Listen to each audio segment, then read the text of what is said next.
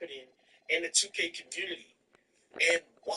And I feel like I know it's build specialization, it's the ranking system, like because you really don't have to win to be like number one in the world. You just gotta play a bunch of games and score points. So I mean, you can lose, and that's why I feel like they need to revamp that that system instead of making it whoever plays the most games is number one. It should be you have to win the games. You have to have a certain. You have the higher shooting percentages and you know what I'm saying? And then that way they can weed out sinning. Because if it's two, you ain't shit for 10,000 games. Three to three. Like, no.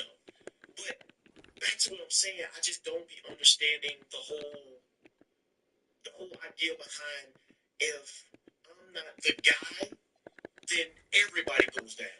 Like, why? You don't even get rep for losing. You get more rep for being on the winning squad than you do for having 30 points and losing. And then, do you really want your name tied to 114 to 60? Like, and then on top of this, you can't even quit the game. 2K will ban you for quitting the game. Like, you can't even leave when they do this. And then they don't have a report system. I should have to leave. I should be able to report the people that are doing this. They don't even have a report system. All this money the devs are making, all these devs, all this stuff. How come y'all don't have a department where you send these, like, you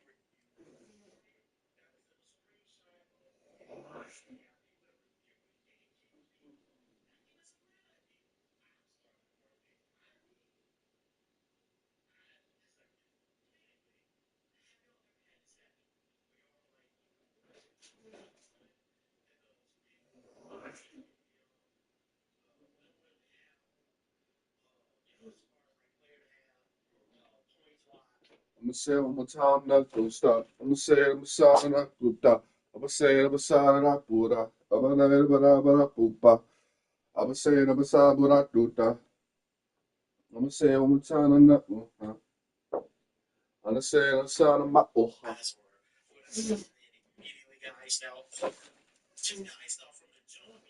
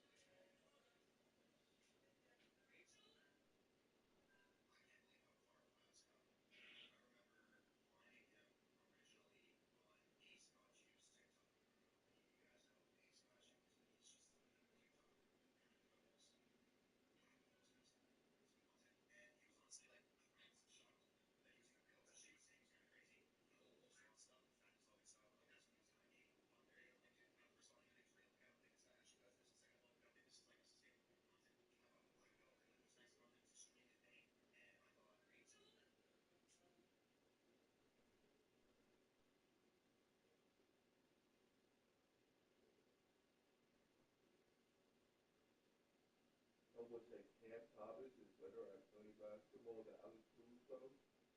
Alex Caruso is a better basketball player than Cam Thomas.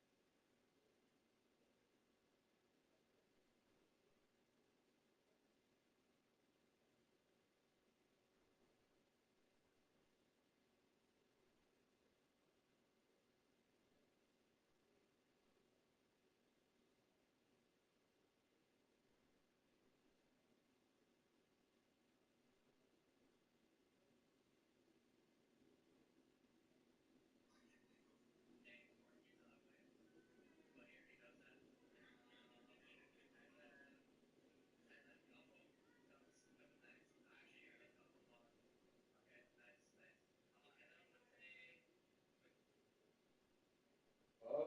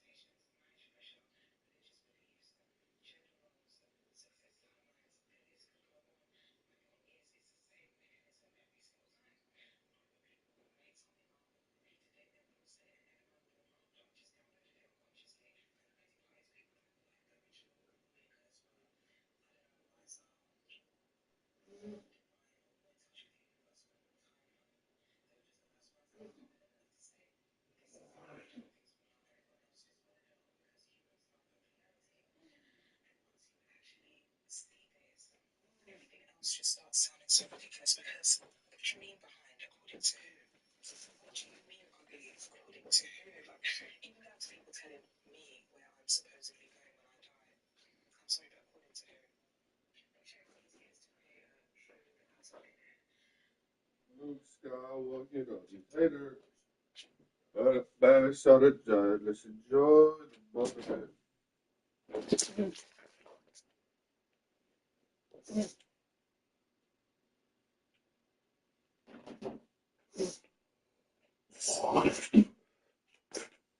No.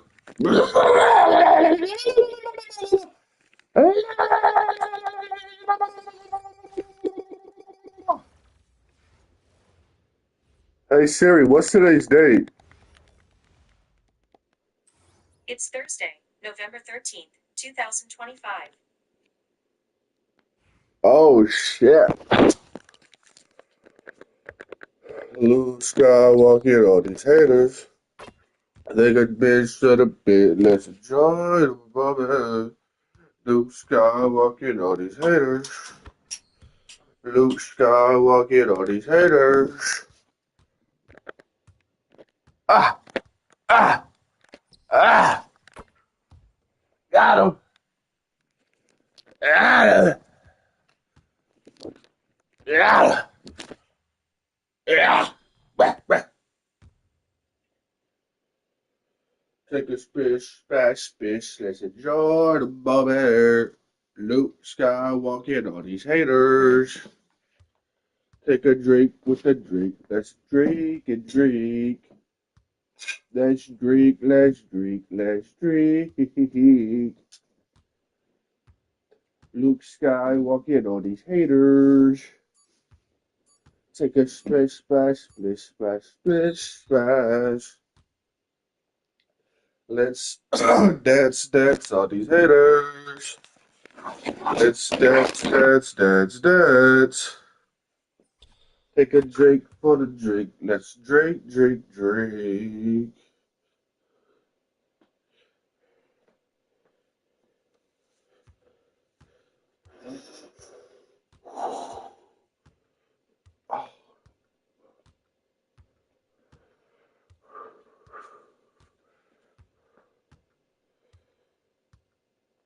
Fuck. KP for three. Fucking back hurts every time.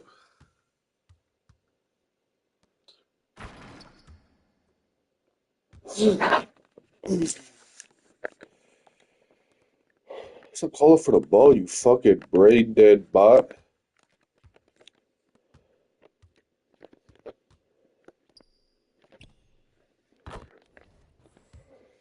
God, these fucking AI pissed me the fuck off, bitch.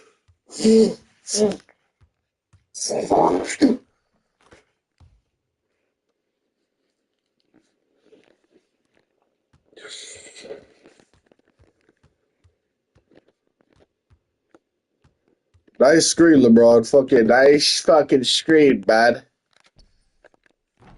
Nice fucking screen, man. Come on, man. Do better next time, man. Come on, man. Man. I'm Luke Skywalker, all these masturbators. Ah, I'm the fucking best. I'm the fucking best, bitch. Who the fuck can fuck with me? Who the fuck can fuck with me? I'm the fucking best. I'm running behind you with that weird shit. Bro, LeBron's passing style is so annoying sometimes. YouTube.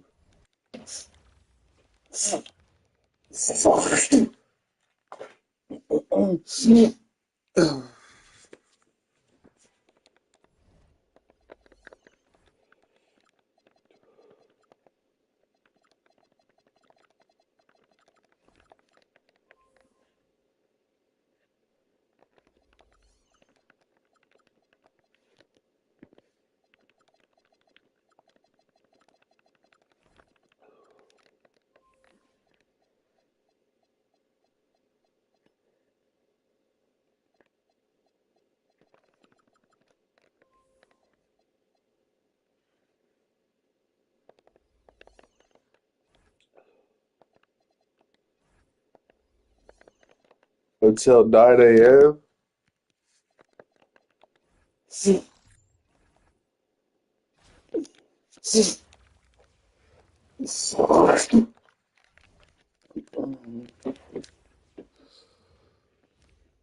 Fuck.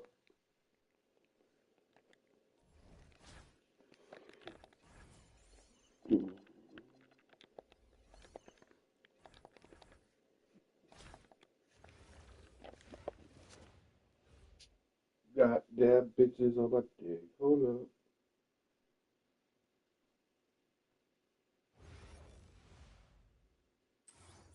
How the fuck is this shit so tight?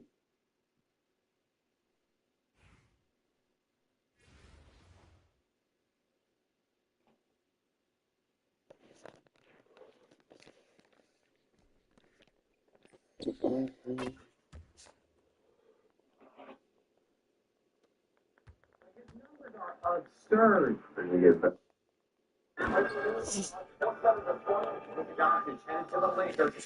25 years old, haven't even reached his prime yet.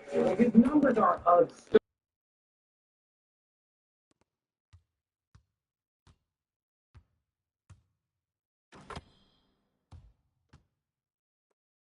He's one of the best to ever do it. I'm happy to have him.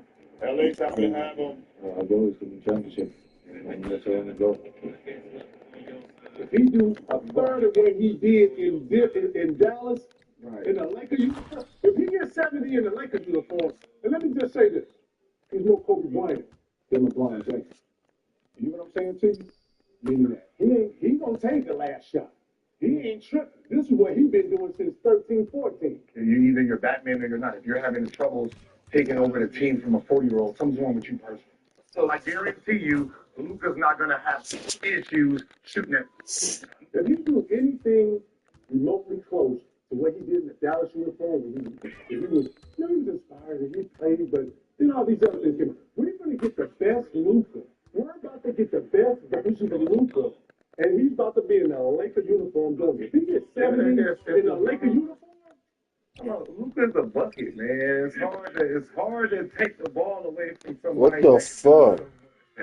Luka ain't What the f? like on pace to do what LeBron's doing.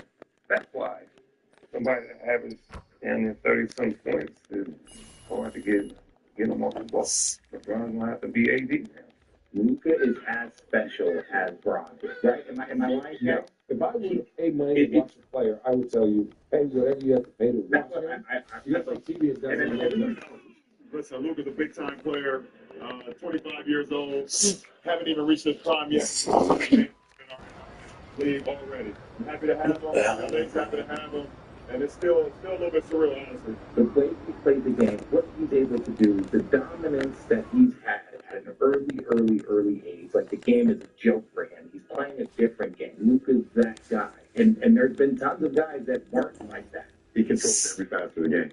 Scoring, to rebounding, to passing, just his approach when he gets the ball. Like even when the team scores and his teammate outlets the ball to him to bring the ball up, you can tell the way when he's bringing the ball up, you have that Magic Johnson. You have that certain demeanor. When you're coming up the floor, you like something special.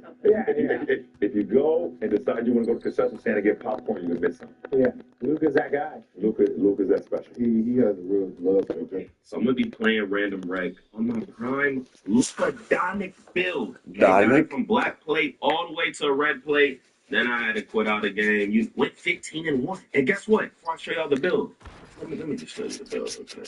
It's the build. Now look, before we really get into it, they say the snow bunnies don't get the ball in random rec. I didn't lie. I got the ball in random rec, dropped everyone off, same rate, probably more. So I always disapprove it when people start being stuff. Guys, it's not because of the color of your mod player. I'm playing live, guys. Okay, I saw every other my player, all the other snow bunnies, they were getting the ball too. So you got to stop the victim complex. Now look, here the Luka build. Guys, please start maxing out your damn close shot. It's very important. You might think you can get by with it, but you're going to be throwing games. You get in some weird situations. You got the 88 layup. Now look, it's a similar to Luka type thing. 88 I ain't going to.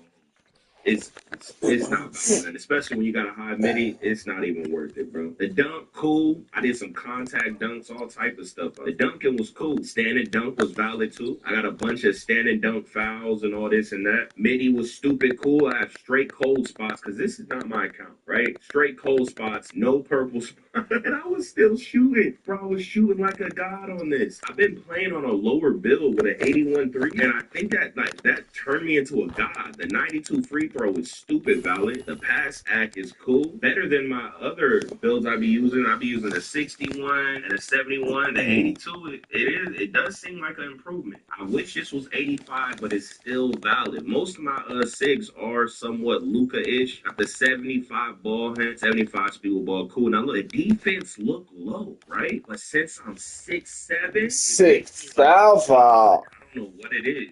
I wish he was a little faster. For some reason, he seemed crazy slow. I don't know what it is. I don't know if they made the game speed super slow. I love that I got the rebound chaser on bronze. Very valid, and you see all this. Here are all the badges. Here are the badges. And here are the badge perks. Very, very important. Now, I could have did the floater thing, but I've never really labbed up floaters. So I figured this. But yeah, handles for days is what you really want to max +2 if you're really playing. And, lightning launch.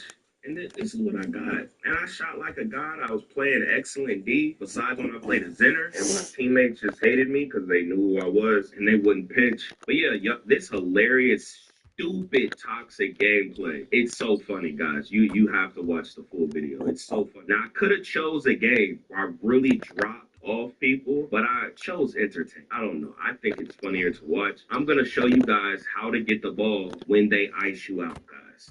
I'm going to show you. It works every time. You just got to stick with it and you get the ball, okay? Y'all be sure to like and sub. Especially like and hype up the video. If you want more Toxic Break videos, man, or some more gameplay on the Luka build, let me know. If you want me to use, let me know. Snow Bunny Swan. Type in the comments. You made it this far. Type Snow Bunny Swan. Of all the boards, for sure. For sure. Come on, guys. Free stop, man. Center, get out the paint. Don't stop at the mini. Either set screen or stand at the 3. Nah, everybody can stay there. Don't matter. Oh, stop. Me personally, I'm not like that. Stop. I mean, you said I'm not like that? Hey, man, I'm in unison, bro. Stop just talking like that. Oh, my fault, huh? Unison. You feel disrespected? No. I'm in unison. Work with me. Don't work against me, bro. I would never work against you, bro. You are.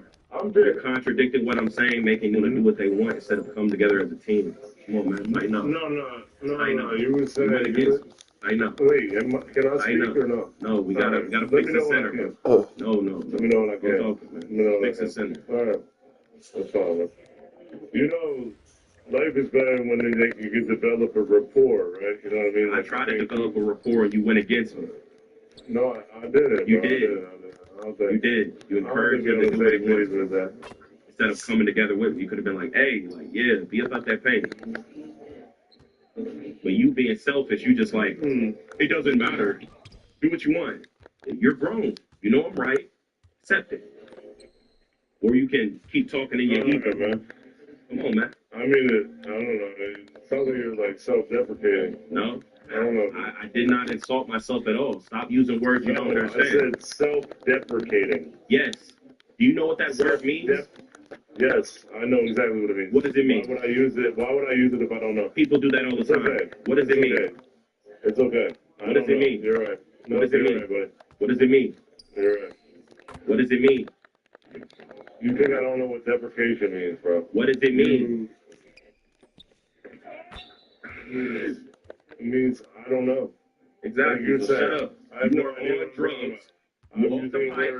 You off the pipe. You off the swiggle. You know what you're talking about. I did not down talk myself at all this game. That's what self-deprecation is. Hold on. No, it's like self-bastardizing or you know what I mean? Like you look at oneself. I'm not talking down on myself at all. I'm not self-deprecating, boy. No, my intelligent quotient is way too high, bro. I don't care. It's fine. It's okay. Shut up. You don't know what you're talking about. You're just saying randoms don't even fit in. How are we on the same team? You were still hating. I'm not hating. Nigga, you went against me. Bro. Let's go, man. No, you go, bro. All I said. Let's go. Right, don't go against me. Unison. When there's parents, they're in unison. You don't go against the other one. Clearly, you didn't have parents. And you didn't have parents. You probably had 2 moms. Neither did I. No, I had 1 mom and no dad. Nah, I know you had. I knew you didn't have a daddy. I knew it. Yeah, I know, but I'm a really good father now. You know No, what you're I'm saying? not. That's what they all say.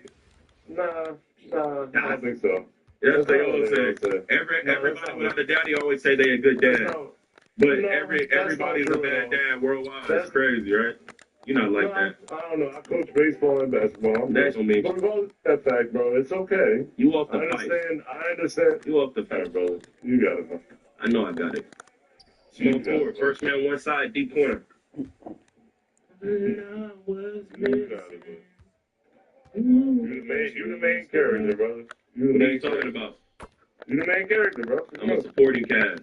Cat. No, main. No, you main. I'm a supporting cast. No, for sure. I'm here to make you look good, boy. No. R1X. You doing real good, bro. Oh, I'm sorry about it. Keep going. You gotta throw the ball instantly, man. You just blew a whole fast break, center. I got two niggas guarding me, guys. 7, it's not wide open, man. They're doubling me all game. Gotta shoot that shit. Leaving you open. Don't be scared. This game's, I don't know, bro. I can't even get a skill. He ghost nerf steals, guys. Like, you can't get no blitz steals. Like, he ghost nerf. Get up out the paint, man. You're just roaming around. Brought your man to him, man. Space the floor. You got deep bomber. Come on, man. You got to throw the ball, man. Stop throwing it so late, man. Just hit me, dog. You have to throw the ball on the break. I was Stop talking. Just throw it. You're not playing. No, Throw the ball. You're not right. Throw the ball. I just Shut up and throw the ball. No, you didn't. You were trying to dribble. Throw the ball. Shut up. Because I will put Shut up. against you. You're not stopping anything. Meet former NFL great philanthropist and investor Larry Fitzgerald. Boy, you're thinking his esophagus? What the fuck? Sports gaming will never be the same. What the fuck?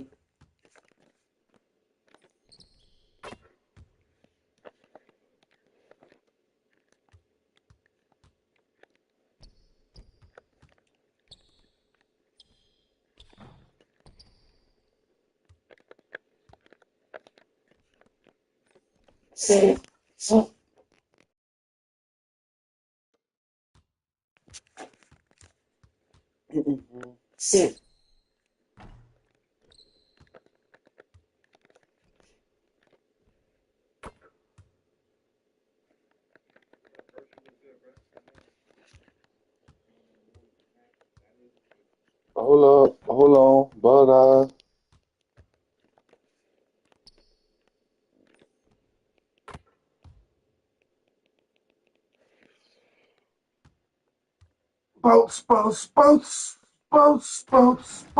boats.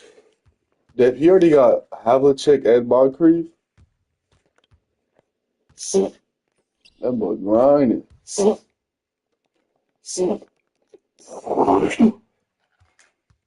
Moncrief, Havlicek, Rondo, Bosh, and Jokic.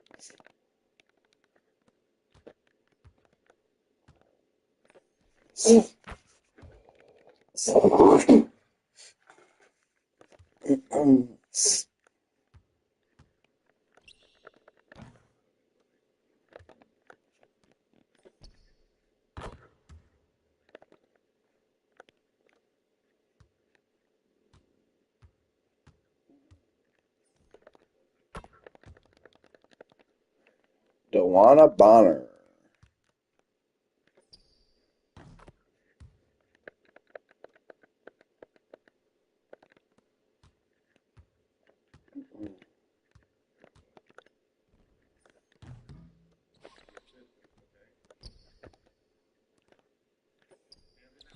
This is my first game under 2 minutes. Nah, hurry up. You take it too fucking long.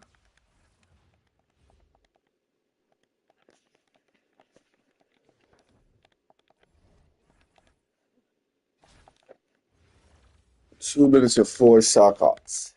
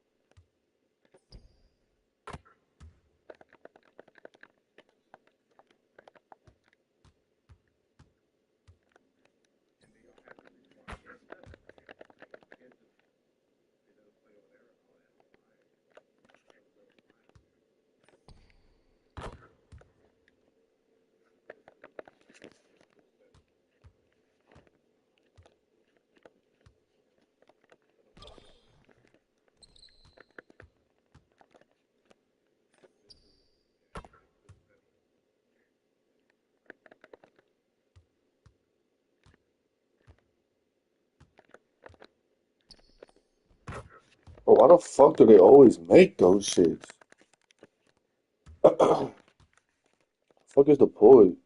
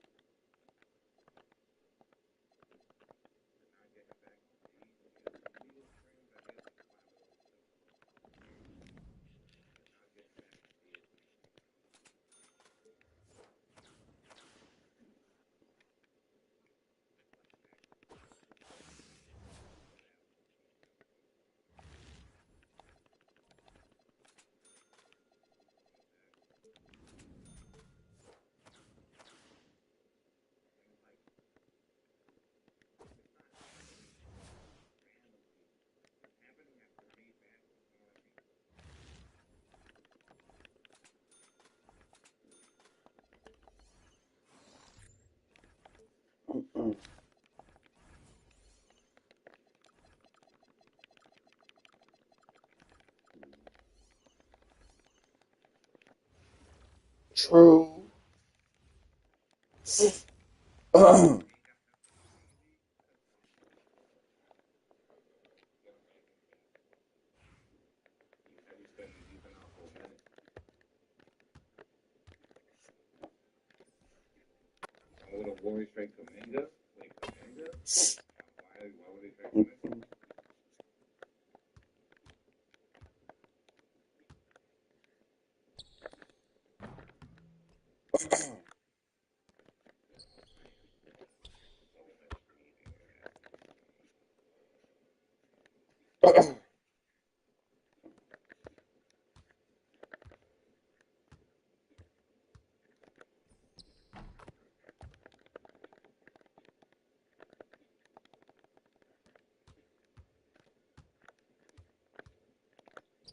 They don't play him.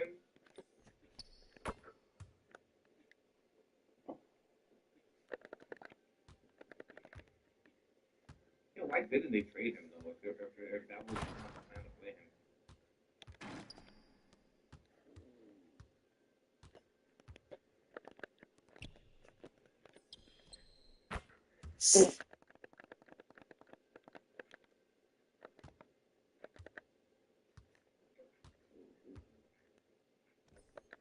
They don't need him anyways. They got Maxi and Escom.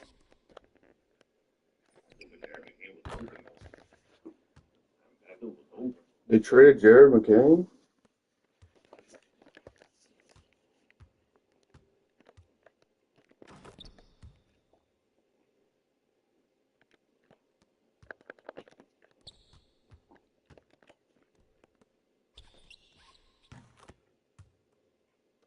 Sixers assigned Jared McCain to Delaware Blue Coats. That's because he's coming off an injury. Just get his reps up, probably.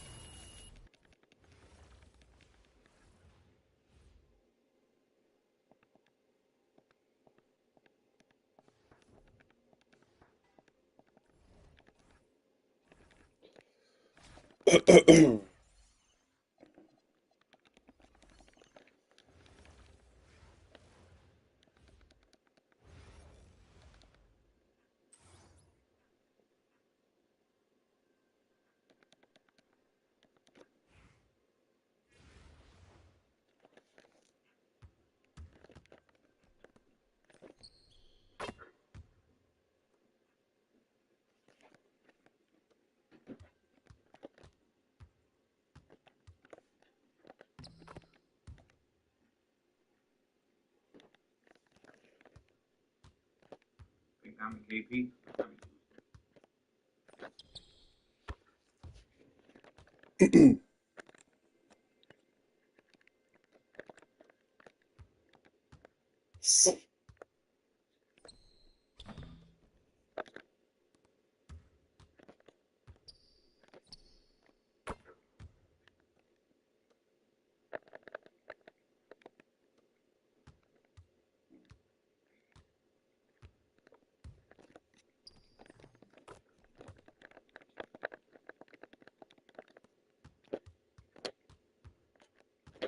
Bro, get the fuck away.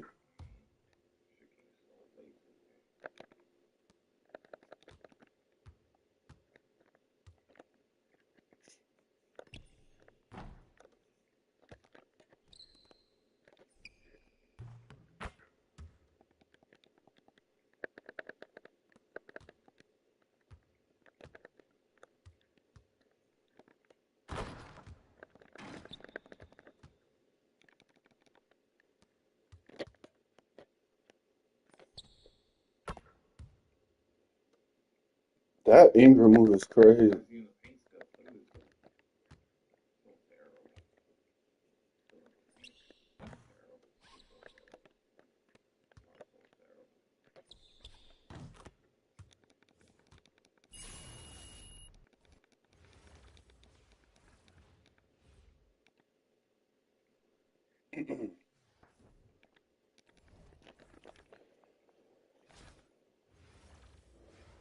I can't fly if I can't sit on the wing of that shit.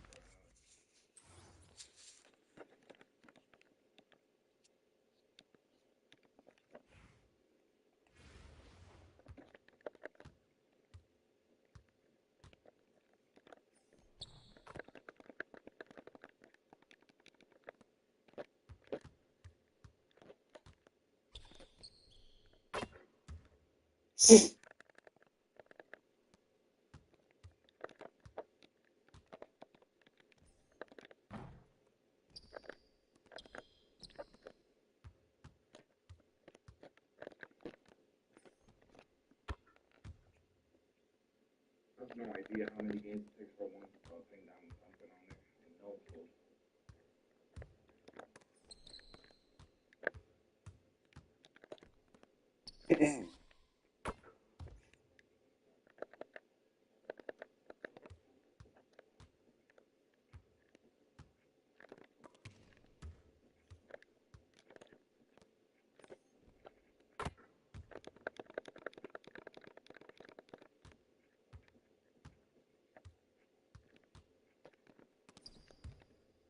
Could be anything.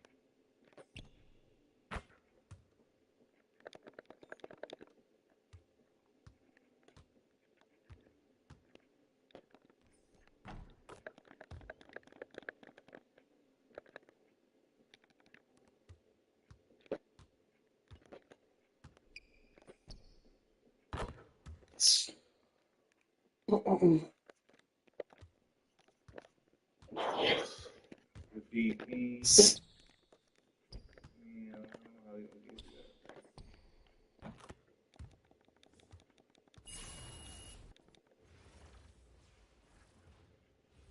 AK. Pop your cherry, pop your cherry. Pop your cherry, pop your cherry. Da-da.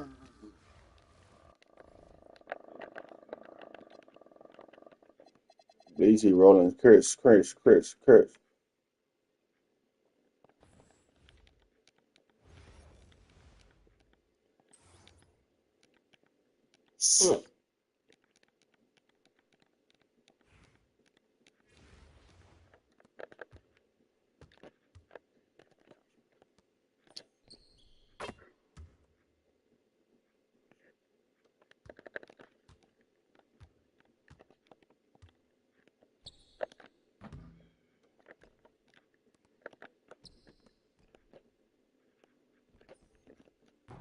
The fuck you three.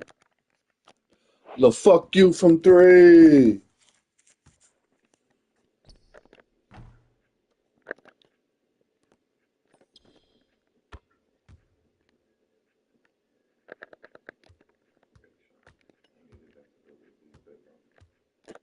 Good, now. That weak shit the fuck out of here, Batty. You fucking bum. Fucking lame ass Hey, bum. boys, give me the 40 likes, man. We're sitting at 37. We've been sitting at 37 the whole fucking night. 40 plus likes. We got 80 since we went. Bag to bag, really, buddy?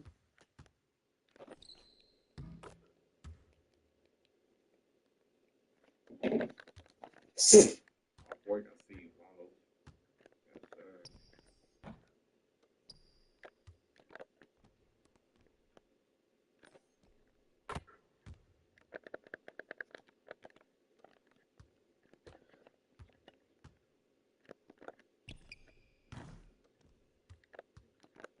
What the fuck are these passes? I'm on fucking rookie. LeBron got every damn Hall of Fame badge.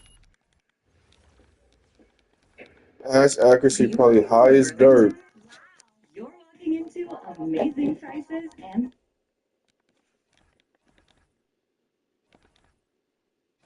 Shit don't make no fucking sense.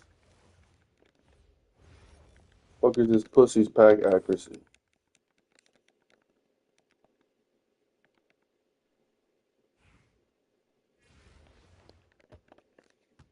Let this pussy shoot. Wemby bum ass gonna shoot every time. I'll show you the real fucking unicorn, bitch.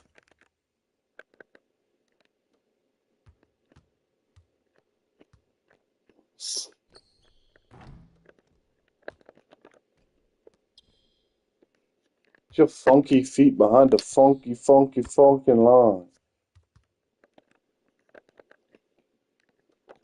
See, John, get your ass to bed though, bro. You're gonna regret that shit in the morning. Sleep, man. Hold on. Hold up. But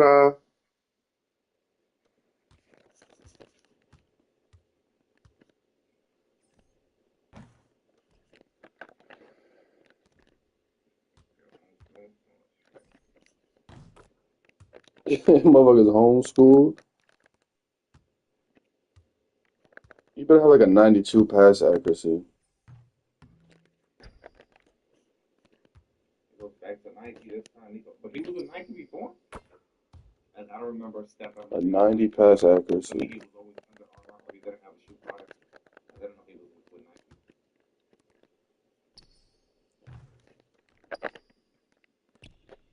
Bro, what the fuck are these passes, bitch?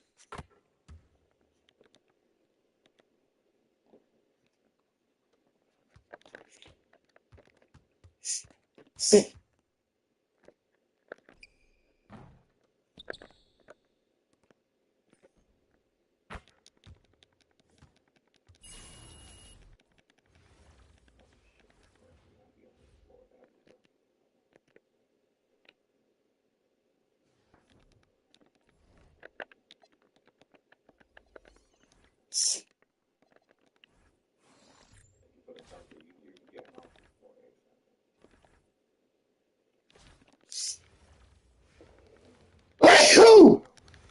Oh.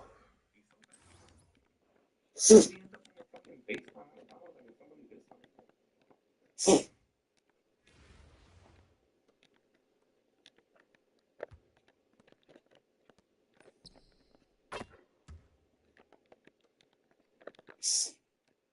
Nico getting blamed for everything now.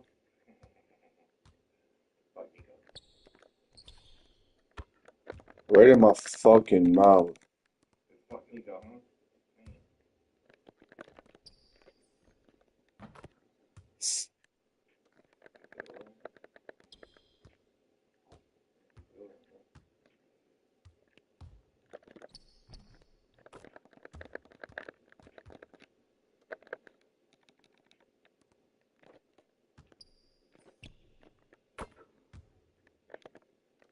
It should have been for Steph. Wait, what? How the fuck did he have a presentation for Kevin Durant when it was for Steph? How did that happen? How did that happen? What the fuck?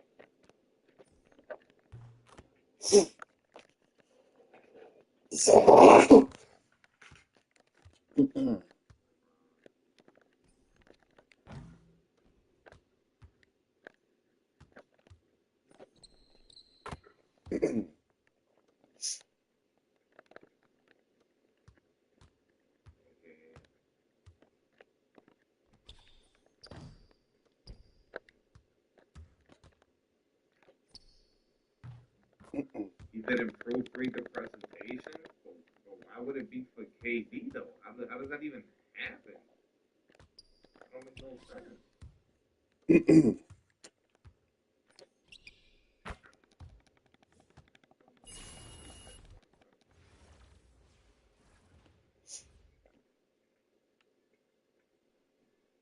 Who did he try to shoot with?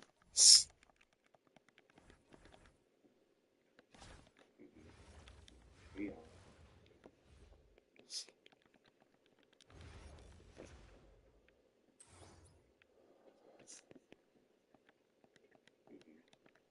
Yeah.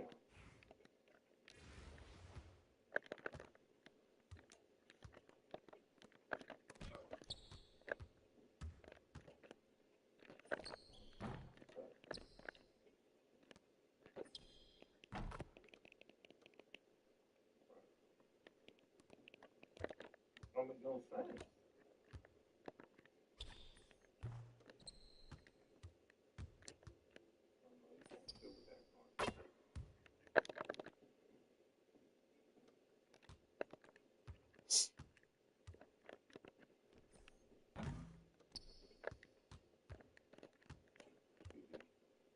Yeah. Can somebody just stay behind the fucking three? Stop all that fucking movement, bitch.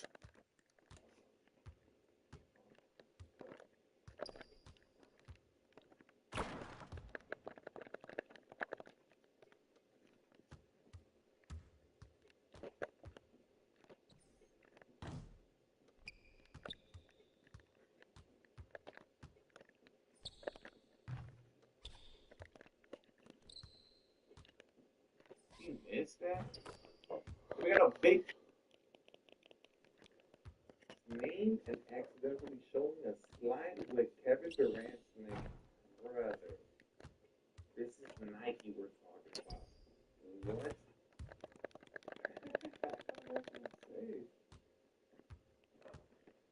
I wonder why Under Armour and Steph Curry will part ways though. What happened there?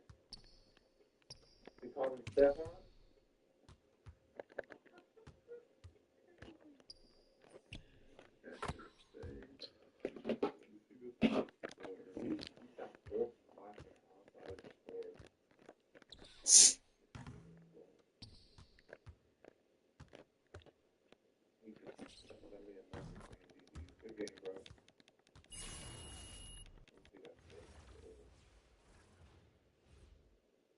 Yeah, Brandon Ingram in the fourth quarter. 11 points, 1 assist, 4 for 4, 3 for 3 from the outside. He went crazy, bro.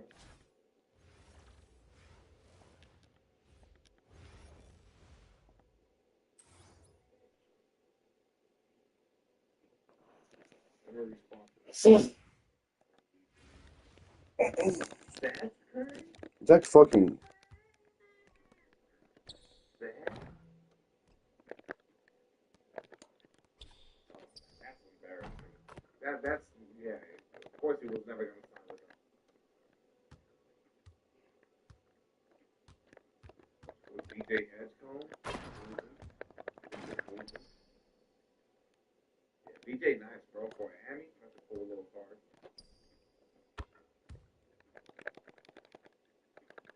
Steph wasn't that big of a name still, though. Sosa? Come on, bro. You don't have somebody else's name in there. You gonna misspell his name? Like, I get it, bro. It was before, like, the big blow up. But still, bro. Like, you don't even fuck up like that for, like, a college student. You feel me? You don't even fuck up like that for a college student. We're talking about Nike bringing in. It don't matter. Listen, we're talking about Nike bringing in someone to give them a shoe deal. What kind of shit, bro? What are you talking about? There's no justifying this. Oh, he wasn't that big of a name. Dude, it don't matter. You could be the biggest random. That's literally not justified at any level. Like, that won't even happen to a college student getting an NIL deal. Like, you know what the fuck? Especially when there's big money involved. There's big money behind that. That just shows you a complete lack of awareness and of caring. Yeah, bro. Completely unprofessional and just sloppy. That's just pure sloppiness. That's nothing to do with who the fuck it was. They could have been signing fucking whoever the fuck, the biggest random in the world. Udonis Haslam. Yeah, fuck that up. Damn, I just called Udonis the biggest. You know what I mean, bro? Like a fucking, not a superstar. Yeah, fuck that up, bro. Don't get treated better than small players. Brother, I'm not saying that. I'm just saying that's not justified on any level. And I started playing calm though, bro. It showed that like it was like a disadvantage with the cards highly, and it'll make you look like you feel me, not as good as you are because the cards can't compete at a high level. So it definitely alive to let me know like okay, because I used to be screaming at the game like, bro, why is my cards playing like this and like that, bro? You play calm, even if you're good at the game. Control cards. You're going to see it's gonna be a mental learn that too, bro. Stop watching like things like Splash Stream. He really is like a super like you feel me nerd when I'm gonna say it, he's a super nerd when it comes to like knowing the cards, which is not a bad thing. It's not a bad thing at all. Like he knows like 2K like analytics type stuff and like just what cards can do what, the shots and all that. So I started just like watching a good amount of his streams and like I ain't gonna say all the time, but like 90% of the time, like 90% of the time when he talk about like a MyTeam card, like he be a good amount of the time. He was somewhat on point. sometimes, like, I ain't saying everything's right. And You just know, when it's why that? always, oh my god.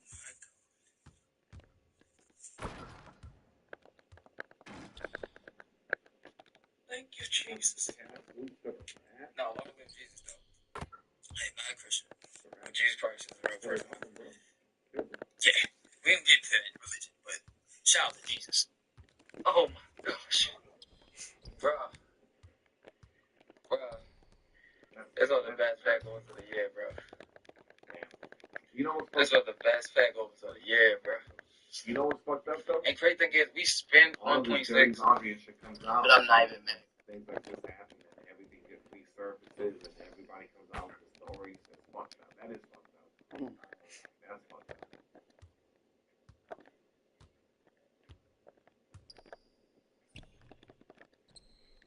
Made this idiot everybody.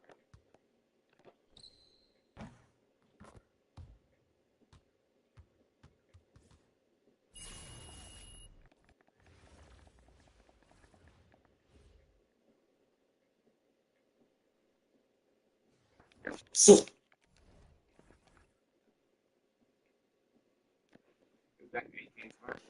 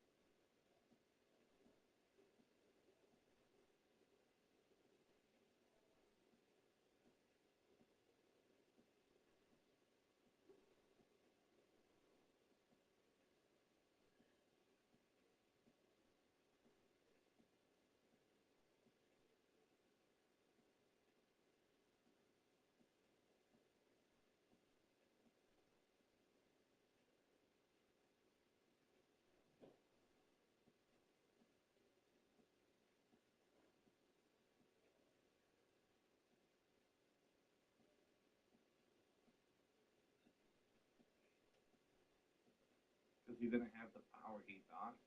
Ooh, Magic? Yeah, Magic quicker didn't have enough power. He was unhappy with the way that he couldn't really pull on the strings. I remember.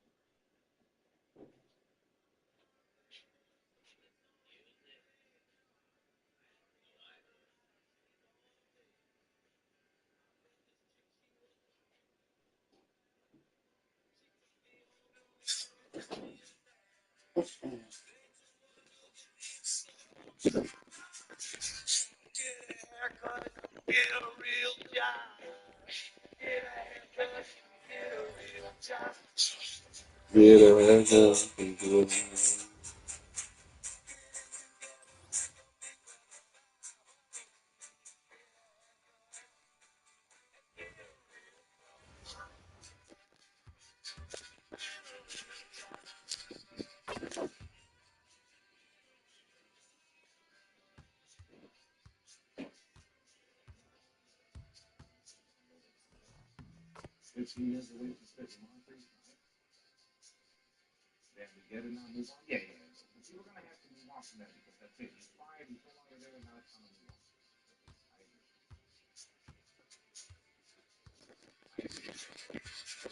What's the difference?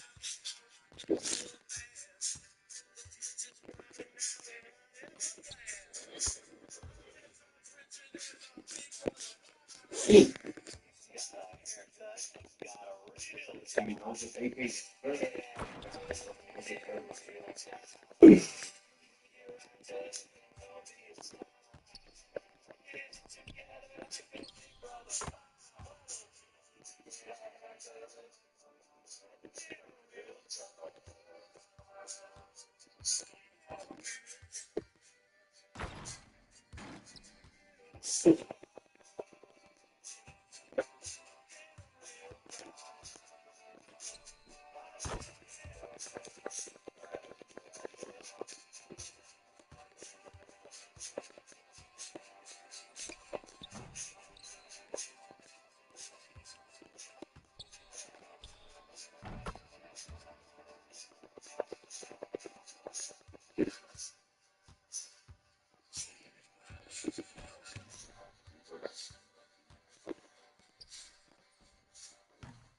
That's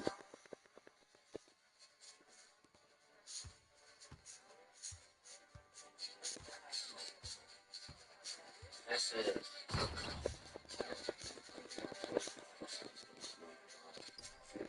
Who the fuck was that too, bitch?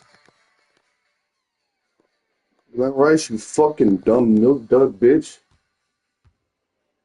You trying to play like me? No, bro. You gotta look for better players. MELO. You gotta find better defensive players to Like currently. try to copy and mimic their game, bro. Not mimic my game. I do not have this shit figured out. What's happening? It ain't nothing but me. Talking all the last partner E, motherfucking Feezy, with the homie Ty D. There's a part of me that wants to just end. Let me tell you a little something about being a Left the feet on the game, save my money, and go to bed right now. The big elephant in the room.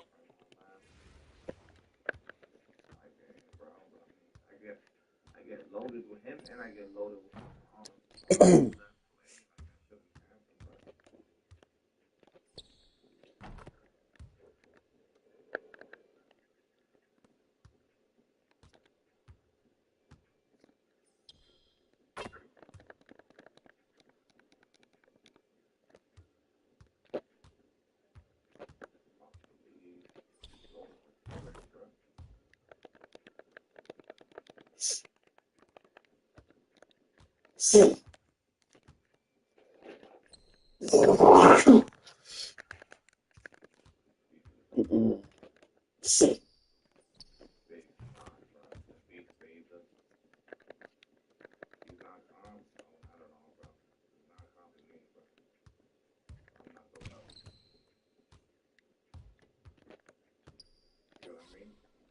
Play perfect be there, but sometimes it's getting fixed. John, I wanted to quit smoking for years. I tried several different times. Nothing seemed to work for me, but I didn't give up.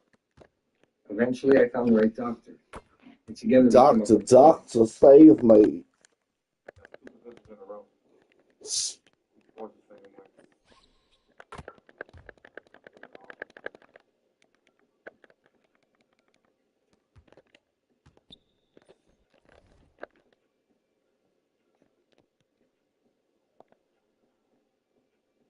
Could be. Look at the 3 successes in a row for my opponent.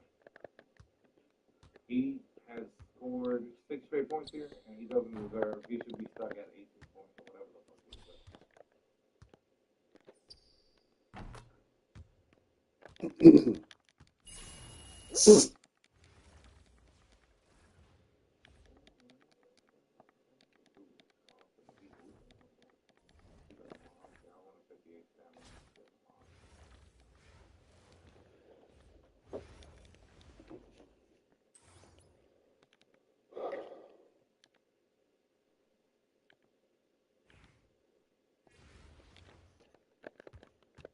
So we are back here with another video, man, and today we're going to be kind of just talking about how content creators are continuing to beat a dead horse, man.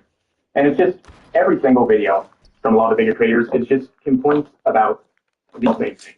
I think that some of those complaints are not justified, and I think that some of them are justified. I think that, some of the ladder awards this season, like the triple part ladder awards, are more, I understand complaints about that. I understand complaints about the King of the Court awards. I understand some of these complaints. But that does not mean that we need to complain about them in every video, because there is some things that can be talked about that are not negative. It's not like, everyone's acting like, oh, there's nothing to make content on. Well, we'll talk about that a little bit later in the video, but I'm just going to kind of jump into this here, man.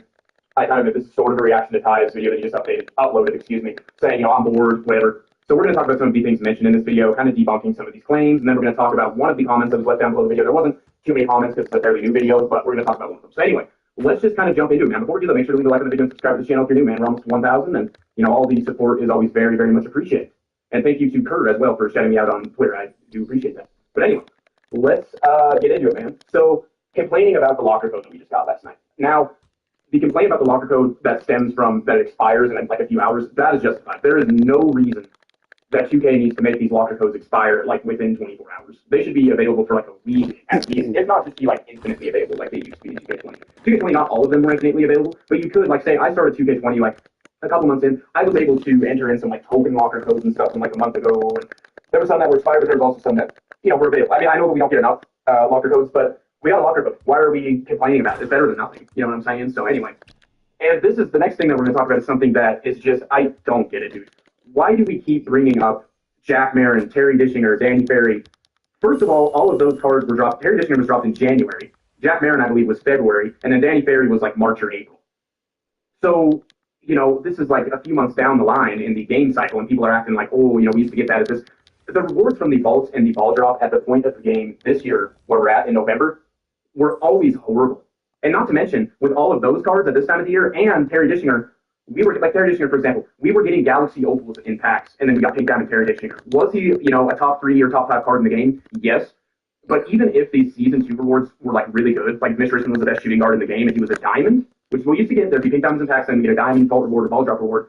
But do you know how mad people would be if they weren't pink diamonds? Do you know how mad people would be? It doesn't matter how good the card is. People would be showing up at 2K headquarters with burning sticks, man. With, signs that say, pack strike or die. It would be crazy if they did that, even if the cards were good. No one's talking about, like Diamond Bob Love. Diamond Bob Love is probably the second or third best Season 2 reward, but because he is a diamond, nobody's talking about him. I promise you, if you have not used that Diamond Bob Love, that card is insanely good. And I told you guys from the beginning that he was going to be good, and he is good. Just trust me on that, man. So anyway, I don't know why people keep bringing that up. And people also are forgetting that people were playing 1,000+ games for some of these cards and not getting them. Plus, if you ended up getting like one of the ball drop or vault cards, which 90% of them were horrible, people are just looking at the good ones. But if you ended up getting one of them early, which is not something that I've talked about, say, you only like to play Triple Threat Online, and you got the Triple Threat Online ball drop reward in like 5 or 10 games, which did happen sometimes, which in theory that was a W. But then, if you were someone who only liked to play Triple Threat Online, there was nothing to do after you got the card. Whereas if you get one of these Season 2 rewards, you can go ahead and grind for another one, or grind for the 10 box, or grind for the Legend Badge. Like, people are not thinking about these things. And the comparisons as a whole are super invalid because all of the good, vault and ball drop rewards from the past, which in 2K21 they were the best. Other than that, there really wasn't any that were like game breaking, to be honest, in like 22, 23, 20, maybe a couple, and they were always a tier below the pack cards. Like, plus they were month long in the cycle. So, yeah, I mean, people really need to, I've already done it, but people need to look back on what we were getting in the vault and ball drop at this point in the game, at this point in the game in prior years. And if they did, I think they would honestly be shocked. Because ain't nobody running no Diamond Louis Dampier. All right? I mean, I'm just trying to keep it up with y'all, man. But anyway, let's continue on. Okay, and then he talks about the whole argument that he likes to use is for the average person, right? And we're going to get into this theme a little bit later in the video. But he mentions 12 and 0, the 12 and 0 reward, right? Kind of insinuating that the 12 and 0 reward was good for the average player. But bro, the 12 and 0 reward, like Galaxy Opal Glen Rice. Like I was able to get in 2K20, I got pinked on Moses Malone pretty quickly because Moses Malone wasn't. And I just love Moses Malone, so I went for him. And then I got Galaxy Opal Wilt as well, and that was a lot more sweaty. That took me like, at least like 2 or 3 weeks to get him. And then with Galaxy Opal Glen Rice, the one that everybody wanted, I was not able to get because it was such a sweat fest that it is actually unreal. And no, I'm not an average player. I feel like I'm better than the average player. I'm obviously not as good as a comp player, but I'm better than the average player. Ain't no average player or little kid is going to go 12 and 0. I mean, is crazy because that was why people got rid. That's why 2K got rid of the 12 and 0 because of how many casuals were complaining that it was impossible for them to get these cards. So yeah. Anyway, let's move on. And then he talks about, I don't even know if I'm going to get Hoodie MELO. You're Amethyst 5. You are going to get Hoodie MELO at some point. Yes, there are people that are, maybe a month or less away from getting Hoodie MELO. 2K did not intend people to be getting, did not intend for people to be getting Hoodie MELO like before Christmas. Like, I don't think that they ever foresaw that as a possibility. But yeah, you're going to get Hoodie MELO. It might be in like March or April, but you're going to get, you're not going to get him when Carlo gets him. But, let's relax a little bit on that anyway. So yeah. 2K did not intend for people to be getting him this early. I mean, it is absurd the rep that people are at right now. Like, I've been at Sapphire 5 for, now I did take a couple weeks off. I took a week off in the beginning of the year as well, but I'm like 2 games away from Ruby 1, so I'll be when I hit Ruby 1. But yeah, I mean, like, Amethyst 5 is pretty high. Like, let's be real. Okay. Now, we really need to talk about this Chills event because let's just talk specifically about Pink Time as Hakeem and Pink Time as LeBron, right? So a lot of people that have grinded every day for multiple hours are pretty close to getting Pink Time to Hakeem. And that is because, they gave away a couple for free and part a couple Pink Diamond pieces. A lot of people are opening up packs, can get pieces that way as well. And then, but anyway, Hakeem, if you are a grinder of this game, fairly attainable. That was not the case last year with these events. You had to, and I'm just going to give an example, which is very, very staggering. A lot of people are acting like, okay, Pink Diamond LeBron, unattainable for most people, which is true. I do recognize that. But let me just tell you guys this little factoid here, man. So for Pink Diamond LeBron, to get 25 Pink Diamond pieces, it would take 3,000 wins or 3,000 gold of arrows. So you need 3,000 wins, and that's not taking into account pack strips or hot boxes. That's not taking into account triple threat park win streak Pink Diamond pieces. That's just 3,000 wins flat. So you could go ahead and win 3,000 triple threat offline games, which if you are on the game for hours and hours every day, you could do that because you can get a triple threat offline game done in like 90 to 120 seconds if you're shooting 3-pointers only and kind of, using the fastest strategy. I think that is a lot of, the problem with a lot of people that struggle to get wins fast for events and otherwise is they're playing the wrong game modes. But anyway, that is still a lot of wins. I recognize that. That's a ton. But do you know how many gold event pieces you need for Kevin Garnett? 315,000. What? Let me repeat. 315,000 gold event pieces for wins. That's almost, so that means that Go Kevin Garnett was over 100 times harder to get than Pink Diamond LeBron. But nobody looks at the statistics. Nobody, that's what I'm here for. Nobody looks at the facts. Nobody looks at the statistics. They just say, oh, LeBron's not attainable, so this event sucks. So this event right here is way better than the events last year. Now, for MT making purposes, no, it's not. Because there is no badge pack. There is no, none of that stuff. I mean, that was the base packs, which is that we already got all 5 base packs because you know how we do, man. We like base packs around here. But anyway, that is not being taken into account. And I get that it was Go KG, but that can be compared. Like people might say, oh, that can't be compared to the Go KG versus Pink Diamond LeBron. That can be compared because those two were the top tier cards. These two are the top tier cards. The effectiveness in game of Go Kevin Garnett and Pink Diamond LeBron at this exact point in the year is very comparable. But the amount of people that are comparing things from prior years that happened in a way different portion of the year, a lot of those complaints are completely invalid because you need to take into account what point of the year we are in, as well as what tier is the top tier of each given game, and it's just a lot of not thinking, So I just kind of wanted to share that because I was honestly shocked. Like I remember making that video mapping out how many gold event pieces you needed for Kevin Garnett, and without even rewatching the video, I was like, oh yeah, I know it was a lot more. Like I think it was like 30 or 40,000, but when I saw that it was 315,000, my jaw legitimately dropped because that, like I said, is over 100 times harder to get than this Pink Diamond LeBron. I haven't heard anyone talk about that. I haven't been super caught up on videos, so maybe somebody talked about that, but I highly doubt it because this is a negative community. Not the community as a whole, but content creators. Content creators are very negative. There are a lot of people in the community that I resonate with heavily. All of my viewers, I agree with, heavily. A lot of my viewers share my viewpoints. That's a major W. I agree with a lot of the people on Twitter. But a lot of these top creators, can we start? And let me get into the next point. So he keeps complaining that there's nothing to make videos on. You know what type of videos I miss? And let me know if I'm alone in this. But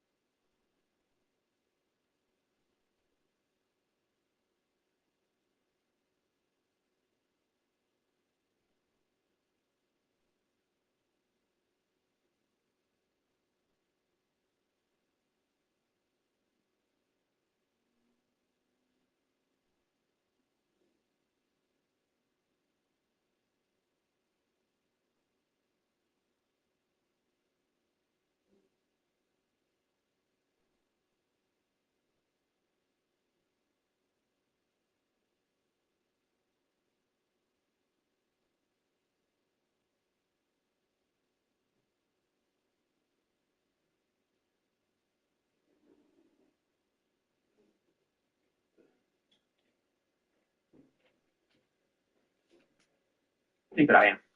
I miss when DBG would make a tier list for every position, and then Ty would react to it. And okay, maybe the reactions were a little bit fake, and he came from the comp perspective, DBG came from the budget perspective. Those videos were so entertaining. But I think that both of those guys quit making those videos. Ty quit making the reactions and everything because DBG convinced him that, oh, no one cares because, you know, you come from a comp perspective, that's like 0.1% of the community. Or who cares?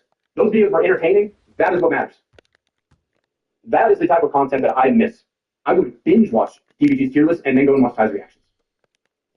And I know that there's still a little bit of that going on with Carlo and Ty, whatever, but it obviously doesn't hit the same, and there obviously isn't as much of it. Because almost every week we get tier lists from DBG, like even like up to like 5 a week, and then Ty would react to every single one of them. And I miss that kind of content. So Ty, you're asking for a recommendation. That is what I'm gonna do. Yes, it's reaction content. Some people say that reaction content is unethical, whatever the case may be, and reaction content takes away views from the person of the original. This is not a case where that is the case. Ty grew his channel because of his reaction content.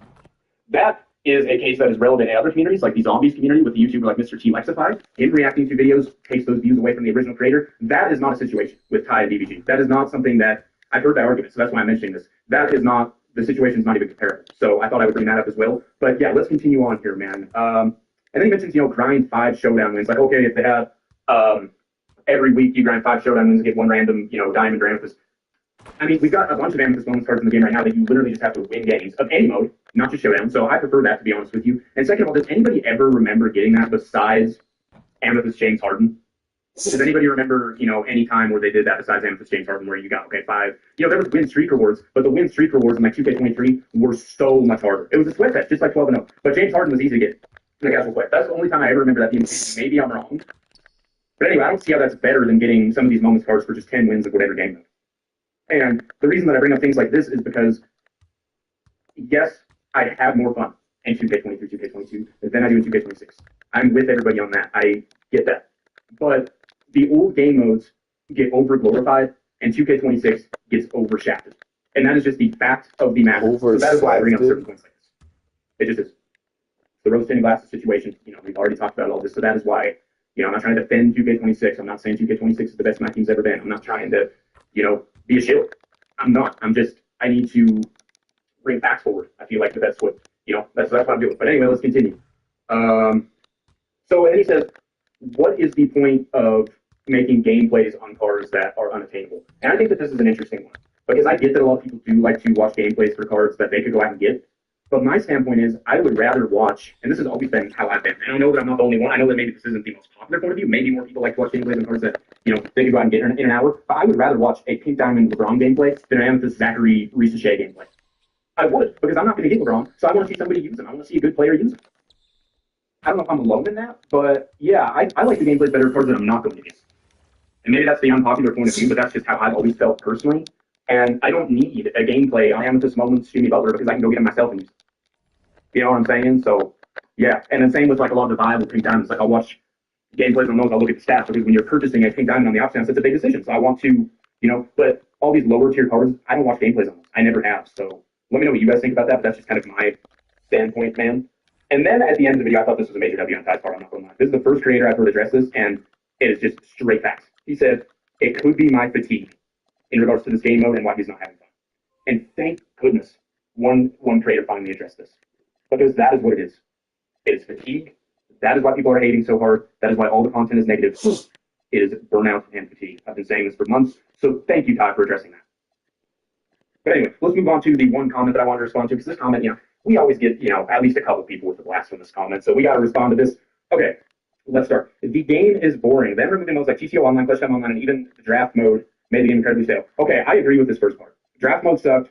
Clutch Time Online and TTO Online never needed to be removed. It was way better with those modes than it is now with Park. I 1000% agree. But on that same token, Breakout is better than Triple Threat Offline ever was. It's in the Clutch Time Online. But anyway, as far as an online perspective, Triple Threat Online and Clutch Time Online are severely and sorely missed. They are. Those game modes are extremely fun. I want to climb up the ball drop ladder. I want to load into a Triple Threat Online game in 10 seconds. I miss that. I think everybody does. And I agree with that. I think Park is an L. I do. But this is where it kind of gets a little bit controversial. He says, taking away the ability to quickly... Oh, wait, no. He was still talking about the first part. I apologize, which I agree with.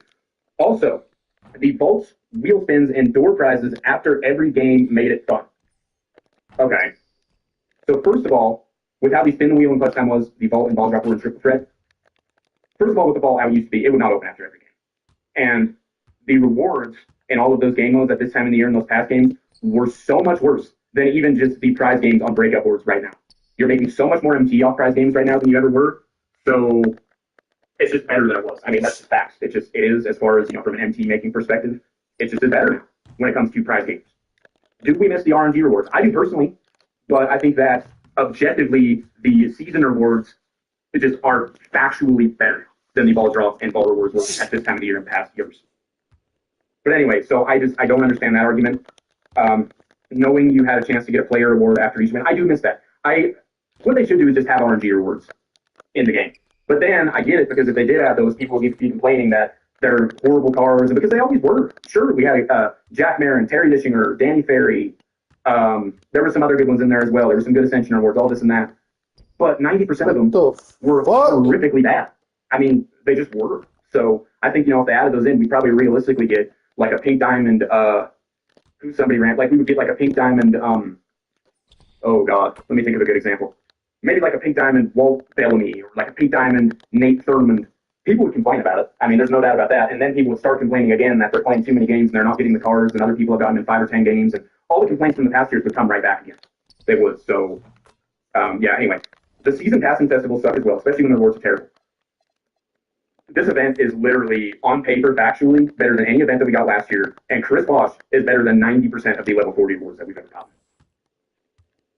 It goes back to the whole thing of people complaining, oh, there's nothing to do, and then when there is stuff to do, oh, it's not worth it. Let's find a middle ground here, man. I mean, and there is middle ground. Ty even talks about this too. Oh, this is good for nobody's thing because they can get Ananobi, and oh, this is good for the top grinders because they can get a king, but there's no middle ground. I really don't understand that complaint. And it comes from a place of, there is always going to be people that are disappointed with the content. I mean, there just is, and it all comes from burnout, and it gets back into that whole conversation again.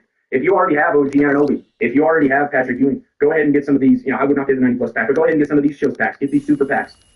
Go ahead and get this 10-pack box. Go ahead and get this pack right here if you don't want to grind all the way to Hakeem or LeBron. I don't really understand. There's always going to be, it seems like, and this seems like it's from a content creator's perspective more than anything, there's always going to be a subset of the community that is upset. And I think that the biggest subset of the community that is upset is content creators, and then I think they spread the negative energy and encourage people to be negative, and then people start disliking this game because what made them fall in love with this game in the first place was the content, myself included. I started playing this game in 2K20. I started playing 2K20 and I was like, this is cool. And then I saw the content and I was like, whoa, dude, these videos are sick. But now, I talked about this in prior videos too. If I came into my team right now and saw the state of the content, I think about playing something else. I'm not even going to cap with you because there is content on other games that is so much better. I mean, that's just the fact of the matter. And I really, let's bring back the tier list and reactions, man. Let's do it. But anyway, let me know what you guys think. I just, I think a lot of, yes, the game mode is not in as bad of a state as, or not as good of a state, excuse me, as it used to be. There's not as many players. But comparatively, I think that content is in a much worse state. Like if we're looking at it from like a margin, like we have like, oh God, let me think about how I can explain this. I think some of you guys might know what I mean, but so say that 2K20 to 2K22, let's just say that was a 10 out of 10 for the gameplay experience, the game experience. Maybe now it's at 5 out of 10. Let's say that content used to be at 10 out of 10, now content's at a 1 out of 10. And people are acting like it's kind of the other way around, you know what I'm saying? So anyway, let me know what you guys think. Make sure to subscribe to the channel if you're new. Leave a like on the video, man. We'll be back with more MyTeam content soon. I'm going to try and make a video right after this, a little bit of an investigation type of video, so that should be entertaining. But thank you guys so much for tuning in, man. Love you guys, and make sure to subscribe to the video. And with all that being said, I will see you guys in the next video.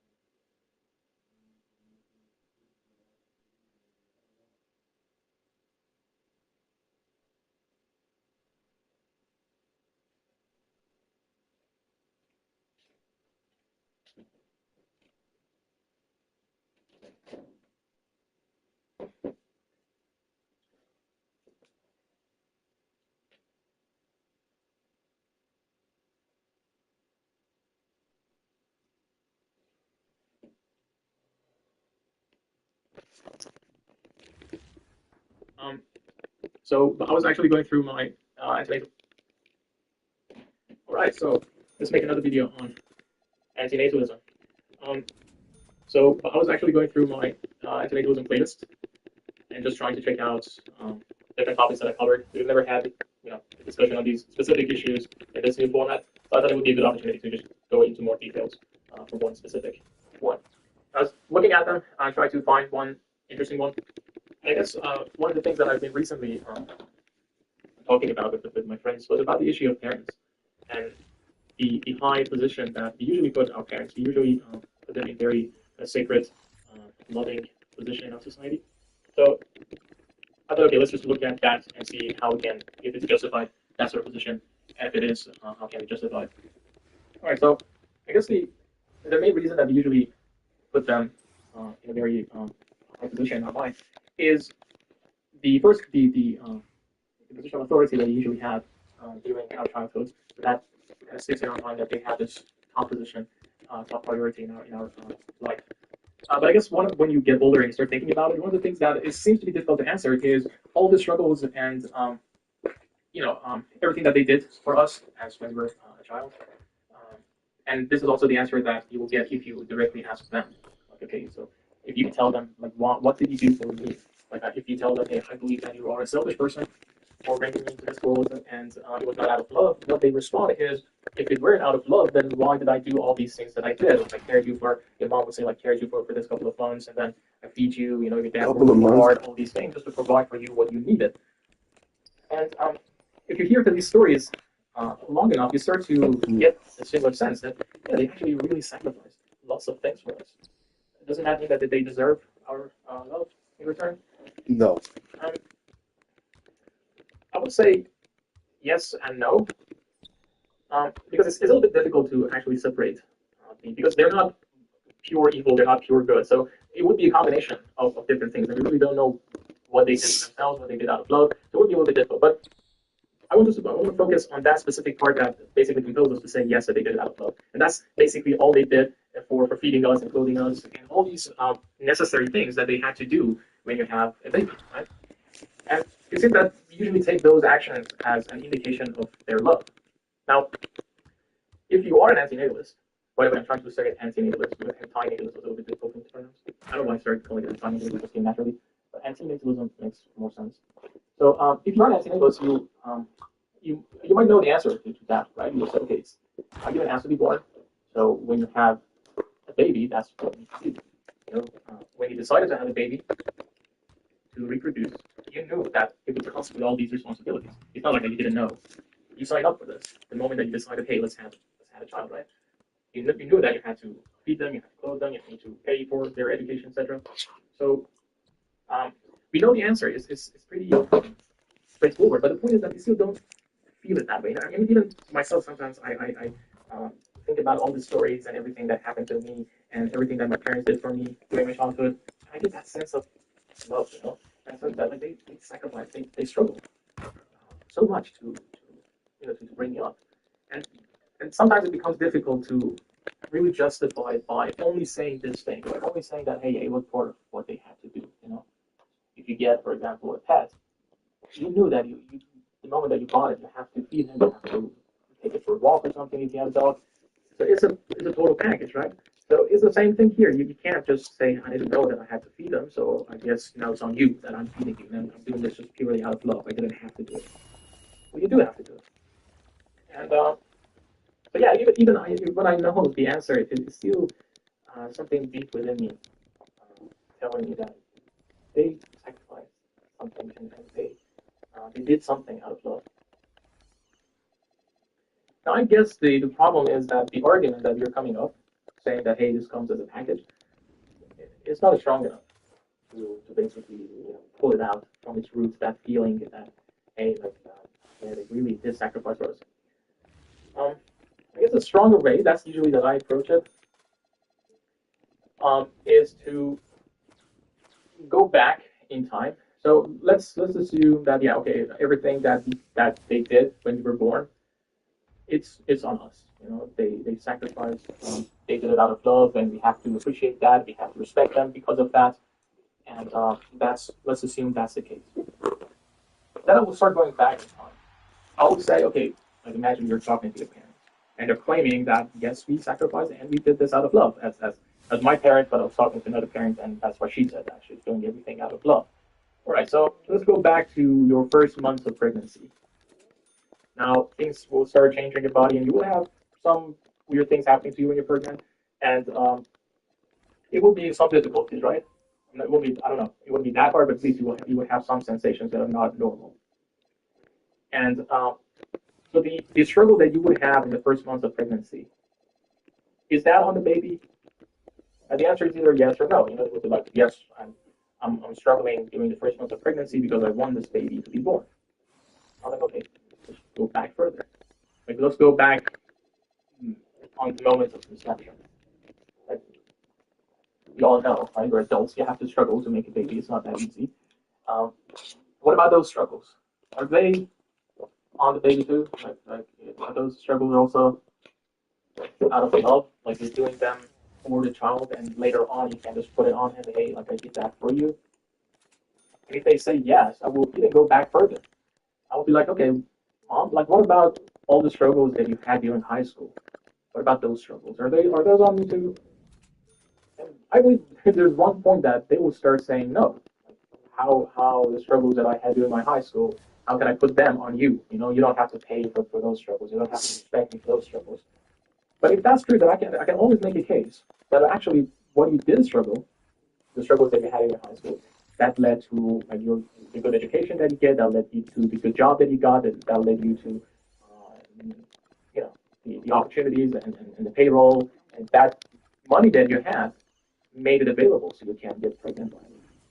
So it was kind of still in line with my coming into existence. So how is it that that part is not on me?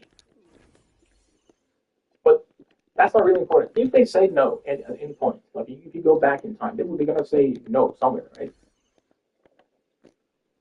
So even though you don't exist at that point, I don't care. Let's just say they say no. So there's one point in time that what they're struggling with is not us. They're not doing it out of love for us. We don't exist. Still years until we exist, right? And then in this future, you're born and they're feeding us. They claim that it's on us. Now this is a continuous function, so which basically means that there's a threshold somewhere you're crossing the line. The question is, where is that? Like, where is that line? Where is this that up to that moment, whatever you're doing, whatever struggles you're trying to go through, it's on them. You know, it's their own decisions. They're doing their own thing. It's on life. But after a point, it becomes out of love, and now it's on us, and then we have to appreciate they're doing it. But where is that line? Like if you think about it, it would be a completely arbitrary line. You know, even if it's a moment of conception, like when exactly, at which second, at which minute, like up to a certain point. Like imagine your dad working. You know, like the conception is happening, I don't know, in a hospital or something. That's just the case that it is. You know, you can't get pregnant naturally. It's happening in a hospital, and your dad couldn't be there. He has to work, and he's working. So up to that moment, up to that hour, that minute, that second, every struggle that your dad is going through, like he's working really hard. Up to that point, up to that second, everything that he's doing is for himself and the family. And the moment that you pass through that, then suddenly all the load now is shared with you too. But that doesn't make sense because the nature of the work hasn't changed. Your dad is still doing the same thing that he was doing. He's still doing the same effect of the same decision that he had. See, the decision hasn't changed. So to me, it's arbitrary. In addition, that baby did not want to be born because if the baby actually asked to be born, then we could actually make the case legally to say yes. I meant logically. I mean, not legally. We're not going to sue their parents, but logically, at the moment, you can say yes. Now that person is asking to be part of the family, right? And from tonight, is joining our family, and from tonight, everything is now shared. That makes sense. But that's not even the case here. Because you didn't ask to be born. So what you're doing is that from an arbitrary moment in time, you're not only imposing existence on someone, we're also imposing the responsibilities of what we are doing based on the decision that we made on them. And if that's a weird thing to do, which I believe it is, that's like throwing a party, buying a lot of food. Now, if someone wants to join your party, then okay, now what you did, what you provided, they have a share of it, right? You did it for them, for your guests. But if I throw a party and then grab someone from the street, throw them in my house, and say, now you're part of the party, now I can be happy that the struggles that I went through to provide this party partially is also on you. I did it for you, so you can have a good time here. I played this music, I brought this food, so you can enjoy. But the guy's like, you brought me here. You forced me into this room. I didn't have to be here. So if you put these things together, then you start to see that it doesn't make any sense. And the points of arbitrariness of that point, of that threshold, comes to play because now you can play with it, Like, where is that line? And if it's arbitrary, if you cannot put it at 1 month's pregnancy and 9 months when they're born, like imagine a baby is just born and you're feeding them. How can you put the responsibility of what you're going through on that newborn baby? Who are they? They didn't ask to be here. We just forced them here. They're crying. They're hungry, and you're feeding them. I'm like, you see, I'm doing that out of love for you. And I believe you can't push that line forever. Like, there's no point at which you can say, hey, I mean, assuming that the person stays on this thing that, hey, I didn't ask to be born. You can push this thing. Okay, even if you're 30 years old, even if you're 40 years old, and if you have a problem, and they help you with that problem, I still think you can make the case that it's not out of love. It's still basically cleaning up after themselves. So it's not something on you. So imagine you bring up someone and they have this mental illness. They're paralyzed or something. And in addition, they have a mental illness. You go up to 40, 50. That child is going to live with you forever until it dies or you die. You're still cleaning up after yourself. There's nothing on that person who's paralyzed and he can't do anything with his life. He's mentally ill. He's not able to function properly. It's on you. So just the fact that someone else will function normally does not, again, impose arbitrarily responsibility on them. So even if you turn out to be a normal human being, you're 40 years old, you're 50 years old, I still think that if your parents, they wouldn't be alive by that point probably, but even if they are, what they do still counts as cleaning up after why they decided. There's nothing, they cannot be anything on you as a child because you didn't ask to be here. So I believe that way of thinking is much stronger than just saying that, hey, it just comes with it. And this form might be able to remove those sense of guilt that we have sometimes toward our parents and be like, and like I guess I feel like that I didn't appreciate what they did for me. Or if you hear other people appreciating what their parents did for them, you start to feel a little bit uneasy. You're like, one thing, thousands of stories of sacrifice. But on the other hand, you also feel like something's wrong. And this hits the nail that we didn't ask to be born, and that imposition of responsibility is as arbitrary as that moment of time that they're choosing for the responsibilities. So yeah, I guess that's it. I'm not on the side of like hating parents or being angry at them because in the end, like they didn't really know, they're not aware. I mean, we're living in a toxic society where people are not aware. They think that it's just a normal thing and they do it. And if you talk to them and if you let them know, as I did with my parents, and explain to them, and they become actually aware of these things, they accept your conclusion. They like, actually, I agree. We shouldn't have had you. So I wouldn't blame them in that sense, but I wouldn't count what they did as love either. It's what you decided. I was not involved. It's your decision. It's your mess. And as long as you're doing these things, you're still winning. Cheers.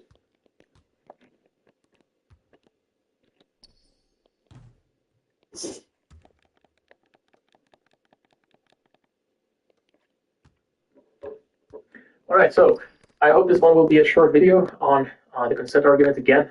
This is the third one that I'm making because it seems that there's still people who think that the fact that we don't exist before come into being, that kind of destroys the whole concept of consent. And I'm just trying to show why that's absurd and the consent argument still works. All right, so let's just start with just basics. Like, let's go back to the question of why even consent is important to us.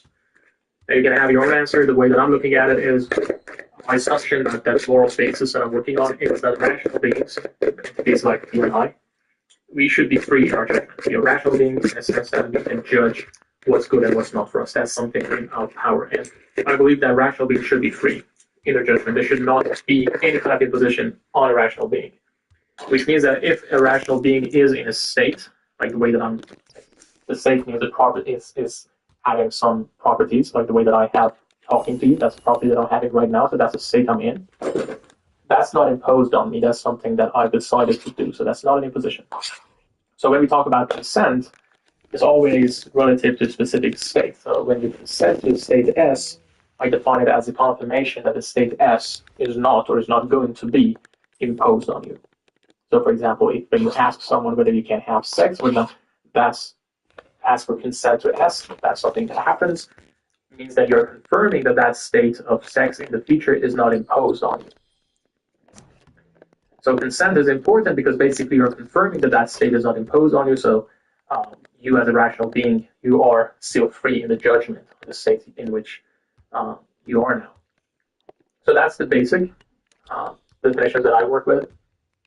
Of course, we can have discussions of that as well, but I believe this is pretty standard. So the first thing is that it seems that people are very concerned about the fact that when something happens, you actually give consent, like an event prior to what you are consenting to. That's like when you go to the doctor and you sign something.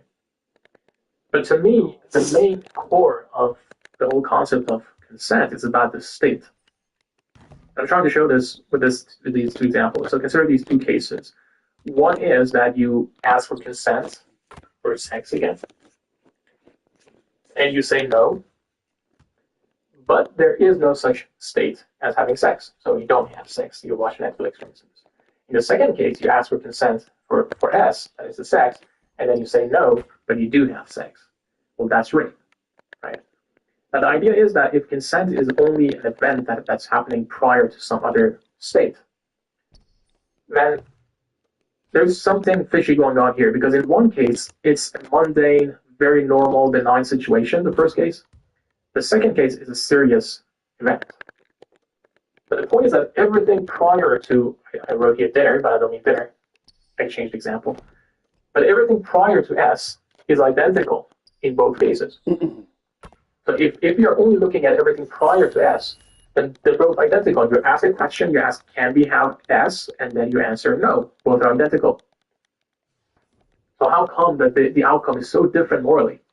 But of course, because what happened prior to S, it's really morally irrelevant. It only becomes important comparing to the state that you will actually be in. So it's whether the state is imposed or not that matters morally, not what happens before that.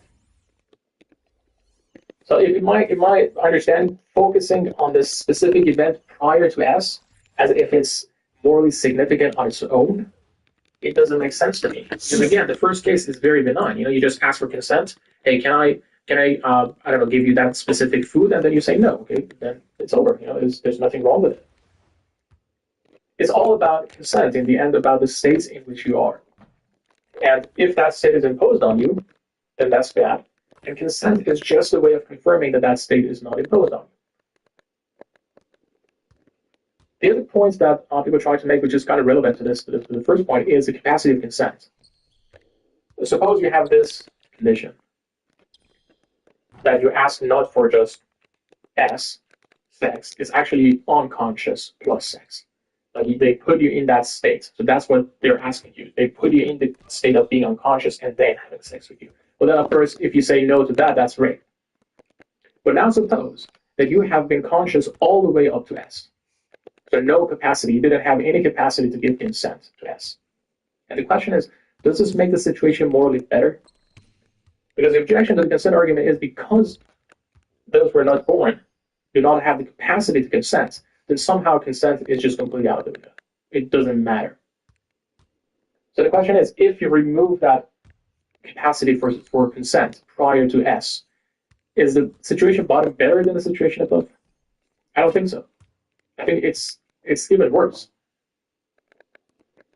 So the argument is that if the capacity for consent, if the lack of that capacity removes the moral significance of consent, then things should be better if you remove that consciousness, right? Because if making that person unconscious removes the capacity of consent, and if removing the capacity of consent removes the power of consent as a moral argument, then you're removing these constraints. You're removing these moral constraints, which means that you should feel more free or things should be better morally. But the point is that the situation does not get better if you remove the capacity for consent, which means that the capacity for consent does not remove the moral significance of consent. It's not about what happens before S, as I showed in the previous example, it's about S. Whether S is imposed or not, whether the subject has confirmed that this state that I'm in is according to my judgment. Like if you remove, it doesn't matter what you are going to do before that. The moral significance of this consent story is about the state. Is it imposed or is it not? It doesn't matter what happens before that. Again, as I showed in the previous example, you can have two identical prior history, while completely different story morally. So now suppose you take that one more step to get closer to antinatalist condition. Now suppose that you do not even exist all the way up to S. So now the state of S is now even existence, because that's a new thing. You don't exist prior to that. And unconscious and sex on top of that. In my opinion, things are now even worse because now existence is also added as a not consented state. You did not consent to sex, you did not consent to having sex while being unconscious, and now you also didn't consent to existing and having sex while being unconscious. That's rape again. Again, this is rape and this is bad. It doesn't matter what happens prior to S. Whatever happened prior to S is about the judgment of the state S. What the fuck are you doing? If S is something that you as a rational being did not confirm as being according to your judgment, then it is imposed on you, and that's a violation of consent. So I don't see how removing the capacity of consent is going to make things better. Somehow this person who just suddenly exists and is in the state of being unconscious and is in the state of having sex, that's something, I suppose, that someone jumps into adulthood, just comes into existence as an adult and defines itself in that state. Somehow that's fine because, they didn't have any capacity to give consent prior to that. That's just completely irrelevant. The whole story prior to what happens to S is to get information about what's happening in the S right now. But when you remove all of that possibility, that capacity just removes all the possibility for giving any kind of confirmation that the state that you're in aligns with the judgment of that rational person, then you just make things much worse.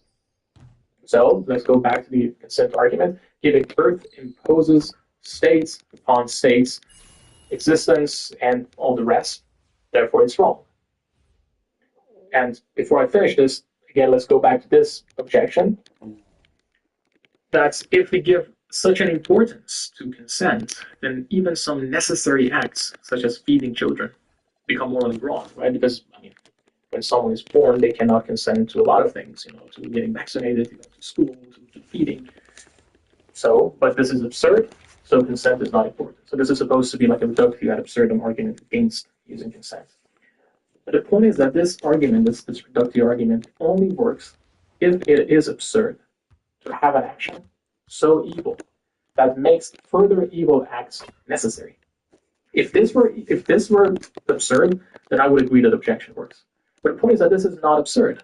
You can't have acts that are so evil that just there are these points of no return. When you pass that line, there's no way out of that for you unless you do even more evil. That's like you can't think about different examples. Like some killings that you just have to kill more to get out of it. Some lying that you just have to lie more to get out of it necessarily. And that doesn't mean just because you did something that necessarily leads to some other evil acts, then the original act was good. If you do something that makes slavery, for instance, a necessary evil that will follow from it, it's something that you have to do afterwards. That just doesn't make the first act good. It just makes it even worse, right? So the correct conclusion from this observation, like if we give importance to consent and we realize that coming into giving birth is such a bad thing, bringing someone into existence is such a bad thing, and then you say that this leads to lots of necessary things, like everything else would be bad, therefore this is good, the original act? No, the correct conclusion is that this initial act is so evil that it necessarily leads to these other evil acts. You cannot do this, A, that's giving birth, and not do all the rest.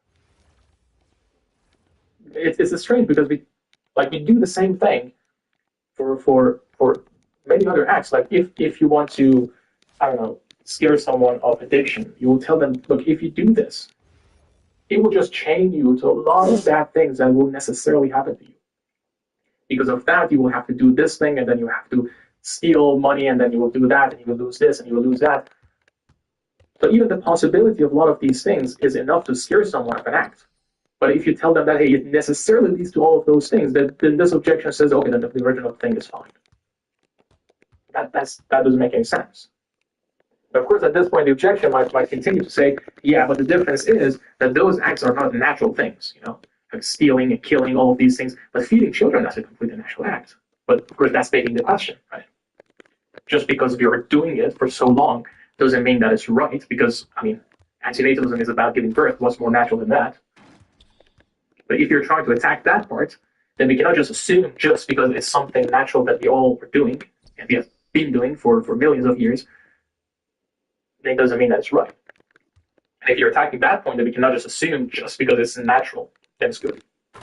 So in my opinion, I know that it sounds a little bit too extreme for the consent part, but I don't see it as extreme.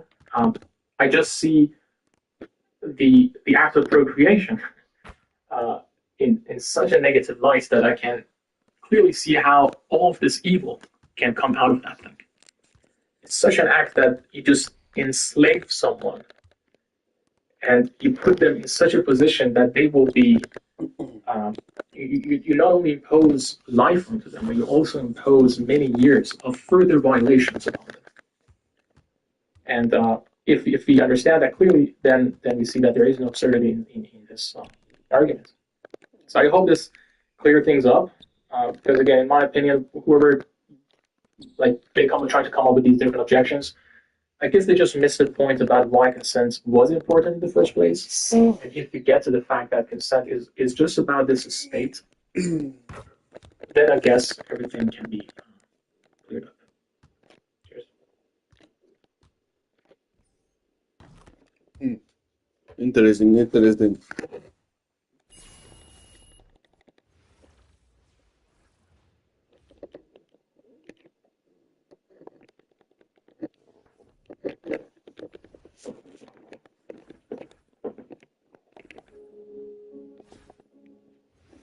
There are multiple arguments for anti-natalism. You can read all of them on Wikipedia. The main reason for me is the following. 1. Consent is not possible in procreation. No one can dispute this. We cannot ask babies whether they want to be born or not. 2. There is pain in life. There cannot be any dispute over this one either. Everyone will experience at least a moment of pain in his or her entire life.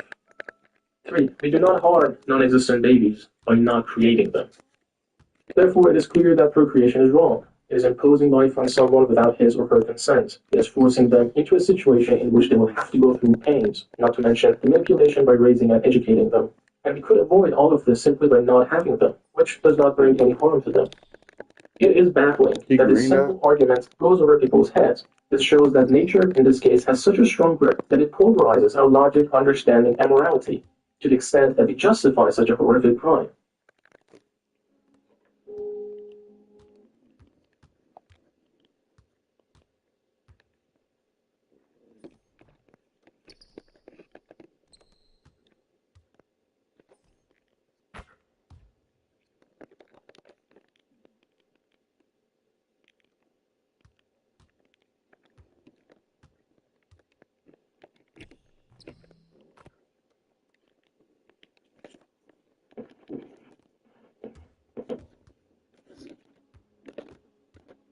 when you talk to people about not wanting to have kids, they usually start explaining their views on life. They're like, yeah, I understand there are pains in this life, but there's a good balance between pain and pleasure, and that's the beauty of life. Life may be who I am, and I'm enjoying it. Life is good. Yeah, okay, let us assume that you've got this amazing philosophy of life. You've achieved this alchemical wisdom of turning this life into gold. Now, I'm going to assume that you're so naive to think that there is an absolute philosophy of life and you've got it and everyone else is wrong. The point that I want to make is that you do not pass on your philosophies through your genes. It's very much possible that your children walk on a different path and have a different worldview. You can't make your children think the way that you do. I had a good life. I enjoy it. I believe life is a great experience. But I didn't see an anti-natives. Why? Because that's how I see life. I can't force someone into this life on the off chance that they might see the world the way that I do. Because guess what? They usually don't. When we say life is amazing, I want to have kids, I believe that deep down we also know that this is not an argument. This is not even a good objection to anti-natalist arguments. This is just our making peace with ourselves for even considering such a cruel act. This is our pardoning ourselves for the sin we're about to commit. The sin. Delicious deals on festive flavors. Holidays are better at Bashas'.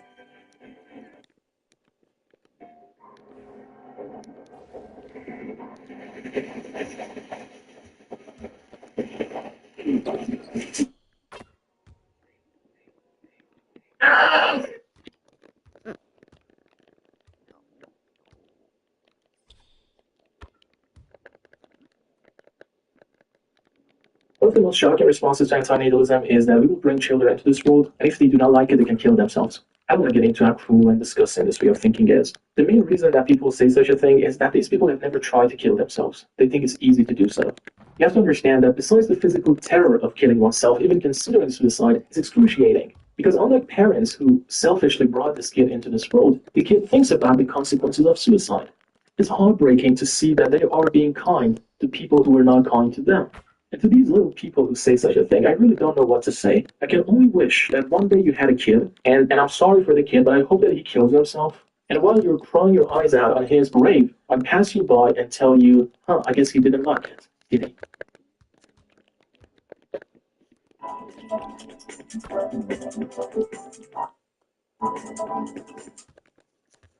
Brett Cooper thinks it's women's fault. Thinks it's women's fault. Did I say that?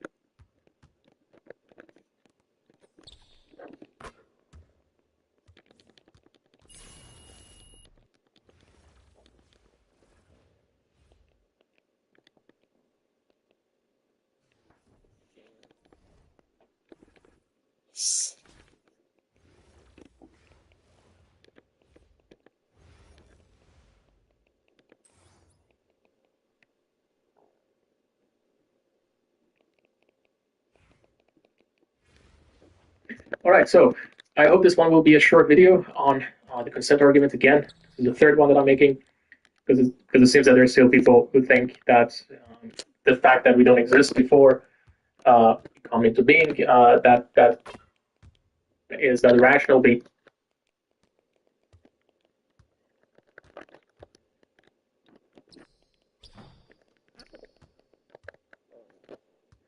All right, so as you can see today, I will be talking about consent violation and deprivation. It's something that came about after thinking a little bit about veganism and then reading about philosophy of death a little bit, more specifically the position of David Benatar.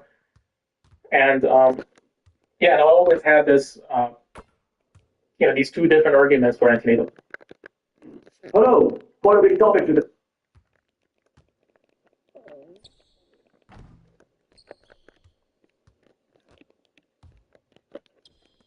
All right.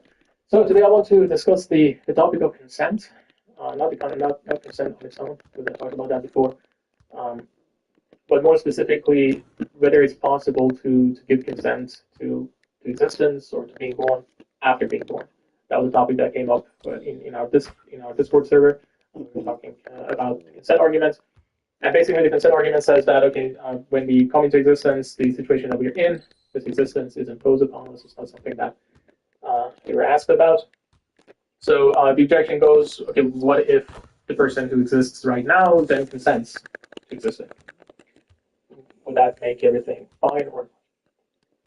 So um, for consent, the example that I usually use is the example of psychedelics. I ask, is it okay for me to put psychedelic into someone else's food without their knowing?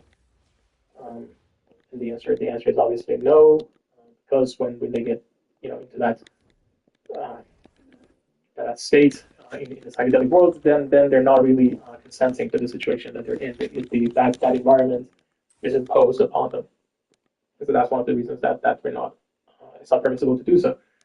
So the argument goes the same way for existence. I'm not going to go into details about the consent argument on its own, just about the fact whether it's possible to give consent after birth. Um, now, on like prima facie, like on the face of it, it looks like that it's fine. Like if someone gives consent after being born, like imagine that you bring someone into this world and then they say, okay, yeah, we're fine, we're okay, it's okay, I give consent to existence. Does that mean that it's okay? I mean, it looks fine. Um, but then you have to be careful about our intuition. I mean, in ethics, you always have to be careful about common sense because sometimes we get things wrong. Um, and I believe this is one of those cases where the concept of moral luck comes into play. Moral luck is something that Thomas Nagel talked about it in his paper on moral luck. So basically, the idea is that whether something that we do is blameworthy or not should not depend on something, on luck, basically. If I'm a lucky person, that doesn't mean that I can get away with doing something bad. For instance, if you are driving and you have a couple of passengers in your car, while you're driving, you're not paying attention to the road. You basically look around, you're looking at the boards, you're not paying attention. And as you're doing that, your car starts to shift to the other lane. Now, you suddenly realize that and you come back to your own lane, but fortunately, you were lucky, there are no other cars coming from the other side, so nothing happens. Now, imagine exactly the same situation that you start to shift to the other lane, but there's actually a car, you get into an accident, and all of the passengers in the car die. Now, the question is, does the blame differ between these two different cases? Like the common sense, in our common sense, we feel like that there's a difference, right? In the sense that when there is an accident, we actually blame the person more than the case that there is no accident. But that shouldn't make sense because if what they did was wrong, if what they did was blameworthy, then it shouldn't depend on their luck. It shouldn't depend whether there is something else happening in the world that just by chance can determine whether what you did is wrong or not. So that's the concept of moral luck, right? And the idea is that our common sense basically is making a mistake here. We should actually hold both cases in the same amount of blameworthiness. If it's wrong to look at billboards while you're driving and you're shifting to the other lane, it's exactly the same thing that you're doing in both cases. It doesn't matter if it leads to an accident or it doesn't. What matters is that you're doing something wrong. Of course, you can see that. We're not having a utilitarian view here. So it's the same thing with the consent. Right? So let's go back to that example of psychedelics and see how it relates to the concept of moral. So let's suppose that you put psychedelic in someone else's food, right? So they go into this, they're gonna have a trip, and let's say that in that trip they actually had a very bad experience. So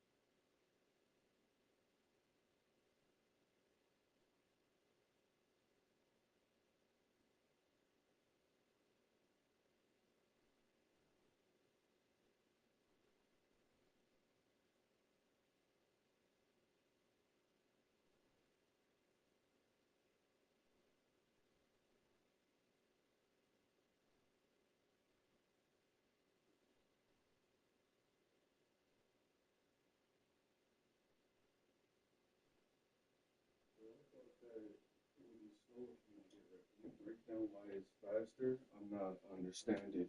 And how many hours would that save me? Absolutely. Let me clarify that for you. The key here is the difference in the percentage of rep you earn per game.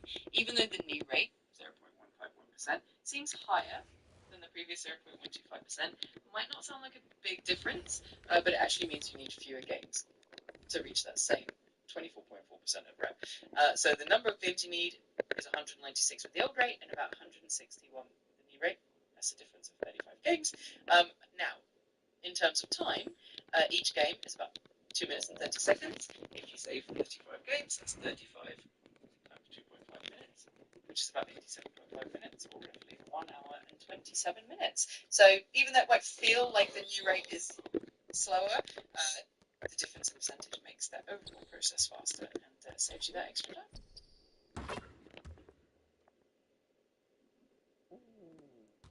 So how long to get to 100% now? And you can just give me the total number. You don't have to break everything down. Got it. So with the new rate, you'll need about 161 games, and since each game is about 2 minutes and 30 seconds, that's roughly 6 hours and 43 minutes total.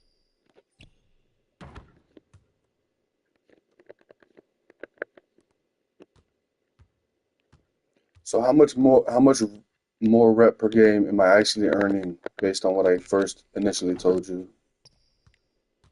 So initially, you were earning about 0.125% rep per game, and now you're earning about 0.151% rep per game. The difference is about 0.026% more rep per game, which is a small but noticeable increase. So like comparatively, like if we were playing 10 games in each on each percentage, how much more rep would you get in that 10 games versus the other one? Absolutely, let's break that down. With the old rate of 0.125% per game, over 10 games, you would earn 1.25% rep. With the new rate of 0.151% per game, over 10 games, you would earn 1.51% rep. The difference between the two is 1.51% minus 1.25%, which is 0.26% more over those 10 games. So in other words, for every 10 games, you're getting an extra 0.26% rep, which adds up over time.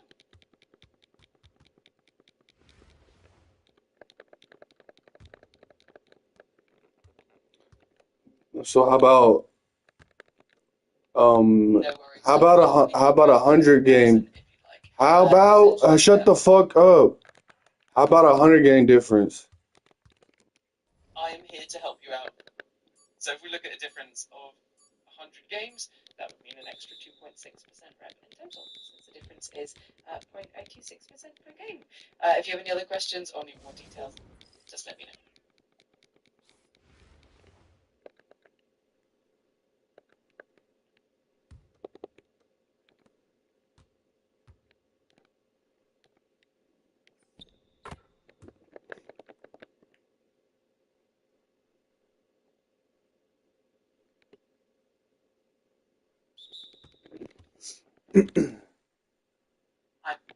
Shut up, bitch.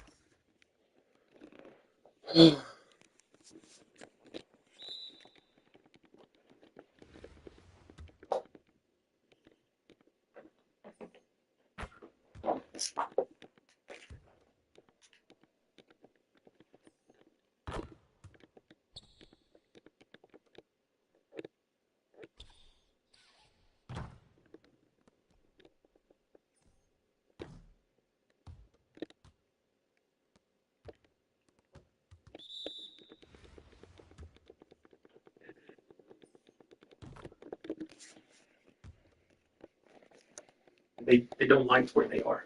They say, hey, like someone drugged me, someone imposed this on me. I don't want to be here. Of course, that's possible, right? But the other thing is that it's also possible that you give them the drug, but then they say, hey, I consent to this. Okay. The point is that what we do should not depend on whether we get lucky, whether we get lucky that they're going to have a good trip or a bad trip. that depends on a lot of factors. That would depend on the weather. That depends on everything that happens in their life, what happened during the day, the music that you're playing on. Everything will determine the trip they're gonna have. And a lot of these things are out of they're based on chance. So if I do that, and in the case that they're gonna have a bad trip, if it's blameworthy to do such a thing in that case, which obviously it is, then it should also be blameworthy even if they have a good experience. So even if they say while they're high on that drug, that say, hey, it's fine, like I consent to this, what we did was wrong. And so the same thing translates also to the concept of antinatalism. So even if I bring someone into this world and they, after being born, they say, hey, you know what, I consent to my existence, it's fine. That does not mean that what we did was right. Because again, it's not about the luck. It's about what we did was wrong. We imposed life on someone without their consent. So even though the common sense, it seems that if someone says, hey, I'm okay with being alive, somehow reduces the guilt of parents.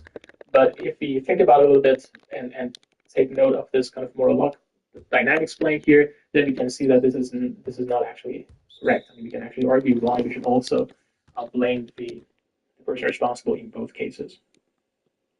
So that's about the consent after being born. There's also another idea that comes up related to this consent after being born. That someone might claim that again go back to that being drugged. Could it be possible that I could have designed a specific drug that when I give it to you without your consent, that drug basically manipulates you in a sense that you will give consent while you're on the drug. So I designed the drug in a specific sense that you will actually consent to being on it. So while you're on it, so I put it in your food without you knowing it. But while you're high, if I ask you, hey, do you consent to this? I designed the drug specifically so you would answer it, yes. I'm absolutely fine with it. That's basically also a kind of argument that David Benetton has regarding the fact that people don't really see their life as it is, that we have this kind of bias towards seeing our life better as it is. And so here someone also might argue that in the same sense that I can give you a drug that you can, that just by nature of it, it conditions you to consent to be on that drug. It might be that when we come into existence, we might be kind of conditioned to give consent to our existence. But I can imagine that argument working. And there's also an objection to this. And the objection is that if we kind of, undercuts that kind of, consent to existence, Show my fucking player, fag. that might invalidate a lot of other consents that we also give.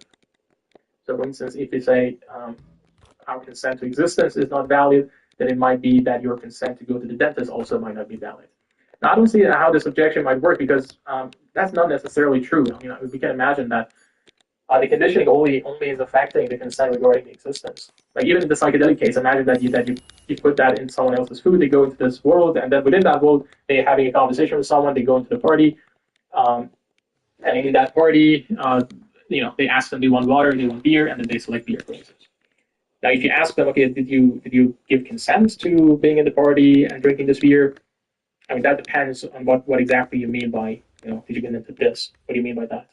If you mean just selecting water or beer, drinking at this party, yes, I did give consent. And I can imagine how that consent might be actually valid in that world because it's a consent condition to that universe that they're living in. But of course, if by this we mean, like, did you consent to being in this universe, in this kind of environment, and, being in this party and drinking beer, then we might answer no, because I did not give consent to being in this universe in the first place. So I just wanted to mention that. I'm not really interested in that argument or the objection to it. I don't think the objection works. I don't think the argument is a very solid argument. What I'm interested in is that consent part.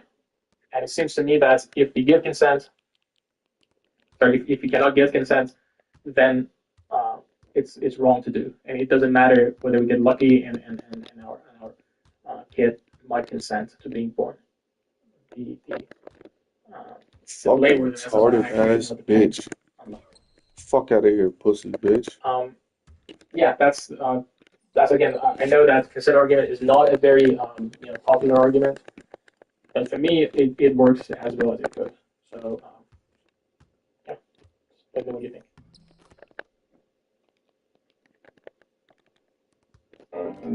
Hey,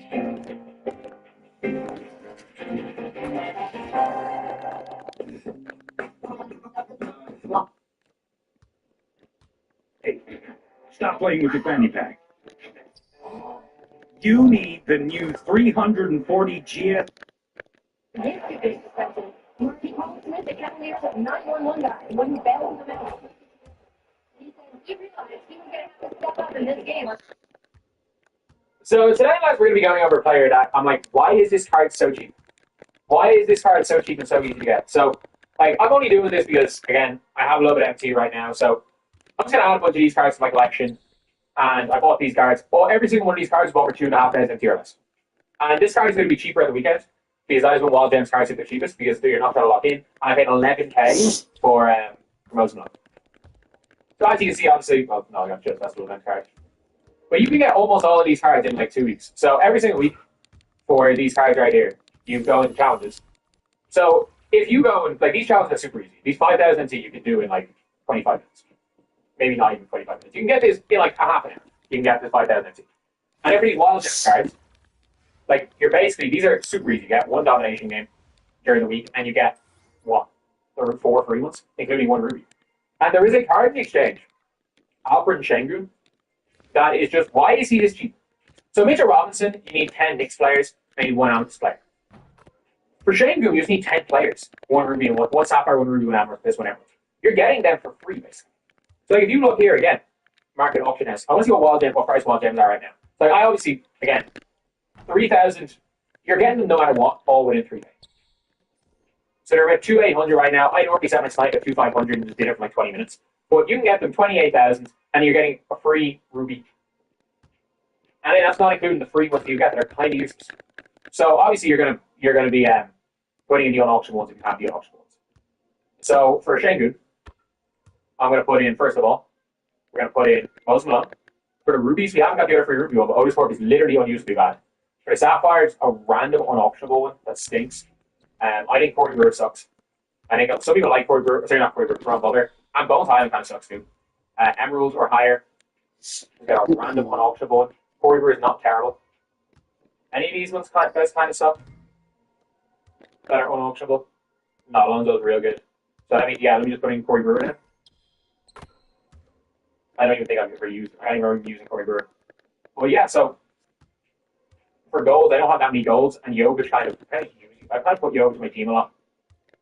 Because in fairness to Jovic, he is a gold and 83 free ball. So I'm just going to put in the emeralds. I'm just going to put in 10 emeralds I bought, honestly. I bought 10 emeralds. So let's go. Mario Ellie, you can come in. These cards will probably cost more MT at some stage, but I can buy more of them.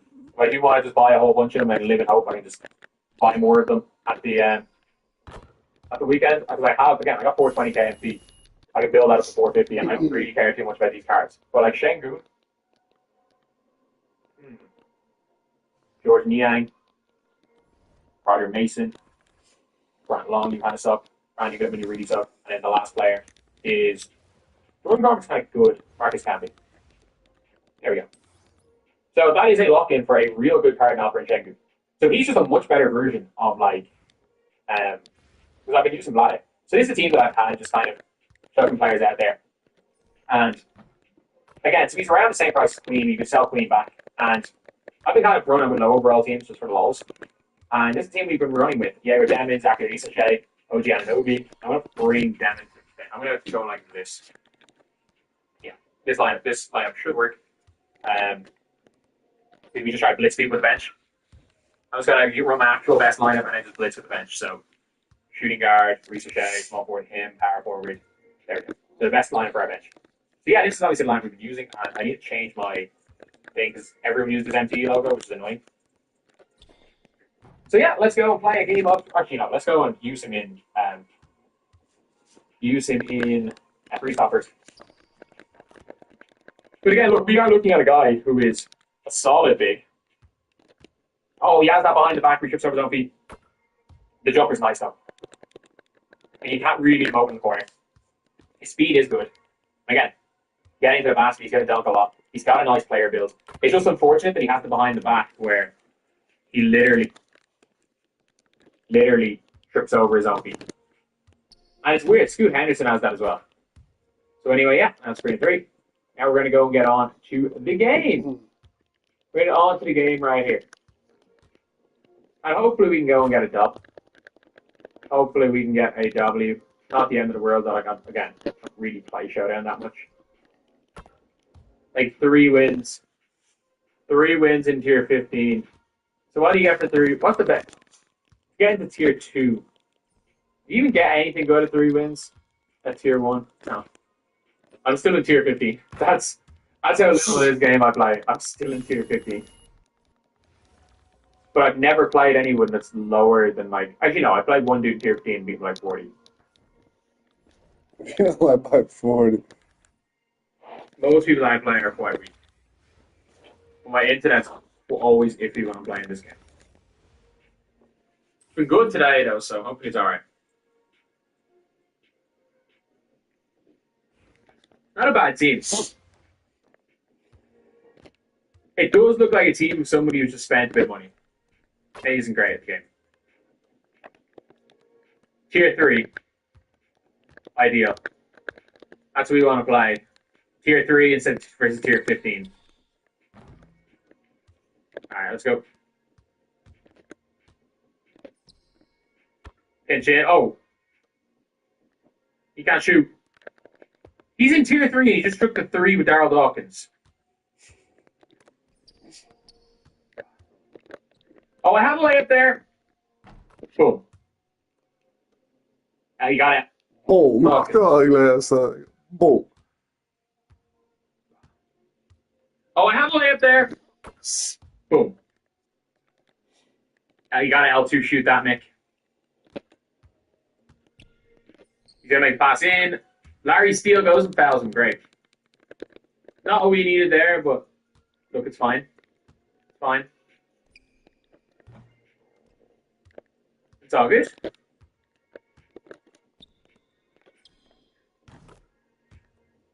Quick pick and pop here. Attack the basket. Oh, great job popping there.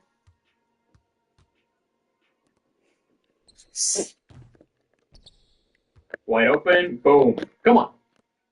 Like, if Shangoon had just popped when I clicked pop, we would have been fine. Okay, Shangoon can always overhelp him. He wants to go. Siakam's got to do better than that. I get it, it's Ruby Siakam, but still.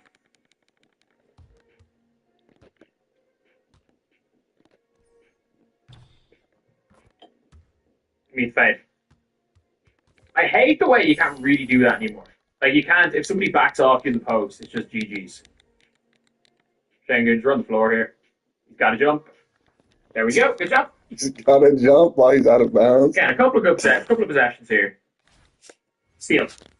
Let's go, Larry. This guy's in tier 3. Like, that is... Oh, that felt good. That felt real good coming off the hands. Shut the fuck up. Like, this guy is legitimately terrible at this game. So if I lose this game, I'm going to be very annoyed.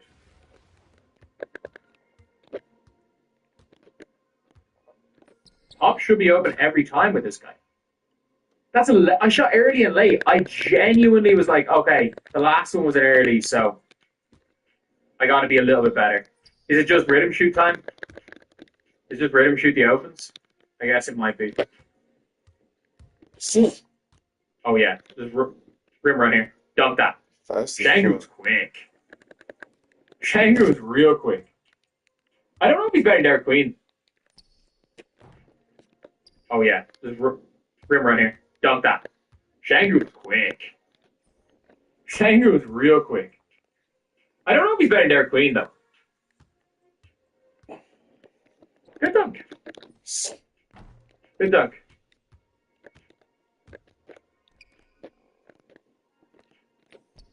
Okay, get him away. Drop step. That's a hack.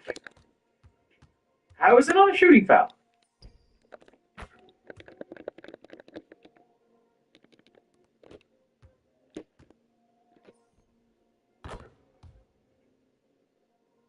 Got him.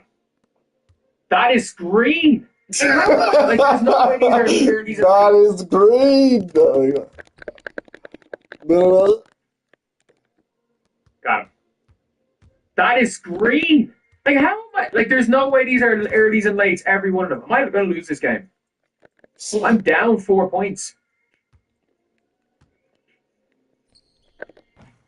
I just can't hit open shots with Shengun, which is annoying me.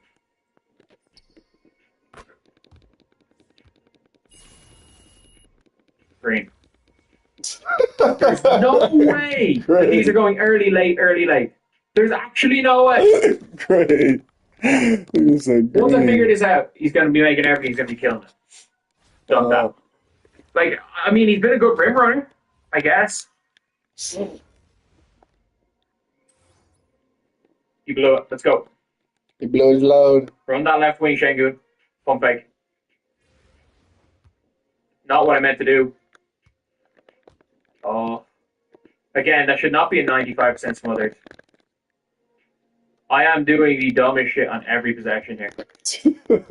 In fairness to him, he's done well rim running. That's just that's a real bad quarterback. That's just me, like, trying to... I don't even know, like, I felt those shots. I felt like those were good shots, so... I felt like they were good shots.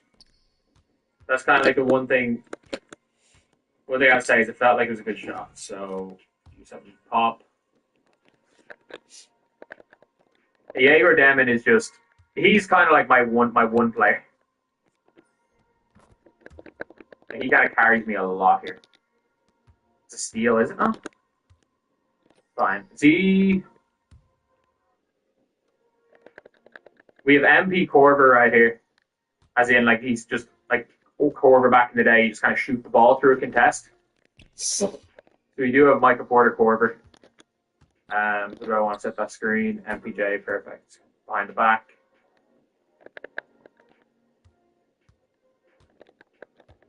Are you reading on team now?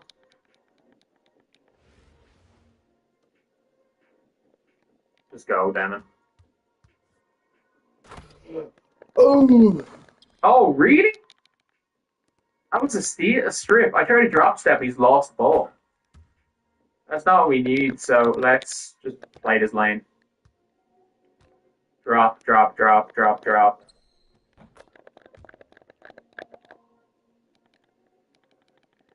And I gave him an open lane. Good job, Mick. Great job, Mick. Spin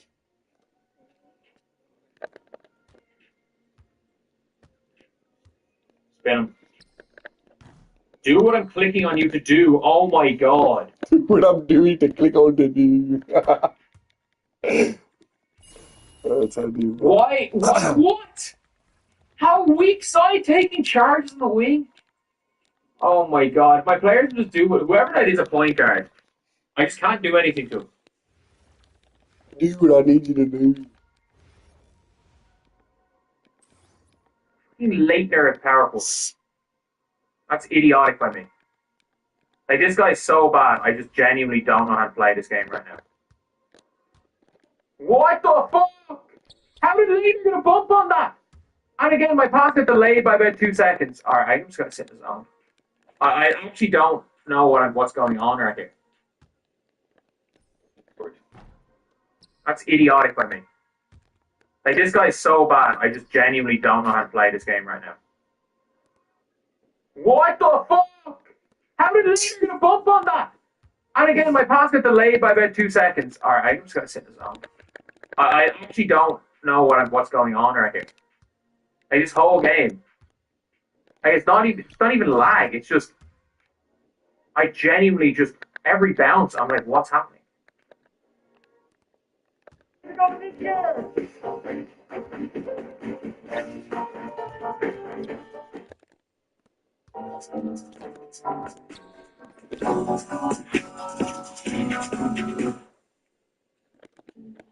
With relentless weed, moderate to severe ulcerative colitis symptoms can keep coming back.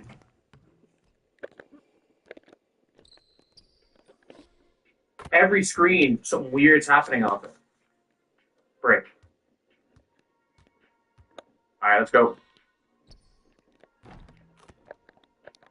Like, why would Lowry in that scenario run away from the basket? He had him basket side instead of ceiling. He's run away from the basket. I'm there. Good, Randall. Let's go. Oh, shooter. Boom. Michael Porter Corver making it a 1 point game. Even is that a point guard for him? Like back off?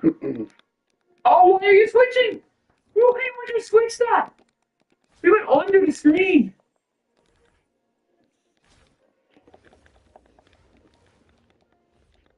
Come on, Markkinen, let's go.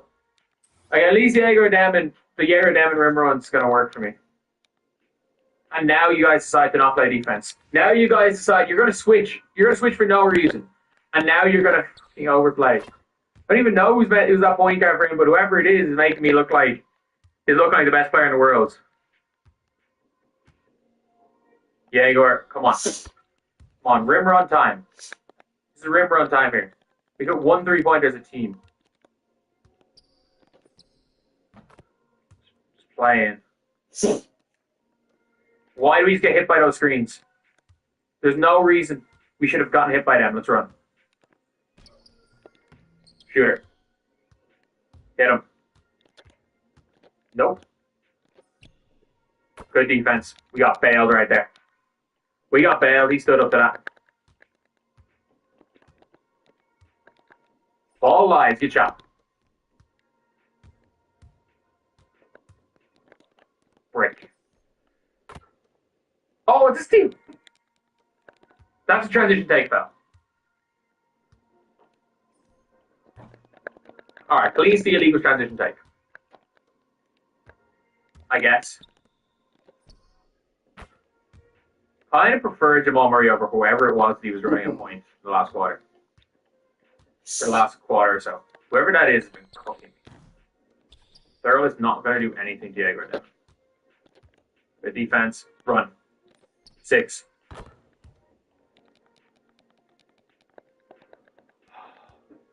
Is there a reason why he was able to fucking stop Julius Randle running? Alright, we can't get worse. We can't get worse than this.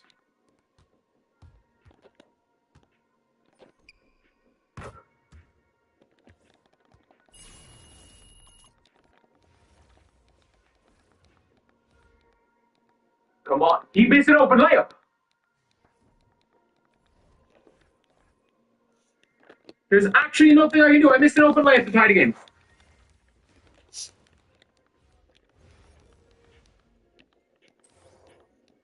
Actually, oh my god, would you drop step? That's idiotic. That's idiotic. You're not going to shoot it. I'm waiting. Apparently not. All right, Shangu, get back in the game here. Come on.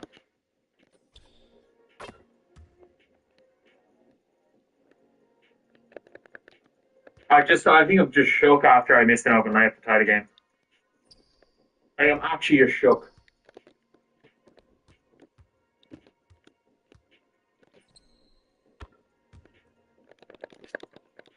Let them dunk that. Come on.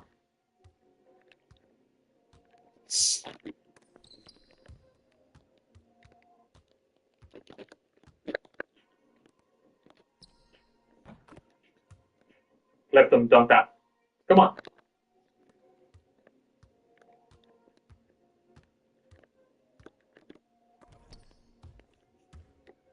Leave Darryl Dawkins. Stand. He can't shoot.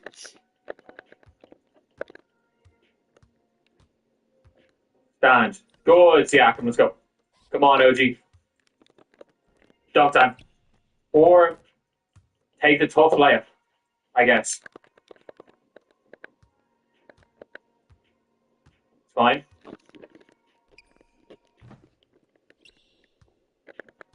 Take the tough layup, I guess. Good, Siakam. Let's go. Come on, OG. Dunk time. Or take the tough layup, I guess. Fine. Good defense, Siakam. Let's go. Let's push. Shangun, this is the big part of your game. Oh, yeah. Good pass. Come on. Your speed and ability to push the floor is the difference between you and other Sanders of your price. And you don't have 85 stamina like fucking Derek Queen.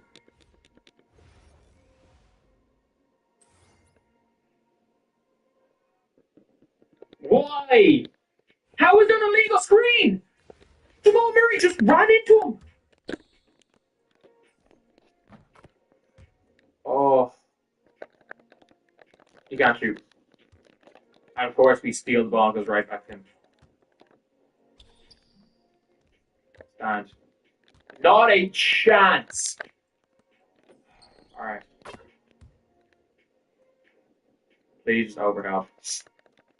There is no way. Why are you running away from the ball?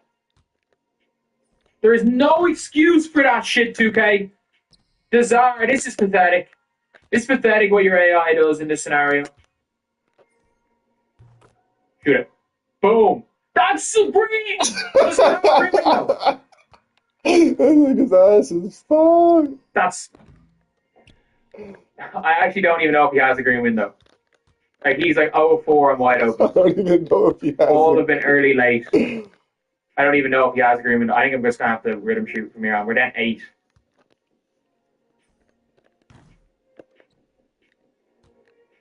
Joe, you fucking idiot! Donovan Mitchell! Oh, it lands in his hands. That's got to be my steal.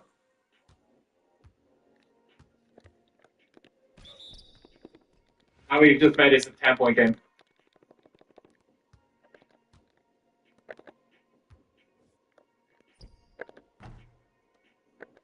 We need to make a big comeback here. He's going to have to roll because he's just going to stand in the way. He's going to switch this every time. Please drop step him. Kick to the corner. Come on, Siakam. Kick to him. Boom. Apparently not. Apparently not. Apparently not.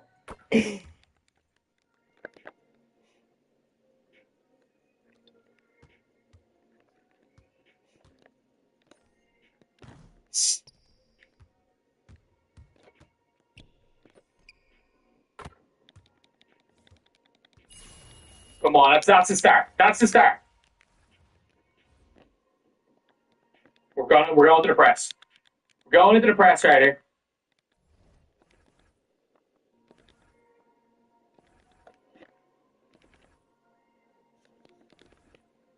Is he running floppy or what's he running? He's running floppy for the shooting guard. I'm trying. I'm trying. I'm trying. What the fuck are you talking about?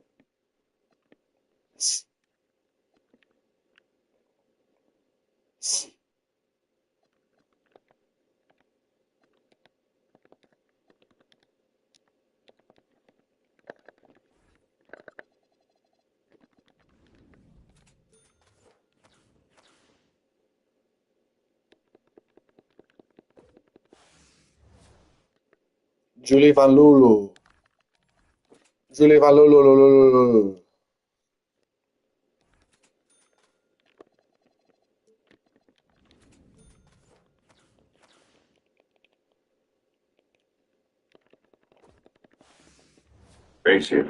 Racing like dirt, sand, snow, all day, all night, any event, any terrain, anytime. Racing.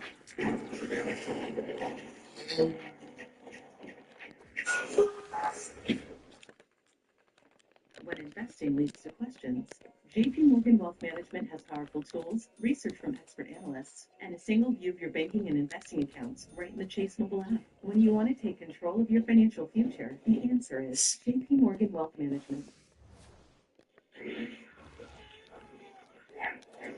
These are impossible for no region. Finding the things you and your family need to be well is kind of a big deal. Finding ways to save on those things is an extra big deal.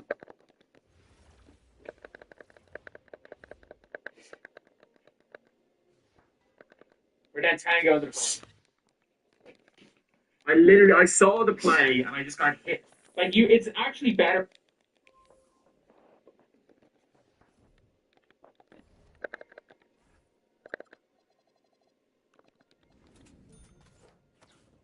You running floppy or what's he running? He's running floppy for the shooting guard.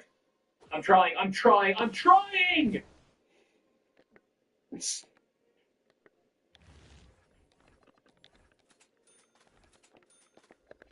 down 10 going to the fourth.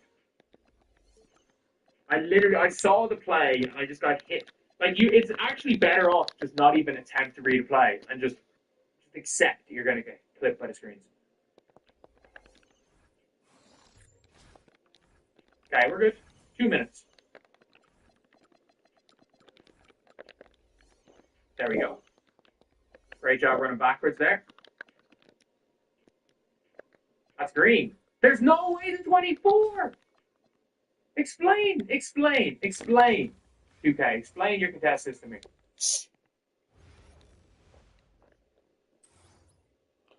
So I got 7% in 3 hours, and I'm at 77.0%. Based on that rate, how fast would I get to 100%? So 84% in another 3 hours, then 91% in another 3 hours, then 98 in another 3 hours, and that last remaining 2.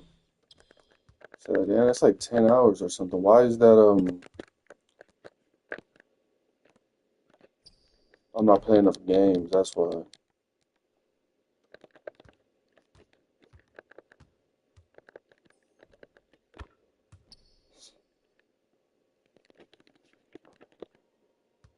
Why the fuck is LeBron That's at green. small for? There's no way to 24. Explain. Great job running backwards there. That's green. There's no way to 24. That's great. Explain. He thinks everything should be great, 2K, explain your and contest nothing's system. great.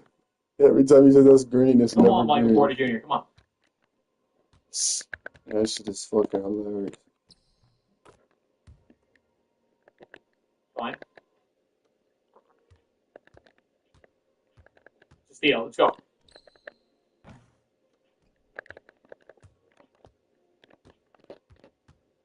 Good defense, Mick.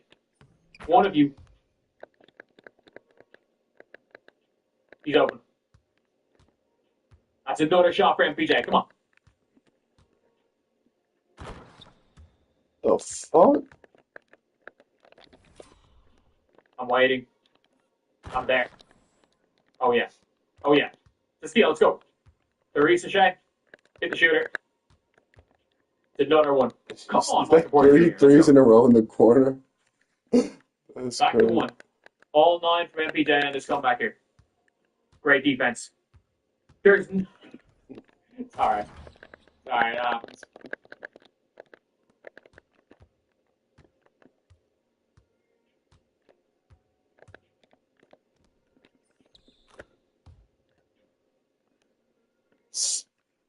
Okay.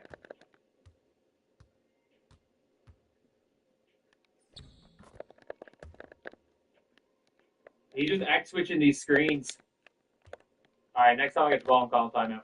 And I tried, man. I tried to switch it to get fucking.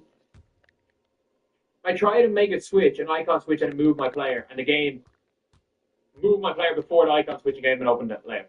Exactly what we needed to do. I can win with this lineup here. I can absolutely win with this lineup here.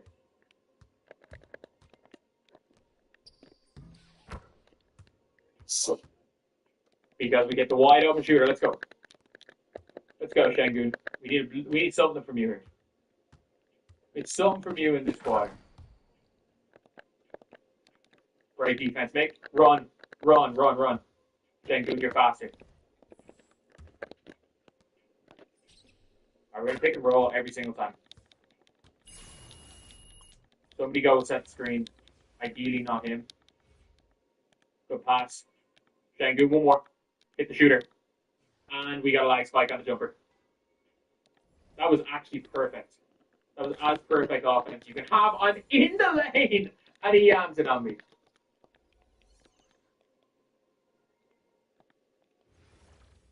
The lag spike on the jumper.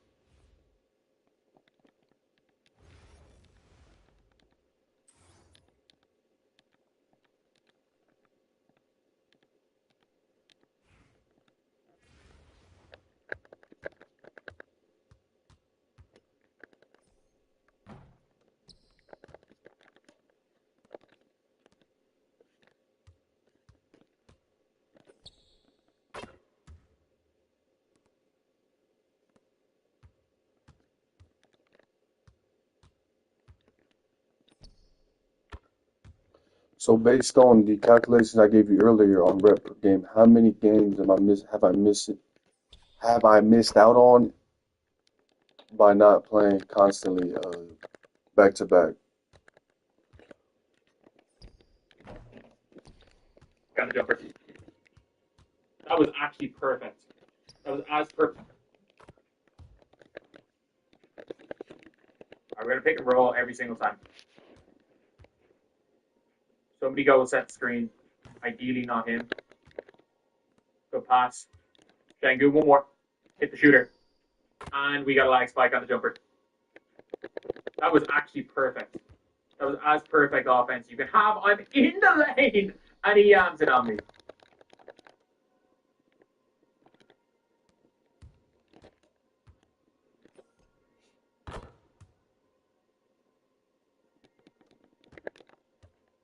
Who's guarding who? Go. I'm jumping. No, one. Sorry. Tons of time. Tons of time here. We didn't get the lag spike on MPJ jumper. It's a different game. It's a completely different ballgame. Let's go. Let's stay in the press. Why do I want to go out of the press now? Get out of the drop. Great defense. Lands in his hands. Great. There's nothing more I can really do in this possession here. So if I lose, I lose. And there you go, screen. I deserve that stop. I deserve that stop.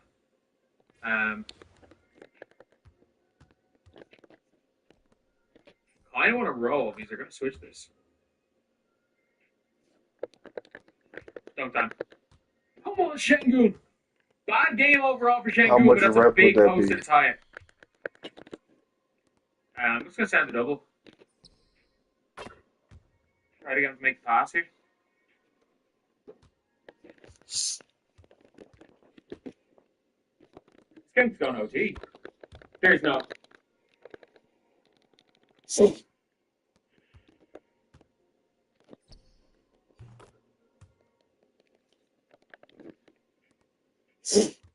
Try to get him to make the pass here.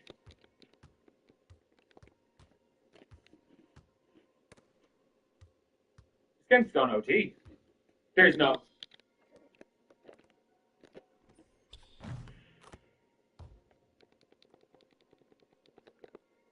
Hey, there's actually no way that this happened. There's no way. I just. There's no way I bet 10 points come back to lose like that. There's actually no way. There is no way I just lost like that. Good. Hurry up, you fucking retarded ass bitches. Wasting my fucking time.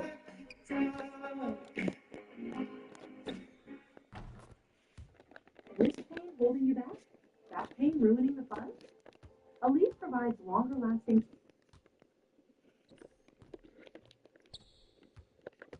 What is going on, guys? DBG here, and today we're going to be going over the best player you guys can get for in around the 25-ish KMT mark. And it's a few days late on this. I get it. This card came out 5 days ago, but the 1-or Derek Queen. This card here is stupidly good. I'm playing a little bit more MyTeam, nothing crazy, not a crazy amount, but I've been using some of the budget cards, and you're looking at around 18, 19k. I think I paid 22k for mine. I don't regret it. Derek Queen's insane. This team we're running with, again, I just use players I have fun using. I have my quote unquote best team, which is this lineup here. Vlade's gone. At this stage, Vlade's gone for Şengün. Probably this is my quote unquote best team. But I don't enjoy using this team. Şengün start. I don't like using my best team. I like just using some of these guys. The only players I really use are him, and then just surrounded by shooters. So we got Derek Queen in here. And this guy right here is 6'10", long wingspan. has an 83 ball, an 80 driving dunk, 82 block, 80 steal, 87 perimeter and interior, 84 speed, 79 speed with ball, and his ball handle is pretty good as well. Like 86 for a guy this size. Got some solid enough badges. And the big thing with him for me is that he's only got 85 stamina. If he had 96 stamina, I'd be talking about this guy as one of the top 2 or 3 cards in the game that you can get. Like, not even just top 2 or 3, like, so, I'm actually going to probably change up my lineup a little bit. I'm going to probably swap out OG for Ricochet, but Derek Queen. Man, Curry slides. The jumper is so smooth. Like, his jumper is so smooth. Like, this is one of these guys that like dribbles almost like an endgame player. Like not endgame player, like a card you kind of expect to get late on in the game at that sixth. Like just the way that he moves, the way he dribbles. This is a guy that's gonna stand the test of time. And like as the year goes on, he's gonna go down as one of the best coaching players in this year's game. The problem is again, I'm just not that great at shooting. I have to admit that, like no hot zones, and I'm not the greatest shooter in the world. And I'm not terrible, not the greatest. But like I'm playing against guys. I'm regularly like I'm in tier 15, but like I just can't seem to win games. I'm like losing the guys in tier 2 by 2 points, so not the worst player in the world. Either way, though, Derek Queen, especially if you can get Derek Queen on the break and he dribbles the ball, like that moving behind the back is something that not a lot of other players can do. But it's just.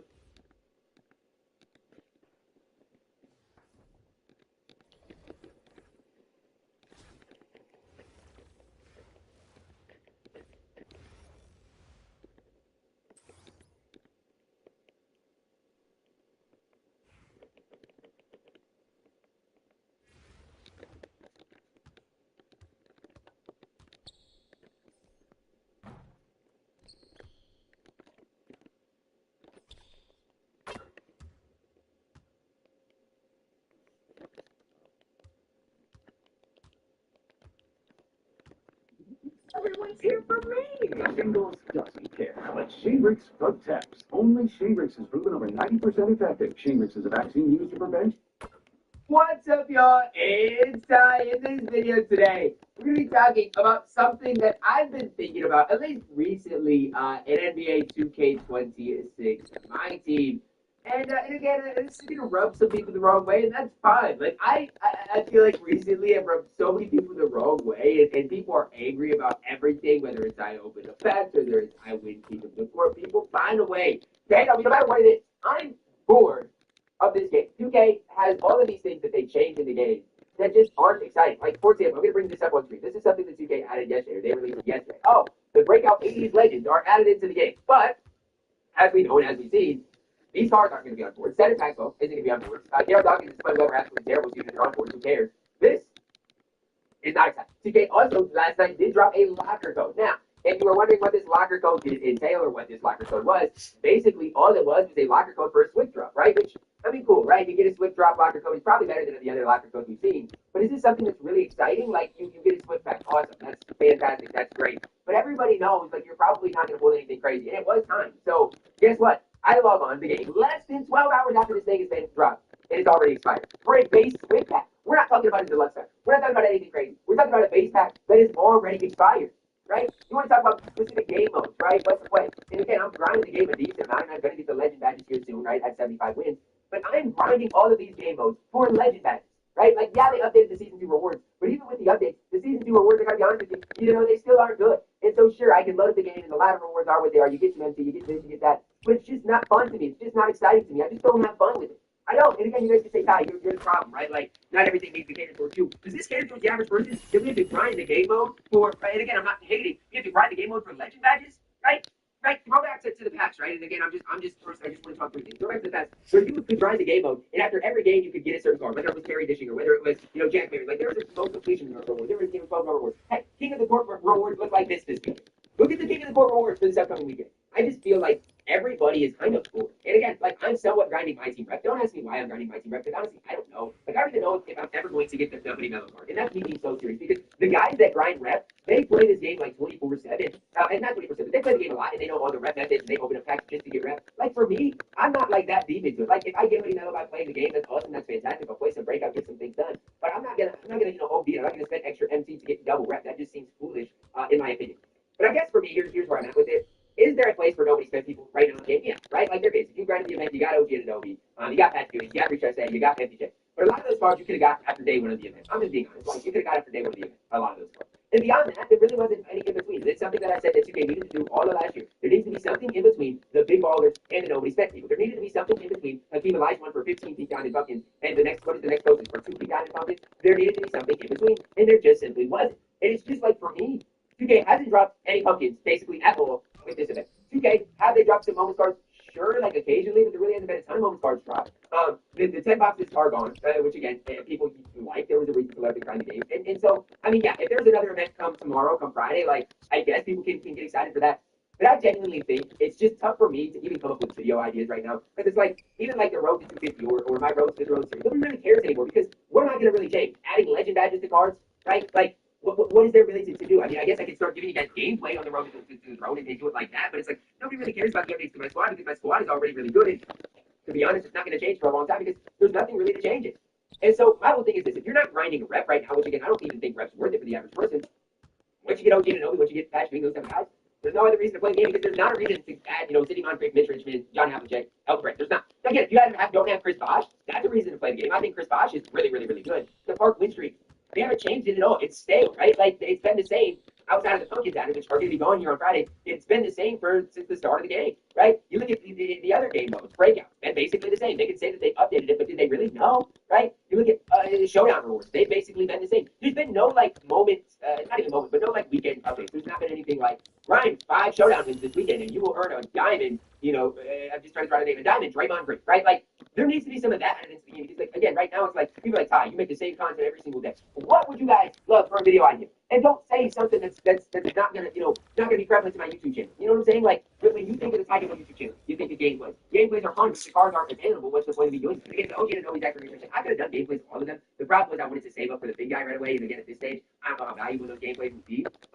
It's just tough, even the moments cards, like they're fine, but are they good enough to really get gameplays? I didn't know one of the who was the BJ folks. I thought he was useful, he was prevalent, he was a point guard. But it's just like even gameplays at this stage aren't as fun. So I like doing tier lists, I like doing top 10s, I like doing those types of videos. I think they're useful, they're helpful. But outside of that, I don't know. I feel like the game needs a spark, man. I do. And I'm not even sitting up here and saying like that the game isn't rewarding because I feel like it somewhat is right now, and maybe you guys can disagree with me on that, but I feel like the game is somewhat rewarding because again, if you grind out these moments challenges, which again aren't the greatest thing in the world, grinding things out when they come, you can get rewarded for that. You can play your daily challenges, get that empty. There have been some improvements, right, in the game. There have. But I'm just of the mindset right now is it enough? Like, is it enough to get me excited to load up the game each and every day? It's just not. And maybe honestly what it is, what it honestly is, it could be my fatigue, right? Like it could be my fatigue, and that's just being realistic. But if there was diamond hidden gems, or even at this stage, big diamond hidden gems we could grind for, I think that would get people engaged, right? If they were just, if 2K just gave people a reason to load up the game, I think the game would be in a better position. Now, again, I like the event, right? Like the event, the pumpkins, that was fine, that was cool. But they didn't drop enough pumpkins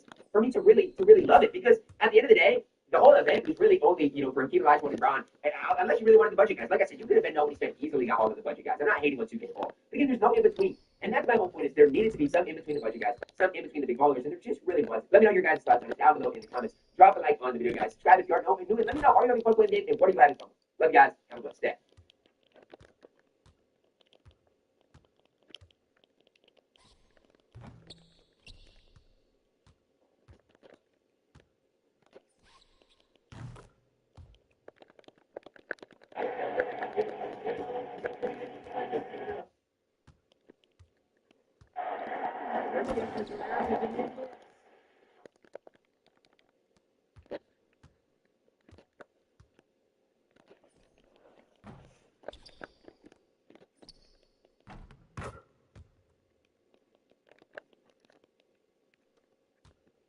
Do you know Hobby Lobby has hundreds of incredible products on sale every single week?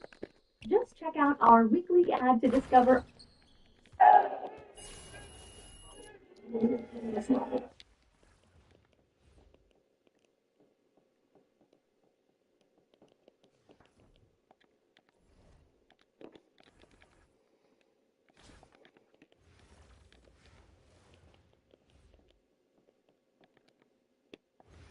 we're live, everyone. We've got Emily Walsh on here. Emily, it's so great to see you. It's been a long time since we've spoke live to each other in a way like this, or because yeah, for anyone who watches my channel, it's all good between me and Emily. We're friends. Don't worry, it's all good. We've collabed and stuff on videos together. We've done plenty of vegan focused stuff, and we always speak to each other about veganism and stuff like that. But today we're going head to head on a topic that we don't have the same opinion on. So we're going to be talking today about antinatalism, and obviously one of the things that might make this stream slightly more enticing to the viewer is well, tell us your situation, Emily. Tell us about you. So I'm currently 31 weeks pregnant. Nasty fat bitch. It is. Calm down to her ass. I got bigger now. She is all I up actually there. started to look like definitely a pregnant lady. Yeah. In the beginning of my third trimester, so due in October. Having Nobody baby cares girl. about none of this shit. Having a baby girl, and I'm really excited. And I've wanted to have a baby my whole life. So, well, since I was like an adult. And I'm really happy to finally have my first child, and I plan to have more. So. Yeah, and your experience is, I guess, different from mine. I did want a kid until I was about 20, I'm going to say 24, 25, which is when I first came across antinatalism. And then once I got looking into the arguments about that, I was no longer convinced that it was the ethical thing to do or that I wanted to do it. And I decided to have a vasectomy in 2020. So two very contrasting life experiences there for both of us. And I just want to say, before I start the debate, even though I'm a hard antinatalist and I'm very passionate about the subject, it's not about any hatred or anything towards vegans who do have kids or who are choosing to have kids or anything like that. Many of the dearest people to me in the animal rights community are parents or are natalists, so it's not about any kind of hatred to any of you or anything like that. It's just that I personally think that this is ethically a questionable thing to do, and we'll be going into that today in the debate. And yeah, basically after coming across many of the antinatalist arguments, reading into the antinatalist literature and philosophy, is definitely something that I'm very strongly against now, the idea of humans procreating.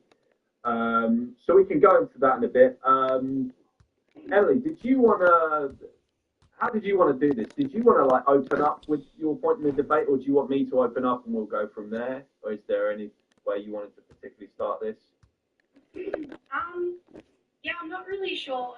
I can't remember the antinatalist debates. I haven't listened to them in a long time, but I kind of remember them. The best. Yeah.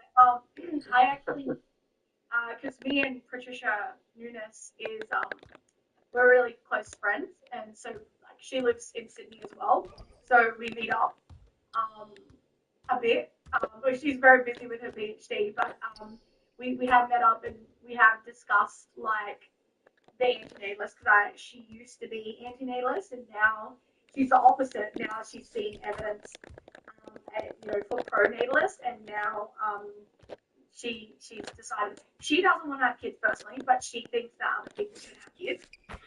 So we've discussed that. We've discussed like the differences. So I have some ideas of, because I know like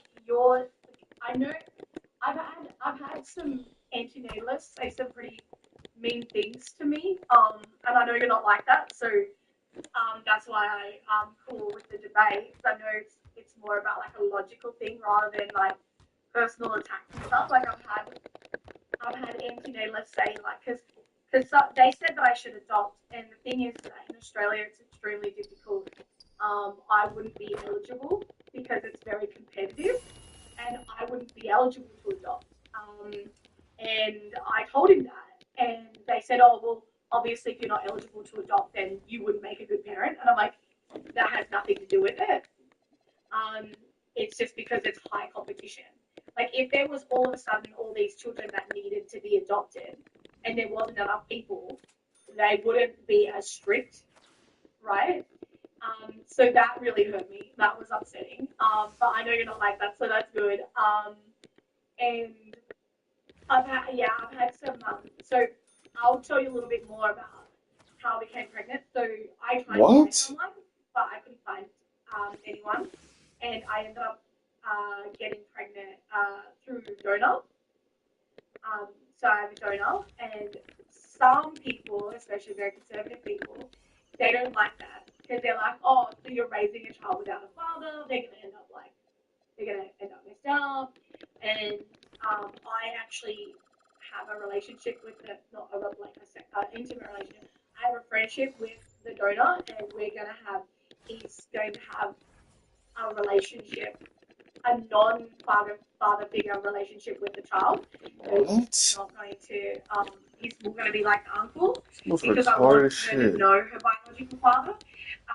But yeah, I've had some people kind of say like, oh, you should have adopted, and it's like the same kind of thing. Like, yeah, that's great, but like, I'm not eligible, and I don't have the money. So, because it's like at least 20 grand, like upfront. And if you have a child, it doesn't cost 20 grand. Like, they're like, oh, what's my money? No, it doesn't. So, yeah. You're a I retarded think it'll be bitch. better if you say your. Anyway, I just thought I'd give some background. Oh yeah, no, that's good. Thanks for that. Yeah, and I can open up then if you want. That's fine. Yeah, because then you go off what your arguments are, because there's so many different things to do with like why people shouldn't have children. Like you probably know that it's like, oh, the environment, but like it's not. It's an ethical thing, not about the impact of the environment and the also like certain like family structures and stuff. So so that's why you should open up. Cool. Yeah, and I just want to also preface by saying, yeah, obviously we don't want any stuff like that, personal attacks or anything like that. However, I will be saying stuff in the stream that will be indirectly, ultimately offensive to parents out there, because by the nature of antenatalist debates, that is just what's going to happen. People just get triggered by antinatalists when we just mentioned that the idea, like the very presence of an it's like being a vegan, right? The very presence of someone in the room who says it's ethically questionable that you're doing this or that you've done this, even though they're not trying to offend you in any way, it will ultimately maybe come across as a bit triggering or offensive in any way. So for the people watching, I'm not trying to attack anyone personally or anything like that. That includes Emily. But obviously, as an anti-natalist, I'm going to say some things that people might be like, oh, that was offensive that he said that or whatever. But that's just the very nature of it. No one likes to be seen as the bad guy. Right. So it's just a contentious topic by that nature. Okay, right. I'll open up then and we'll go from there. I basically see there as being no good reason to create well-being from nothing. I think it's more important that we prevent suffering from nothing, if that makes sense. I think we have an obligation to not create suffering, but there's no obligation to create well-being. I don't think it matters about creating happiness, creating joy from nothing, anything like that. For me, the main concern is actually stopping from suffering from coming into existence. And there are many, I think, vegan contradictions when it comes to having a child. For example, the fairly high likelihood that our kid will not be vegan, or at least if your kid is vegan, that they will then have kids themselves, because 95% of people go on to procreate, and then their kid might not be vegan, and then their kid, and then their kid. And so ultimately, by procreating, we could essentially create an endless chain of carnists who are willing to wage war on the animals and violate essentially our own interests. And I don't really see any justification for bringing children into the, let's face it, shit system that we have. And I think even most natalists kind of do agree with that. They would agree that the current system we have, even for humans, even though it's nicer times than we have lived in before, it's still not great. We're going to be spending most of our days at work, at school, whatever it is, and then retirement, and then we're going to die. Basically, our current system is this: school, work, cancer, death. I don't want to put any child into that system. So there's a whole lot of points there I guess I've bombarded you with, but... No, I'm writing it down. Right, that's good. Okay. Yeah, all right. I'll hear what you have to say, and then we'll just kind of go from there, I guess. Okay, well, we can address each point. So, preventing suffering. Okay. So, the thing is that if the least people there are on this earth, the more wild animals they will be, because obviously we take up a certain amount of space, and therefore there's less wild animals. But if we were to decrease, then there'd be more wild animals, and wild animals, there's a lot more suffering in the animal kingdom. Yeah, so I'm actually not fully convinced by this argument. I think these are made on kind of impossible calculations that it's kind of hard to quantify. Like if we were to actually look at, if you were to research, for example, were there more animals in Britain at the time of the Celts than there are now? The data that you get on it is pretty up in the air. It's, you know, if you ask ChatGPT or whatever, it would be like, you know, we don't really know this. But in any case, the amount of suffering that humans cause to these wild animals is crazy anyway, because obviously we holocaust trillions of marine animals every year. Open air suffocation is the leading cause of death for those animals. We create, in human city spaces, we create giant factory farms. We're holocausting 70 billion land animals per year. And then there's all the domesticated animals that live with us as well, who are being tortured as well in these horrific incidences like snuff videos and stuff online. You know, there's people microwaving cats and crushing puppies and all this horrific stuff that humans do. So I'm not even fully convinced, really, that there would be less animal suffering overall if humans are here, if that makes sense. I don't think we have any track record of saying that we have decreased animal suffering as a result of us being here. I can't really see any evidence to provide. She meant wild animals. Wild animals. Yeah, as bad as factory farms are, well, not so much factory farms, but slaughterhouses are, it is more humane than how a lot of animals get killed in the wild. No, I would disagree. I think that what happens to animals... Say again, sorry? It depends on the animal, but certain, like lions, will sit there eating a zebra while the zebra is still alive. Yeah, so any single thing that you see happen in nature, that and worse happens in a slaughterhouse. There seems to be this weird idea, pushed largely by carnists, and I've seen by natalist vegans, unfortunately, as well, that the wild is somehow worse than what happens in animal agriculture, and it's not. If you think of the most brutal death you've ever seen in nature, humans just do that every single day to animals. Humans do literally rip animals apart, cut them apart with knives while they're still alive. There's even restaurants where you can live eat animals. There's slaughterhouses, pigs and chickens are boiled alive by the thousands every day. Even just in the UK, pigs and chickens in huge numbers are boiled alive because they're stunned ineffectively, have their throats cut, and then they're just dipped into the scalding tank, while often they're still fully conscious. So we're boiling animals alive, we're putting animals in microwaves, we're cutting them apart while they're still alive, we're gutting them while they're still alive, we're suffocating them on the decks of ships. I can't really see any evidence at all that what's happening in nature is somehow worse than what's happening in human societies and in slaughterhouses to animals. In fact, I would actually say it's worse in human societies because we hold those animals captive and torture them mentally, put them in cages before we boil them alive or cut them apart alive. Yeah, well, that's why obviously I'm vegan, and and I will be raising my child vegan. And I know you said, I guess this is going into the vegan, the next point. Well, for me personally, I'll be like okay, first of all, if you have children and then you go vegan and then you change their diet, it's less likely to work because they are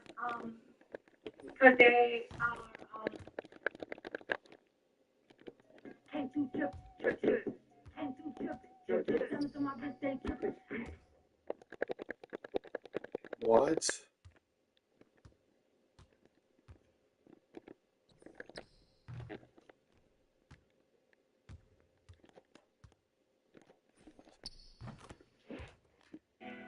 Doyle hand tools deliver what pros demand. Professional grade quality at a value that can't be beat. because they're used to animal products, and then you kind of change it up, so kids can kind of be a bit like, oh, this is a change. But if you raise the child from birth, they're more likely to continue because that is their norm, right? And I probably will stay away from the mock meats because, as much as I can, because I just don't feel like a child who's never had meat needs to have mock meat because it's like, wow, they crave something they never had. And that way, like, they pretty much won't really know the taste of it. But yeah, like, I think that some vegans might just raise them, like on the diet, but not really explain to them about why we're vegan. And I think that I plan to take my children once they get old enough. I plan to take my children to slaughterhouse. I'm gonna do that. Not until they're much older. No, to sanctuaries, and explain. Like, I'm gonna buy some books. Oh I'm my gonna have god. some vegan books, vegan children's books, which I plan to discover in the next couple of years. I've got a while before she can kind of read books, or like listen to books and stuff. So yeah, and then she can, like, I'll be reading them and like really teaching them like the point of veganism, and I think that's what we need to do. We need to like teach our children the real point of veganism, not just the diet, but I'll also be teaching her how to cook, which I know a lot of, like, in the Western culture, they don't teach their kids how to cook. They pretty much treat their kids like as if they're incompetent for like the whole time. Like, and then they wonder what when they magically turn 18 why they just aren't doing everything for themselves. Like, so I'll definitely be teaching my children, like, I'll definitely be teaching my children from a young age how to cook, and so that way, by the time they get to being a teenager, they know how to prepare their own food, and that will like having those cooking skills and knowing how to cook vegan food will set them up for a better time than if you just constantly are cooking for them and then one day they have to cook for themselves and they think, oh, it's just easier to buy, it's easier to buy certain things, you know what I mean? Yeah, and I think that is an interesting thing we can go into just now, actually, the whole likelihood of the child staying vegan and blah, blah, blah. There's one thing, though, that I want to kind of pick up on Blah, blah, blah. before we go into that about the wild animal suffering point that I forgot to mention, and then we'll go into that. But would you acknowledge that there's actually no non-selfish reason to procreate? Because this whole wild animal suffering thing, this is something that I only think kind of came into vegan spaces recently with regards to natalism. I think it's this thing that Dr. Abbey actually kind of brought in. And I think natalists are kind of using it to shoehorn this fake altruistic purpose to procreate. I don't believe that anyone has ever sat down and said, it's selfish, generally to have a kid, to put them into work and for all this stuff to happen, and they might not be vegan. However, we must prevent wild animal suffering. Like, would you acknowledge that no one is doing that? Like, you're talking about ending suffering, and it's like, but you won't end wild animal suffering. You're not going to end all suffering, and you're not going to reduce it. That's what my point is. It's like, well, I don't think you're going to reduce suffering, and I don't think that, like, That's a terrible argument. we'll get back onto that topic. But I know that you said you don't believe in bringing like joy and stuff, but I do. And I'm like, I don't know, like it gets down to the point of what's the meaning of life, I guess. And Meaning of life, I guess. Fucking stupid ass bitch. No, I don't believe that. Goofy ass Australian I do bitch. believe that. I don't know. I think Fucking Humpty Dumpty looking fat round bitch. also as well, like, well, if we're looking at the practicality of Practicality? like, you know, trying to convince people not to have kids, I think what will happen is like this is just on a practical level because like we were speaking hypothetically, but on a practical level, I think that the more caring people like us who do actually think about certain things and probably would make better parents because we are caring, we would be the ones suffering not being able to have kids. Like, I know that you think, oh, you know, we're reducing suffering, but like, if someone doesn't have, like, for me, I would suffer. Like, that would be some extra suffering on me if I couldn't have children. I know because when I was like, before I got pregnant and I was trying to find someone else, very difficult. If I'd hear about someone getting pregnant or someone having another baby, I would just cry and like I would sleep and worry that I would be able to miss out on like having kids and it was I was very depressed. Well, yeah, but you know what I'm going to say to this though, don't you? Or maybe you don't. I don't know. Just finish my point. Yeah, go on. So you're going to create something, and then I think that the non like caring people, they're just going to have kids and they're not going to care. You know, so from a practical level, I can see people still having children, and then the small majority, you know, suffering because they can't have, because they're stopping themselves from having children when they really want to. And yet we're still going to see this rise in, like, we're still going to have people come into the world. Yeah, it's inevitable that people will still come into the world. My point about that as an anti-natalist, well, I'm sorry that you've suffered and stuff, and you were talking about crying yourself to sleep at night and all this kind of stuff. Well, obviously, my point is it was wrong to create you. I don't think that your life has been a net good, as I don't think mine has. I don't think that it was ethical that our parents made us. I think the fact that you've suffered so much in your life, I think it was a moral crime to bring you into existence. Is the point I guess with my that like, yeah, I was suffering and I was sad, but like overall, that's like I have a lot of great things going on in my life. You know. Yeah, but these were things that you never had any interest in liking before you were born. So all that happened to me and you was, yeah, there are many things we both do enjoy in our life, for sure.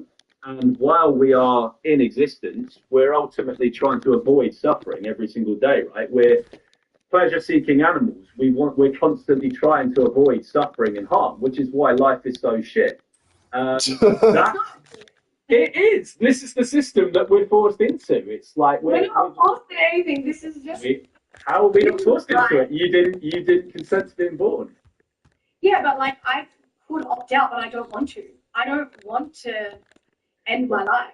Well, yeah, but it's a horrific situation to have been put into, isn't it? The idea that our parents just said to us, right, we're going to force you into this thing called life, and well, it sucks, but there is this option called suicide. You know, if there's like, what kind of a shit position is that to put our children in, our own flesh and blood? Like, this is why, for me, parenting is essentially just a moral crime. Well, I do want to end my life. So I'm saying I don't want to end my life. Are you and a lot of retarded, people bitch? don't want to end their life. Yeah. They But- love life but- and they but- want to but- continue it. But that doesn't mean that it was fair that it was assigned on you in the first place. It was forced upon you in the first place.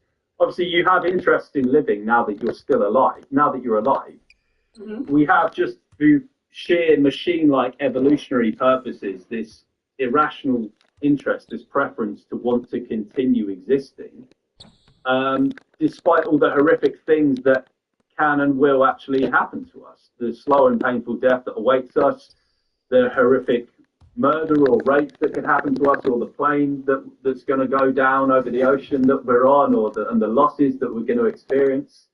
I see no need to have ever had these things forced on us in the first place when we could just blissfully not exist. Yeah, see, I have a problem with that because it's like, what's the point of anything then? Well, but then we get into the whole Carnist logic of like we should breed like the happy cows and they get a chance to exist. I mean, they can breed on their own and live in like the wild or whatever. Yeah, like obviously you're breeding them into the world to then like be treated like shit and then die. Whereas like with us, it's not like that. Well, the Carnist argument is that we could breed these cows to not be treated like shit. We could give them great, positive, happy lives.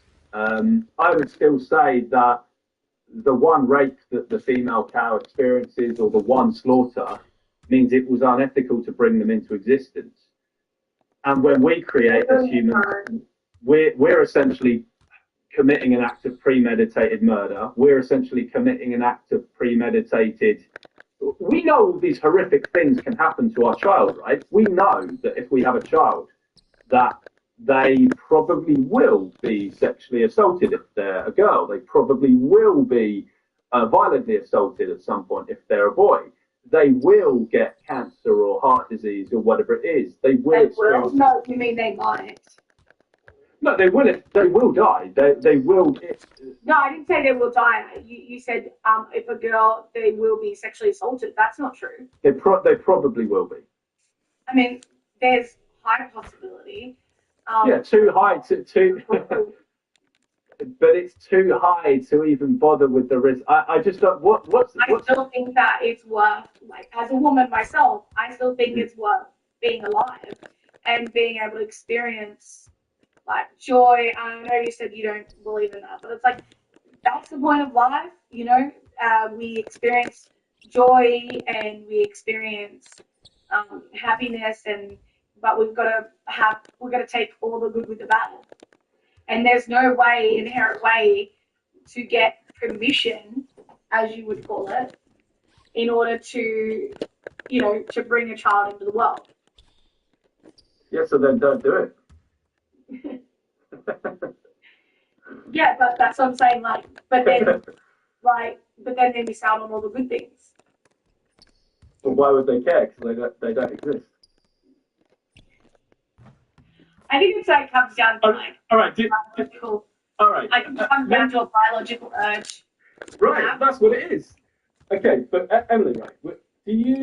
Are you sad that there is no joy on Mars, or do you just think? I don't know if there's no joy on Mars. We assume that there's no. All right, just point to a planet in the solar system that you know for sure there's no life. The sun. Okay, are you are you sad that there's no joy in the sun? This holiday season, expert bakers, sugar artists, This is awesome. and chocolatiers. Hims makes hair regrowth simple. As simple as popping a daily chew. Through Hims, you can grow thicker, fuller hair. No. Then what's the issue? Why are they missing out on? Because you said a moment ago they're missing out on joy by not being born. Well, they get to experience joy and all the good things because they're born. Yes, but what I'm saying is, like it doesn't matter that they're not born because, and you even believe this yourself. I don't think you even believe that it's a sad thing that a non-existent entity doesn't exist. Because you even said yourself, you're not sad that there's no life in the sun experiencing joy. You just see the sun, and who cares that there's no one in the sun experiencing joy? If someone doesn't want to have children, then I'm fine with accepting that they're not going to bring children into the world. So I'm fine if they don't want to bring children. Like I'm fine if they don't want to bring children. But like for those who do want to have children, I don't think it's a bad thing because it's just one of those things. You take the good with the bad. Yeah, I guess what I'm trying to argue is the good is not sufficient enough to justify the bad. We don't get upset. Okay, but we don't get upset that there's no joy being experienced in the sun. But if there was, let's say we could just randomly create particles in the sun now for a split second that would feel being burned by the sun, that would be sad, right? You'd surely want to stop that. From someone from dying in the sun? Yeah, like let's say, all right, let me phrase this in a different way. What would you think would be a more morally urgent issue? To quickly create an air particle inside the sun that would experience an orgasm, or to quickly create an air particle, to prevent an air particle from coming into existence in the sun that would be fried alive?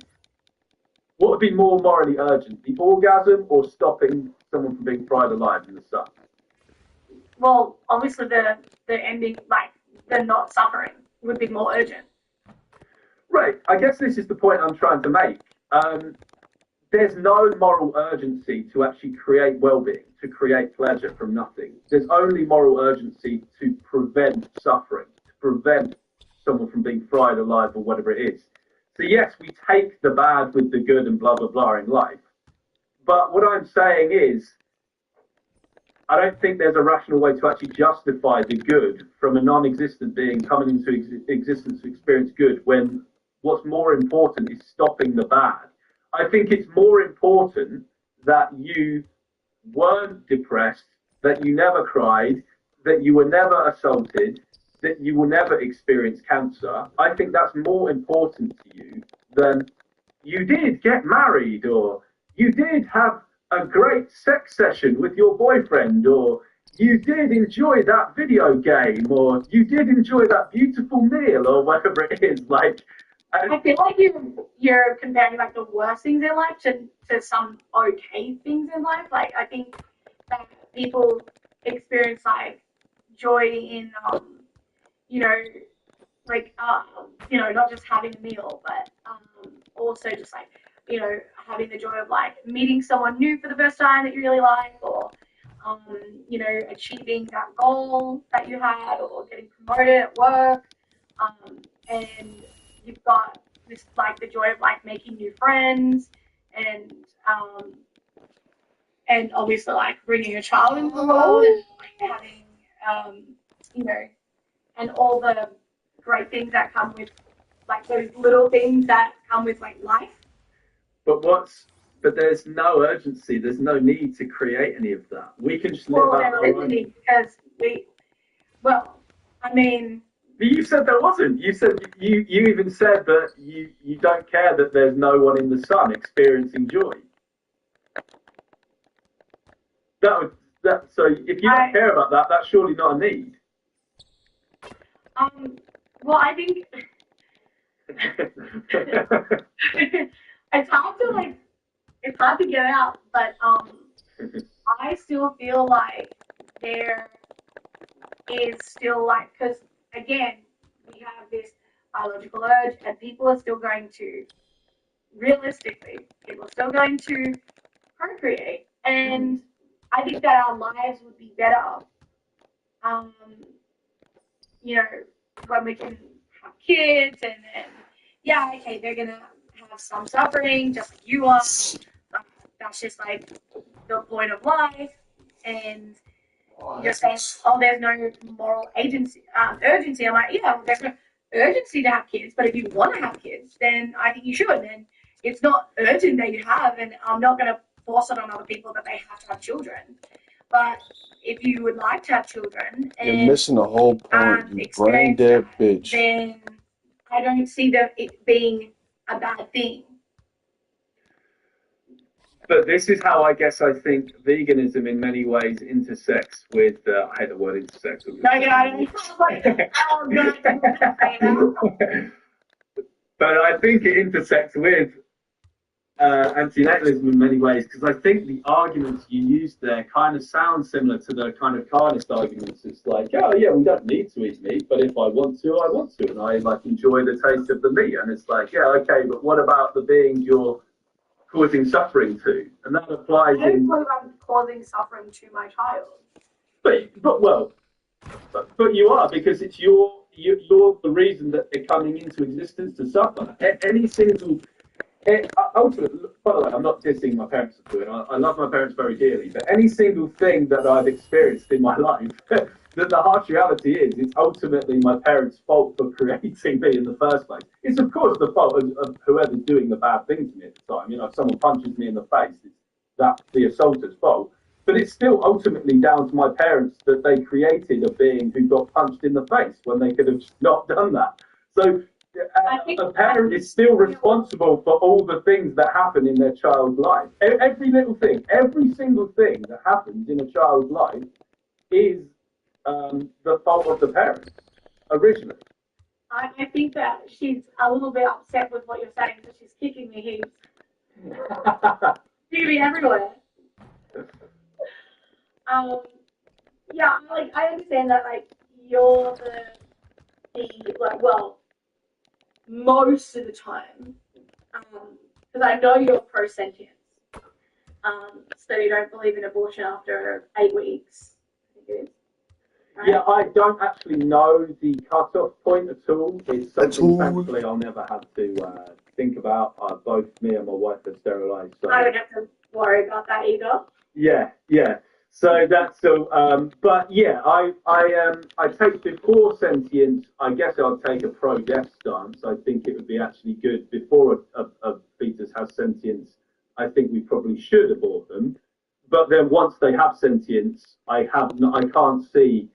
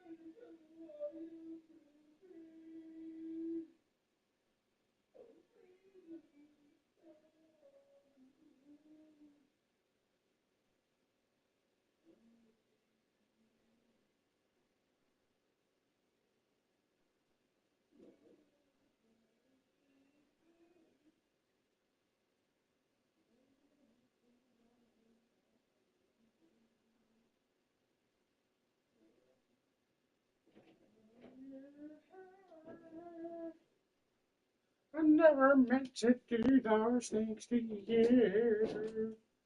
And so I had to say before I go that I just want you to know.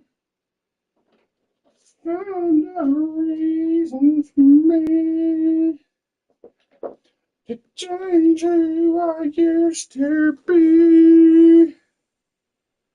A reason to start over new.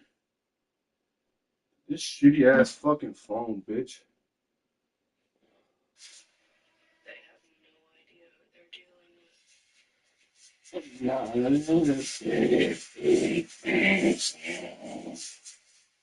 I never meant to do those things to you.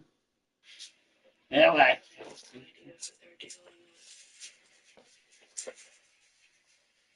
Shut up, bitch. I don't give a fuck who the fuck you are. And I can.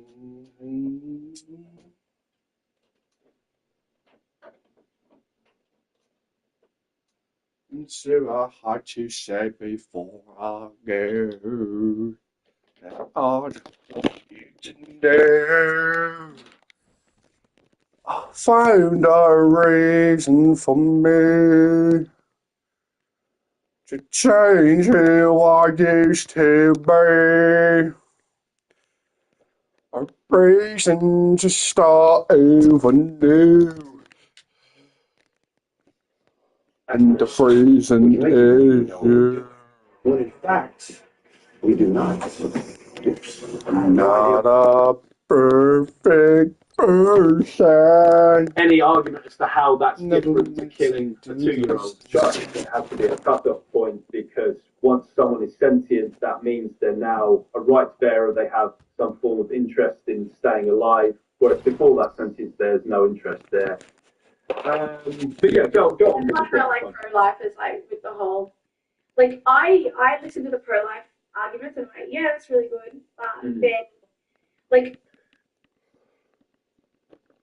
Sentience, I guess I'll take a pro-death stance. I think it would be actually good before a fetus has sentience. I think we probably should abort them.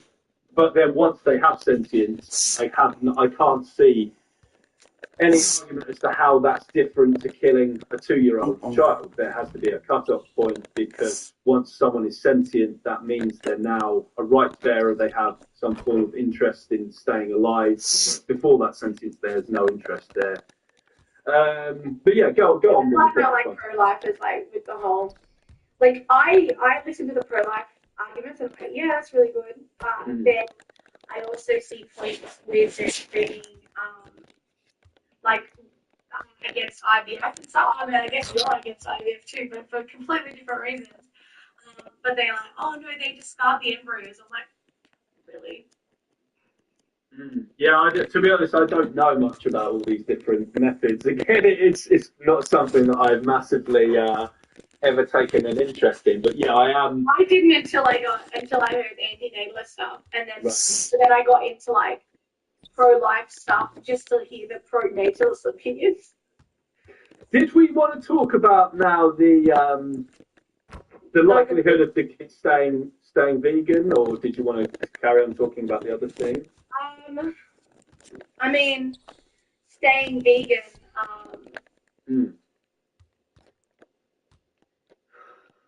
I guess it's just like. Okay, let me ask you a spicy question that will get the ball rolling on this. I guess my question to you as a vegan is why would you, Emily, think that it's okay to gamble with the lives of pigs, chickens, and cows by procreating when you could just not, and you could just ensure that not another single sheep, chicken, or cow would ever be harmed, essentially as a result of you? So I guess that's just goes down to the fact that my pro-natalist reasons, like I believe in like that bringing children to the world isn't wrong, and I think that it helps society to bring people to assist in further economic development. Okay, but what I'm more trying to get at here is the lives of those farmed animals that you'd be gambling with by having a child. See, one of the things that would always keep me up at night before I had a vasectomy, like I would literally wake up in cold sweats having nightmares about this, is I get someone pregnant, whatever, and then I've just basically created an endless chain of carnists, potentially, who will wage war on the animals. Whereas I could just end my lineage now and that just not happen. And if I ever did want a kid one day, which I don't want, by the way, I would just adopt, because at least then I've taken someone who's already in existence. And if I can't turn them vegan, well, it's not my fault because it's their parents who had them. So it wasn't me. If I was to have a kid, I would do everything I could to raise them vegan if I procreated. But it's a massive reckless gamble. Like, there's just no way we can ensure. And unfortunately, we see evidence of this in the animal rights movement. We've seen notable animal rights activists have kids, raise them vegan, and then the kid go on to fund the animal holocaust. So it's like you undo your own veganism by I having a think kid. that, so I guess it's not really antinatalism, like, but like, I guess I'm just, so I think what happens is, because they're raised, just because they're raised vegan doesn't mean they're raised in a vegan environment. And most, like, parents, they send their children to to school, and school isn't vegan. No. So they have school friends who aren't vegan. Yeah. And they are not taught the stuff about veganism. They felt like the odd one out. But see, for me, I'm planning to homeschool. So there is a homeschooling community, so they'll have friends and everything. They'll have other homeschooling friends that they'll hang out with and create friendships with. But they won't be in, a building with carnists. Did you just drop an F-bomb? Indeed I did. A rogue mango flavor bomb. So I think the chances of them being indoctrinated by friends and the environment at schools, and they won't have that because they'll be home. Yeah, I understand the importance of risk minimization, and that's great that you'll be raising your kid in a way to make them as least carnist as possible and ensure that they will. You're doing everything that you can possibly do, it sounds like, to ensure that they'll stay vegan. Unfortunately, the risk though remains, and I just don't see it as an ethical risk take. These things just can and do happen. Vegans do raise their kids vegan in heavy animal rights environments, and the kid just says, "Mom, I want to eat what the other kids eat," and then, or they rebel. Or, things can happen as well, like they rebel against their parents. Oh, my overbearing mother, she forces me to eat vegan food, and I can't eat the Big Mac like the other kids. So, and I made friends the other week with these kids, and they were having cupcakes, and I really wanted one, and I couldn't have one. And there's all these fucking pressures that are just surrounding our kids right from birth. Yeah, but that's even more reason why vegans would have kids, and then you can surround them with other vegan kids. But what those vegans should just adopt. But most people aren't eligible to adopt, though. Well, again, I don't. Then the alternative is that they just don't have kids. I mean, for me, this is just no issue. I mean, it's either you adopt or you just don't have a kid. If you don't get eligible for adoption, then you just say, well, I'm not eligible, because there's no, for me, morally justifiable reason to create someone just because we're not eligible for adoption or whatever it is. Ultimately, as an antinatalist, I believe that it's the decision to procreate is just purely selfish. There's no actual altruistic reason to do it, whereas adoption is the altruistic thing. The same as adopt, don't shop with animals. It's like buying a puppy from a breeder or adopting one. Adoption is altruistic if there's a need for it, which, if you live in the West, there is a lot of people who have fertility issues, and so there's the list is so long to get a child. I know several people in Australia who were on the list for 10 years and never got a child, and they paid out all that money and they couldn't get a child because there's just not that many children being put up for adoption as there is people trying to adopt. So it's one of those things where it's like, but there's no need there. Like, there's no need for people who can, like, who don't have fertility issues to, like, put their hand up. Like, it's not like, oh, we need more people to put their hand up. We don't. That's why you don't see adoption ads, because it's the opposite. There's more of a need for kids to be adopted than there is for people to adopt, because the adoption list is very long. They say that it's a minimum 7 years wait.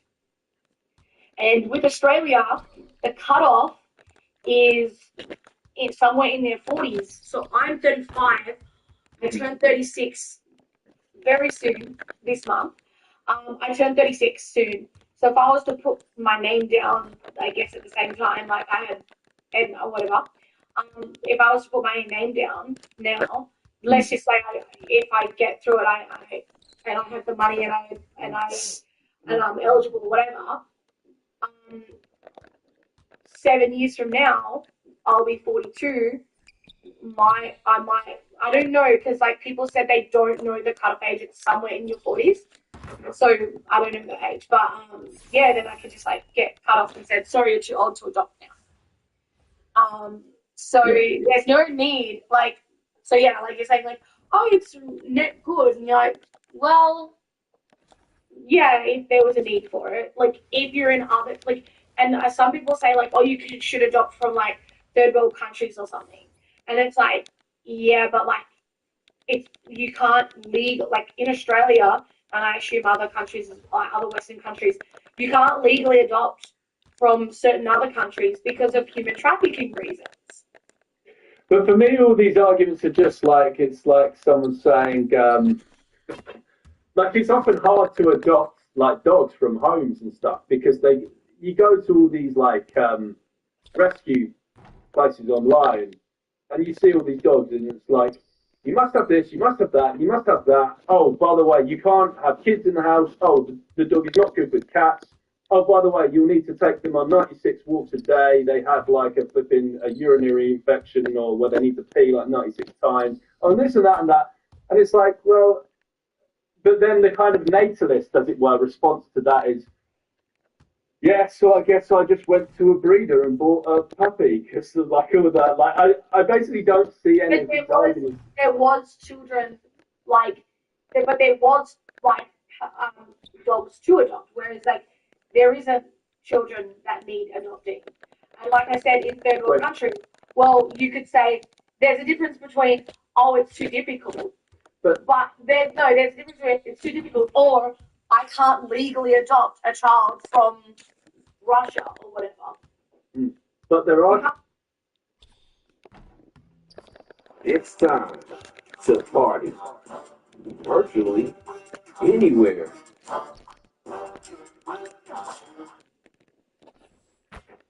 But there are. You can't adopt. Like, there's a lot of kids who adopt in Russia, but they won't allow you to. Okay, yeah. In any case, though, I guess my argument is like this would be the same as just like you find no dogs that you're able to adopt, so instead you buy one from a breeder. I guess that's the analogy I'm making. In any case, there are loads of kids in need of adoption. I don't know about the exact numbers. Maybe you have the figures. You're saying that there's too many. Is it? No, there's more people on the waiting list waiting to adopt children than there is children to adopt. Because I know people who have been on the, like, and that's the thing, like, oh, you have adoption. I'm like, I know people who have been waiting years on the adoption list and they didn't get a child. They got approved, they paid the money, and they were sitting there waiting and they couldn't get. But the difference is that we have lots of animals, right? In, like, I don't know about England, but like we have lots of animals sitting in the pound and they're perfectly good and they don't have any of this other stuff that they could that they could adopt. All right. Well, okay. Yeah. Well, let me phrase the question this way. If it was the case that in Australia there was only a few hundred dogs that could be adopted, and there was a giant waiting list for people to adopt dogs, would you accept a vegan saying, I just went and bought a dog from a breeder because I wanted a dog, but there's only 100 dogs available for adoption in Australia? I have to think about the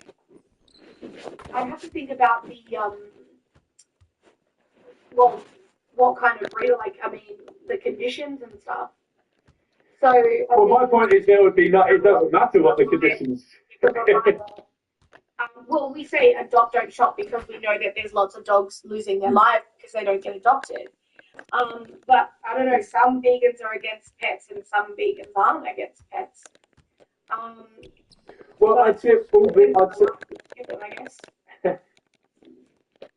I would say it's an inherent part of veganism that we're against the concept of pets, as in like breeding animals to use as like domestic, toys and whatever it is. We just have a pro-adoption stance, and I guess that kind of you bitches fucking retarded. intersects with them antinatalism in that way. I guess is my part of my point. Because what I'm saying is, I think kind of the arguments you were using a moment ago, it would sound like to me someone saying, I really, really, really want a dog. And, as a vegan, I believe in adopt, don't shop. But I really, really, really want a dog. Like, I'd be really, really upset if I couldn't have one. There's only 100 dogs up for adoption in Australia. And, the waiting list is 7 years' time, and blah, blah, blah. And there's all these requirements. So I'm thinking about buying from a breeder. That's how I see the kind of native. Okay, no, but that just shows that. Okay, first of all, like saying there's only 100 dogs. Well, no, it's in those 100 dogs have already been adopted. There's no dogs to adopt. So that's very different to there's heaps of dogs in pounds that need to be adopted.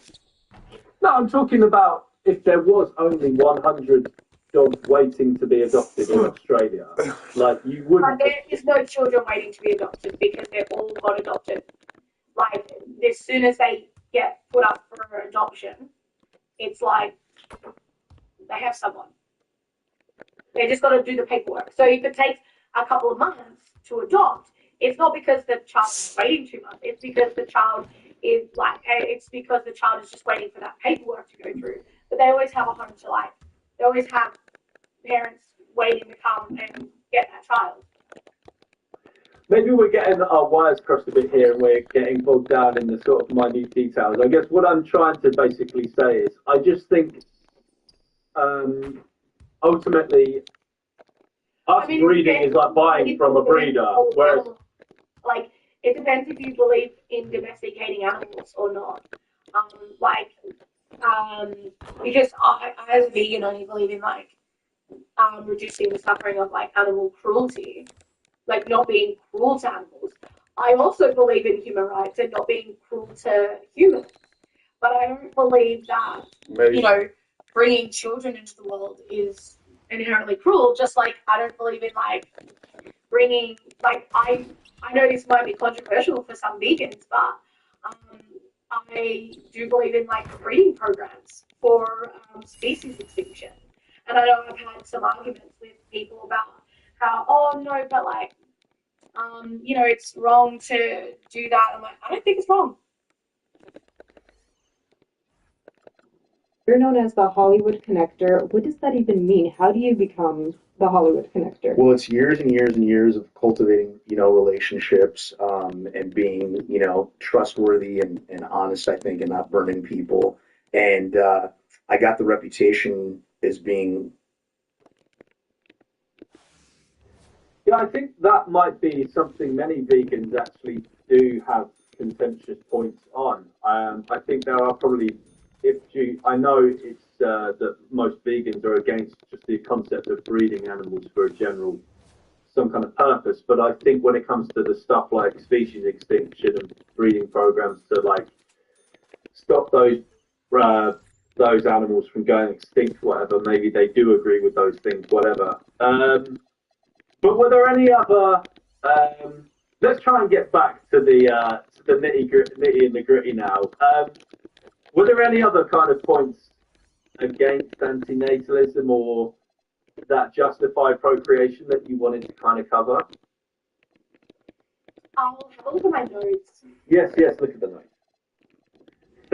It's like, this depends on like your stance, but like, obviously, because like, some people say, oh, overpopulation, so I've got, but I know you're not for that. Like, I know your antenatal stance has nothing to do with population, but I do have like.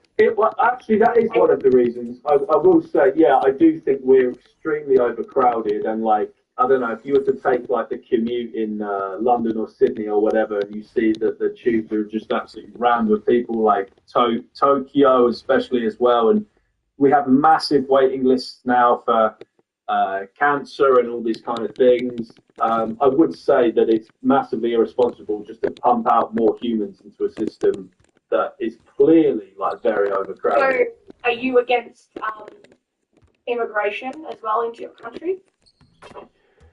It would depend on who the person is and what the resources. Like, you have limited resources, and the thing is that if English people, like English is in like whoever's a citizen or a resident, right? If English people they have, like, if they don't have enough children, they'll just immigrate. Like, they'll just bring more people to immigrate into your country for sustainable economic growth. Well, I don't want any country to exist, so I mean, it's not really my interest. I want there to be no humans on the planet. So, yeah, I know that, but like, but you got into the point of overpopulation, so yeah. that has nothing to do with like the other anti-natalist points about not wanting any children in there. So not wanting any people. Well, I mean, if my parents created me to say, George, we want to create you to for anti-immigration purposes, like I wouldn't. No, I'm not saying that. I'm saying with the whole overpopulation. You're saying, oh, well, if we have more kids, then there'll be more restraint on the resources. Okay, does that mean that you're also against immigration because they also do the same thing where they put more, like, because you've only got so many resources built, right? Like the tube, you've only got one resource built, and it's and you have what was it? And would you be against like more people immigrating to the country because it's going to put a strain on the resources? Yeah, it would just have to go. We'd just have to go over it with a fine tooth comb, as if it were. There would be like a certain, where jobs were needed, where they're not needed, kind of thing. I'm generally pro-immigration, but I'm also pro-immigration control, if that makes sense. So I think there needs to be controls, but I don't agree with just flooding the country with people, and I don't agree with people just popping out kids when there's clearly a huge strain on the services. See, there's not a huge strain on the services here in Australia. We're like really good. Australia is underpopulated. We miss out on a lot of things that you may take for granted because we don't have the population. And so, yeah, like I see the doctor today. Not today because obviously it's nighttime, but if I wanted to see the doctor, I just go straight away. I have all my like medical stuff except for one ultrasound I have to pay for, but like the rest is there, and then I get money. Like not that I'm doing it for that reason. Obviously, you know that I do want to have children, but when I have a baby, I'll be getting like money from the government for having a baby because we want more. The government wants us to have more children. Our transportation. Our transportation is underdeveloped, but it's not overcrowded. And I mean, yeah, like I used to catch the train at peak hour and it would be fine. There's many things I wish I knew. Ah, tomei assim que eu cheguei do glute.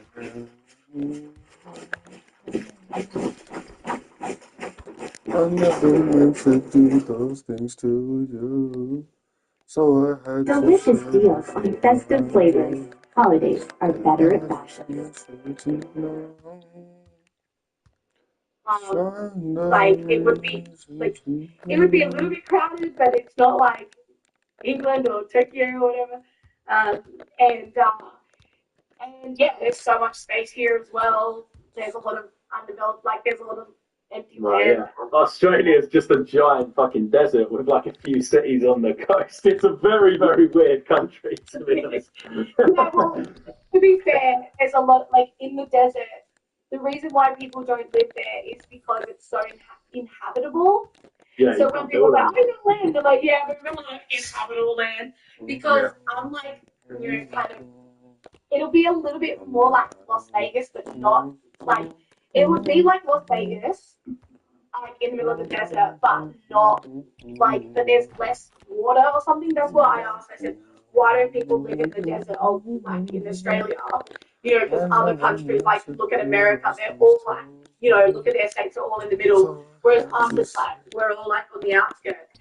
And they said because they still have like really big water that goes into the things. So yeah, I mean, the thing with economic growth is that you're able to create like with more humans that are educated, you're able to like come up with more solutions in like space and like infrastructure. Like for example, like our trains, yeah, like we're not overcrowded, but our trains are really slow. Which is so weird because in America, so it's America. and the trains are just slow, but they have so much population, and it's like, but they don't have like fast trains and stuff like you guys, like in Europe and England and stuff. You guys have fast trains, like because I went to England and I know that it was really quick and everything. So I don't know, like America's a little bit backwards there. They don't care about their people. That's what they know. I remember when I went to America and they were like, and these two people from Texas were like, oh, you should drive to the city. And I said, oh, I don't really want to drive to the city because I rented a car. Yeah. And I said, I don't really want to drive it. They're like, oh, we'll just get an Uber. And I'm like, well, isn't there any public transport? They're like, no. And I was like, really? Yeah. And no, hang on. And then I asked some people at a hostel I met, so after them, I asked some people at a hostel, and they said, oh, why don't you just catch the bus in? I said, I didn't know there was public transport. Like, yeah, there's a bus. And so I took the bus. You know how much it cost me? How much? $2.20. It was like, it was so ridiculously small. And I was like, these people, Americans, were trying to say, no, just catch an Uber and pay like $30 or $40 instead of paying like $2.20 and just catching the bus. It's just like some of their mentality as well. Yeah. In cars, but When I started Walton Goggins goggle glasses, I had no idea what I was doing. But GoDaddy Aero does, using AI to build a logo, website, and social content, so I can let the world know if your goggles ain't Goggins, they don't belong in Goggins.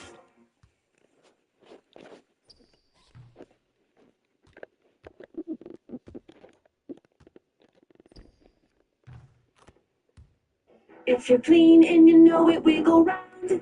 If you're clean and you know it, boogie down. New skin essentials wipes are as gentle as they come. Zero harsh something to go clean off your bum. Tapata. But there obviously is a lot of Americans would prefer public transport, but like they don't upgrade that. So it's like you've got the population here in Australia. It's different because it's like, well, we don't have the population to like, to fund into like having more public transport. Like as in, to have more like trains and buses and stuff, and like I get that, but like in America, it's like you've got the people. If you upgraded the system.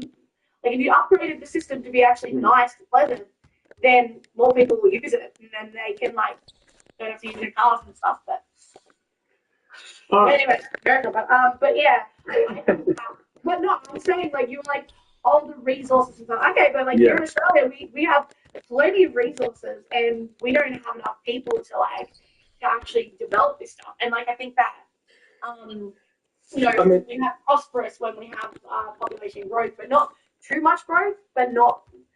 That's the thing I've been reading about the economy. And you've got to have a fine line. You've got to grow, but it can't be. You can't be smaller than that. Like you can't reduce, but you can't grow too fast. You can't reduce really fast. Yeah.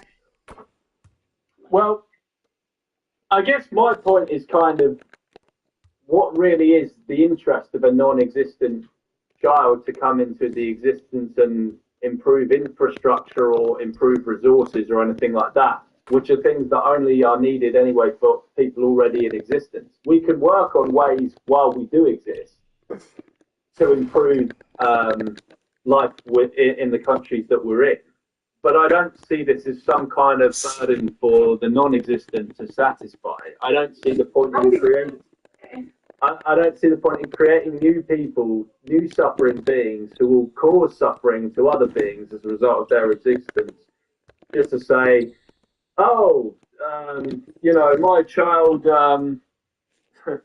did this for the economy or something. I just think these are pointless, kind of arbitrary things assigned, forced on us once we are alive in this system that we're ultimately slaves to, cogs in a giant machine.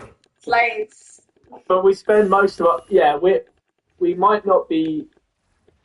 There's degrees of slavery to an extent. I think we're not slaves like animals and farmed animals are slaves. We're not slaves like that in the super literal sense. But in a sense, we absolutely are slaves because we're born into a system that we didn't consent to being forced on us, and we have no real choice but to actually abide by the rules of that system, or face massive suffering, be it that being out in the cold or being homeless or facing imprisonment. Does that make you feel like better or worse about being alive? For you personally, being alive? There's no need for me to have been born, so it doesn't like. No, I'm not asking that. I'm just saying, like, you being alive already. There's the thought of like this pointless, life is pointless type of thing. Does that make you feel better about the situations you have to deal with, or does that make you feel worse? I don't necessarily take the position that life is pointless. I think once we're born, I think there's important things that while I'm here, I can actually try to reverse. But these are all humanity's doing. These are all like, while I'm in existence, yeah, there's a load of shit things that I will need to kind of be here to actually reverse. But I don't see any of these. These were all kind of interests that were developed as a result of me, and as of a sad result of humans infecting this planet. What makes you think you're infecting the planet? Well, you as a vegan know that we are. Like, look at all the horrible shit that we're doing all over the earth. Like Yeah, but we're the only ones that have sentience to actually be able to understand that. Again, animals still suffer in the wild. Like it's not like everybody was like living in the Garden of Eden and then Adam and Eve come along and ruined it all. Like, you know what I mean? It's like this. Well, we ruined a lot, didn't we? I'm not saying life for wild animals was great before we're here, but number one, we haven't improved life for wild animals. Number two, I don't think we will improve life for wild animals. And number three, we've domesticated animals. Their ancestors are wild animals, and we colonized them. We rounded them up, enslaved them, raped them, murdered them, and they're now the slaves in our modern food system. So I don't think that we've infected this planet. Human history has just been a complete blight, a complete stain on this planet. All that we've brought to this planet is war, rape, slavery, bloodshed, and murder. I don't see any kind of good argument for it. Murder, like rape. Yes. Yep. They have. And I wish. Yeah, and I would, but that doesn't mean we should just that doesn't give us an excuse to. Of course not, but we are the only ones. Like animals, animals don't, or at least don't act on morality. Where we do, we have the idea of, ultimately getting, improving the earth and improving life. Yeah, but it's not happened. We've had how many years to do this now? Hundreds of thousands of years, and we've just not done anything. All we've done is It's a long time for you, but maybe not, in general, maybe it's not that long. I don't know. It depends what you, that's your perception. It's been a long time. That's your perception that it's been a long time. Well, I think Linear binaural mod devices uses dual mode stimulation to soothe tinnitus. Linear combines sound stimulation and multi-pattern tone pulses to activate hearing and sensory pathways. This dual mode approach weakens tinnitus pathways and helps the brain to. Well, I think we can all agree we've been here for too long and not actually done anything good to this. What have we done that was good? We've been here for hundreds of thousands of years, millions of years if you're talking about our ancestors and stuff that we've actually evolved from. But what have we done on this planet in our whole existence to actually say, thank God humans came into existence? Look at all the things we've created. We've created animal agriculture, child trafficking, slavery, war, religion, all of these things that have just been have been a complete blight on this planet. Well, has it? Wild animals, they torture. I'm not denying that. No. Yeah, but how does that mean that human existence has been good just because wild animals do that horrible shit? I don't want wild animals. They're animals as well, so yeah. And that's it. But I'm saying that I believe that we're a higher sentient. So this is the only reason why. Do you think that a cat, a dog, or a cow thinks about ones that are free to maybe they're kind of thinking, oh, should I bring kittens into the world? Because otherwise, most likely they're going to suffer and die. The fact that we're able to even have this conversation shows a higher. Yeah. It's a higher cognitive thing. Yeah. Think about the improvements we had in humans. Obviously, mentioned we're going to but the Western countries pretty good. We have pretty good human rights here, and well, yeah, it took us long enough though. It's fucking. Yeah. If you look at medieval times and shit, and just the horrific thing, I don't think it was ever justified that all those humans were sacrificed on the altar of, oh, one day there will be a nice society where, and actually, you could even make the argument, due actually to animal agriculture, that despite if you take medieval England, for example, it was much more brutal, much more brutal from a human perspective. But there's probably now the actual argument that there's probably actually more suffering now in England when we're more progressive and have more rights because we've now got these giant fucking factory farms. Oh, right. We're working on that though. Well, but we're 99.9% of the world is not vegan. It's not we're not working. Animals aren't as sentient as animals aren't as sentient as humans. Yeah. As well. But what? So I think it impacts someone more, just like it would affect a cow would suffer more than a fly. Mm-hmm. Because of the higher awareness. Yeah, but animals are pretty good.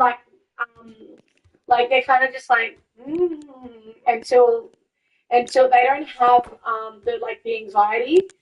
They're kind of they'll be doing their thing, and then if they hear something, then they'll be like, then they get a bit worried. But then if it goes away, they're like, whoop, you can just like easily go back to it. Whereas like humans aren't like that. We're constantly like thinking about the future and like have anxiety about that. But when animals don't. Yeah, but what's the overall point you're making here? That is it that we need to be here, or that our existence has overall been good on the planet? What is it you're saying? No, I'm just saying, like, you were saying, oh, but now we've got factory farms. And I'm like, yeah, but I still feel like humans would suffer more in a factory farm than an animal in a factory farm. Because of our... but that's not any kind of argument that I'm... No, you just said that, oh, it's worse now because of that the factory farms than it was back then. And I'm like, no, I'm pretty sure that it was... Oh, no. Oh, okay. No, but animals are still sentient enough for there sufficiently to be much more suffering. And if you look at the work of like Richard Dawkins, for example, he mentions that animals likely feel pain more than humans do because humans are more intelligent. And animals' pain receptors have to give them a really strong warning to say, don't do that again. You and I, we don't need to stick our hand in a fire to know that that's going to fuck our hand up, right? Mm-hmm. There are certain animals where if they get closer to that fire, they might feel that burning sensation in a more intense way than we would, because their pain receptors are saying, don't do that again, don't do that again. It's a warning signal. So the horrific thing is when those chickens and pigs are being boiled alive, and this is happening right now in the UK and in Australia, mm-hmm. they're probably feeling it in a more intense way than we would, or than a human being tortured in medieval times or whatever would, which is the truly horrific thing about what we're doing to animals as well.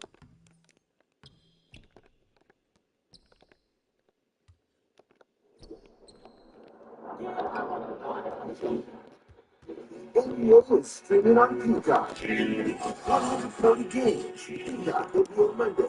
Coast to Coast Tuesday. And one epic 2026. Yeah, I think the problem that I have with your stance is the fact that, like, you think life in general is pointless. And I know you say, oh, but I'm like, dude, that's what all your stuff is leading to. Like, there's no point in being alive. There's no, because of, like, the suffering. Like, I do think there's a point to life. I think that the point of life is to be alive. There's points that we can create for ourselves once we do exist. Like now that I exist, I have motives and stuff in life. I have a point to living. I have a point to doing certain things. I have goals that I want to achieve and desires that I want to act out. And you would have that if you weren't brought into existence. Right, and that would be good because I didn't want any of these wills assigned to me. I never chose any of these. Want that? Sorry? What happens if someone does want that? Well, what if they don't exist? They don't want anything. Yeah, but once they're in the world and they know, then most of the time they don't want to leave. So it just shows that most of the time they want to be in existence. Yeah, but unfortunately, I think this is just how humans are prisons of their own brains. If you're talking about suicide, it's an incredibly hard thing for our animal brains to actually enact.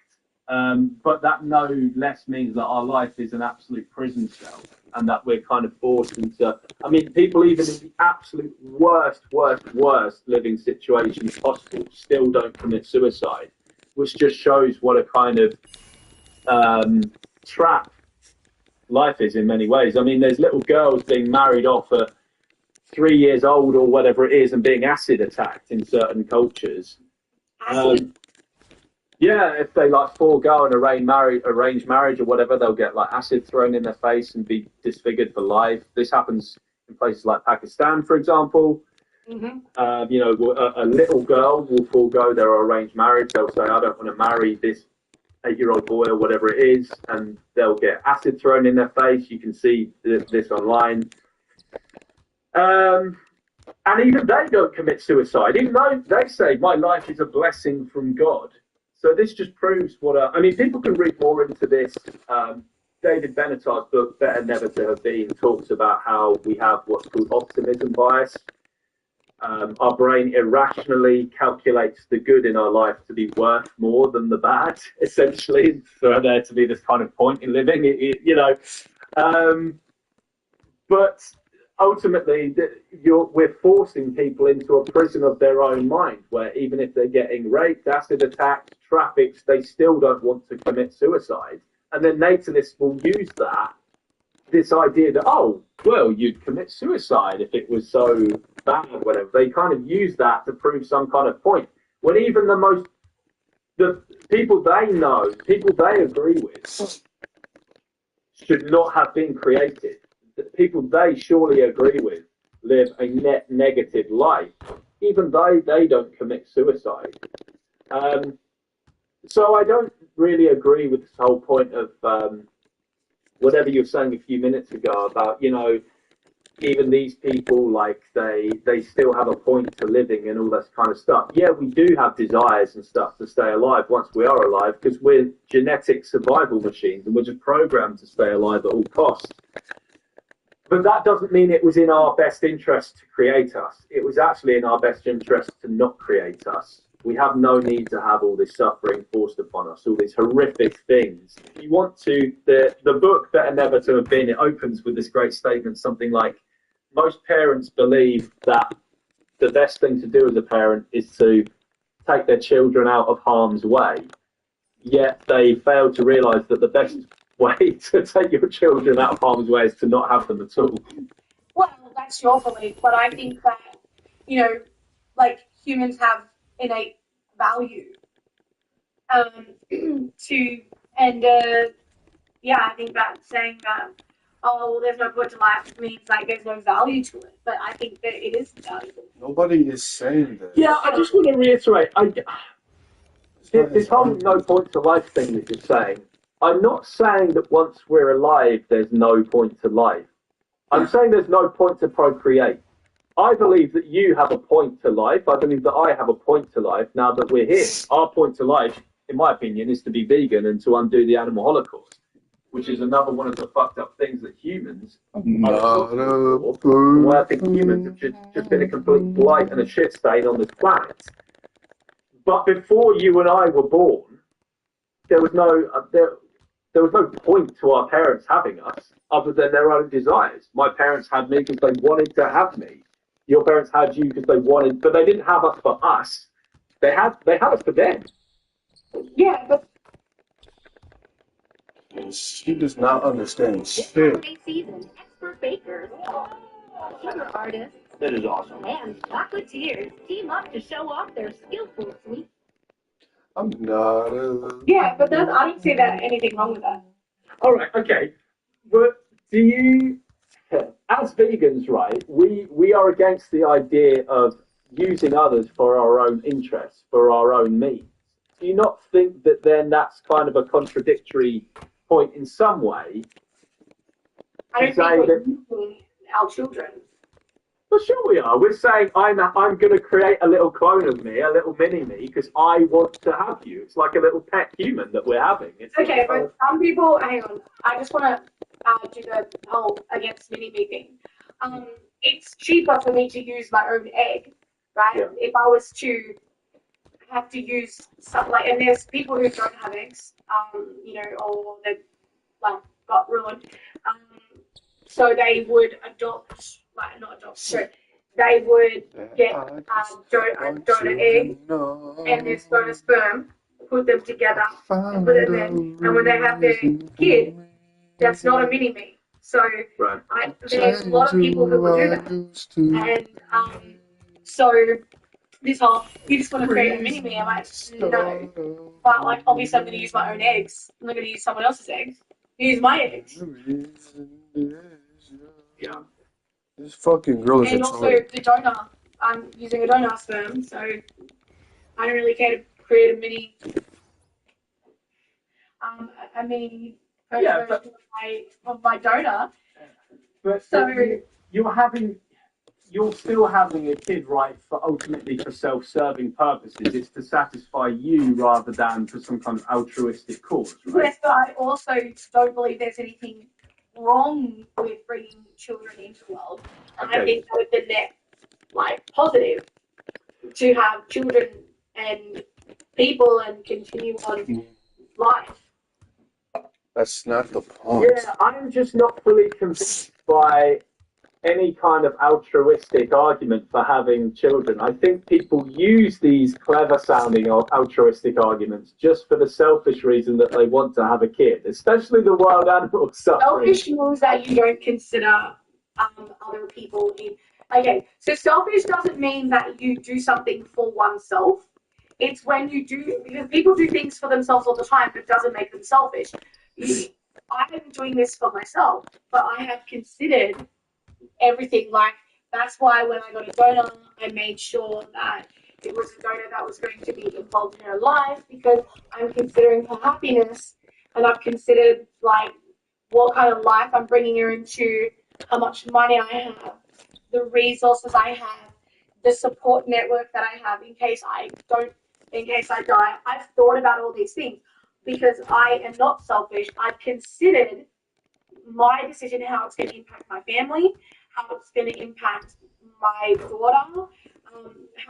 So it's not selfish because I have considered other people in this, everybody involved. Yeah. Yes, but yes, I am doing for oneself, but I have considered other people and the baby.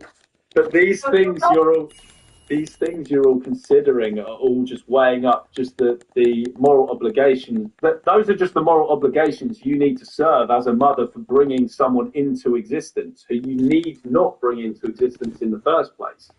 I'm talking about when a parent chooses to procreate, they're not actually doing it because they believe that they're not doing it because it's some kind of good altruistic thing to do for the world.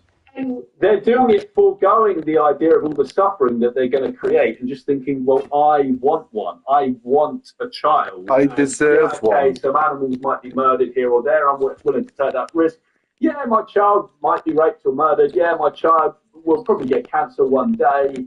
But, I just want one. So that to me is kind of the reckless, selfish gamble that people take as parents by choosing to procreate. You do that with everything you do, in your decision making. You're taking a gamble. When you get into a car, you're taking a gamble that you could accidentally hit someone. And yes, you're taking into the moral considerations of all the things of, I'm gonna drive under the speed limit. I'm gonna follow the rules. I'm gonna be vigilant and stuff. But ultimately, when you get into the car, you do certain other things that you enjoy. You're not necessarily you could cause harm to another person. Yeah, sure. No, there are many things I do in my life that I would totally admit that are to a certain extent selfish. But I think one of the most self-serving, whatever you want to call it. But I think one of the most selfish things we can do, one of the most self-serving, whatever you want to call it, things we can do is procreate. And hey, most. Because you're creating all of this harm and suffering I'm not creating harm and suffering. I'm creating a person that has with a nervous system and a brain who will suffer, who needed not exist. No, she did not need. She did not need to exist. It's one of those things where that is life. You're known as the Hollywood Connector. What does that even mean? How do you become the Hollywood Connector? Well, it's years and years and years of cultivating, relationships and being, trustworthy and honest, I think, and not burning people. That is life. In order to get the good things, you have to miss the bad things. No, but why? Okay, but why impose that risk on someone else? I just see that as totally unfair. Parents even say life isn't fair. They say, when you tidy your room as a kid, right, you'd have said, your mum would have said to you, Emily, you've got to tidy your room. And you would have said, but mum, that's not fair. And your mum said back to you, Well, it was more my dad said, "Life is fair." Right. I'm not planning to be one of those stupid parents anyway. Yeah, so like I guess it's like not just the potential for happiness and fulfillment, but like I reckon they will. Like everybody does have happiness and fulfillment, just like most people, like The only two things we can actually guarantee our child, though, is suffering and death. Yeah, there's a good chance your child will have happiness and fulfillment in many areas of their life. But number one, I'm not. I can guarantee that they're gonna have some kind of happiness. Well, you can't actually guarantee it because they might be born with, unless they know already by the pregnancy scan, I don't know. They might be born with some debilitating condition like Stephen Hawking has, or whether it's paralysed from very early on, or they have the ability to have happiness. Not in any meaningful way, really. I don't know. I think that Stephen Hawking done a lot of things that I think is very fulfilled in. Hawking did, but I've seen some horrific footage of people. Like there was this guy in the UK who had to get the right to die. Tony Nicholson, his name was. This was an awful case. He had like locked-in syndrome, and he was trying to get the UK government to give him the right to die. And the UK government kept saying, no, we won't give you the right to die. And he ended up, I think, going to Dignitas in Switzerland where they could give him the poison antidote thing to kill himself. But he could hardly move a muscle. Like this guy who was once a young, handsome rugby player, he spent the rest of his life just sitting in a chair, in his own waste, just like crying and just his every single second was torture. Every single second, waking second of his life was torture. And I think one of the hugest gambles actually we can take by procreating is having one of those children who has such a debilitating condition that every waking second is just torture for them. And they will have no. And he ended his life though? He did end his life after much fighting for the legal system. Well, his wife had to do the fighting because he couldn't write a single or say. He couldn't speak. He couldn't write anything. So his wife, he could only. He had to type through a computer through his eyes. He would just literally look at the screen like that and think he'd blink like to say enter. Like it'd take him like an hour to write a fucking sentence, the poor guy. Yeah, he did. He did ultimately end his life. But do you not think that it was unethical that his parents had him because he was forced into that situation? Like that was one of the. This could happen. So even if you're, and I strongly hope this doesn't happen to your little girl. Even if it doesn't happen to your little girl at birth, this is one of the things that could happen to her later in life. So these are just the horrific gambles that we take as a parent. Like. That I just don't think is worth it. I don't think we have the right to impose such horrific risk on someone else. I think that we do have the. I think that we do have the right, we do risk it, because it's. I don't know, you have that's the point of life. I don't know, otherwise it wouldn't be any life. I don't know. Well, good. Well, as I say, I'm not just an antinatalist. I'm an epilist as well. I'm not a perfect person.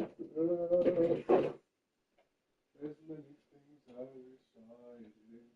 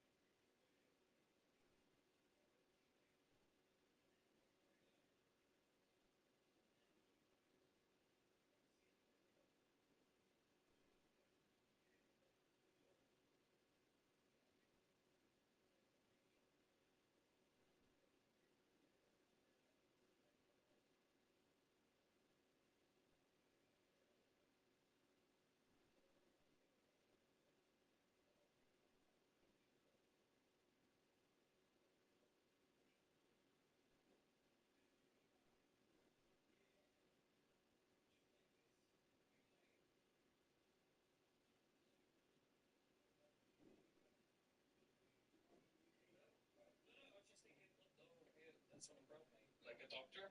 So I remember the doctor going like that, like, oh, I'm gonna grab his head. It could be it was a bath. Think of it. It could have been a bath, and my mum was taking me out of the bath.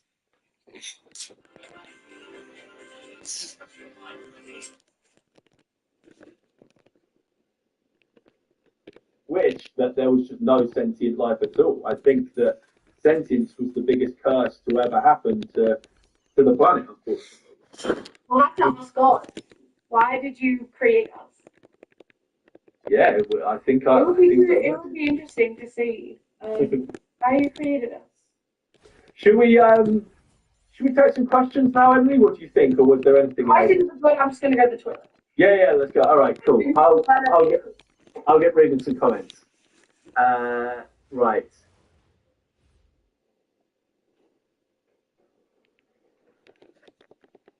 I'm gonna look at a few of the live stream chat. Oh, blimey, I haven't even been looking. I see that it's getting very. That's the reason it says, how common are those cases though? The government didn't give him that right because it's a slippery slope.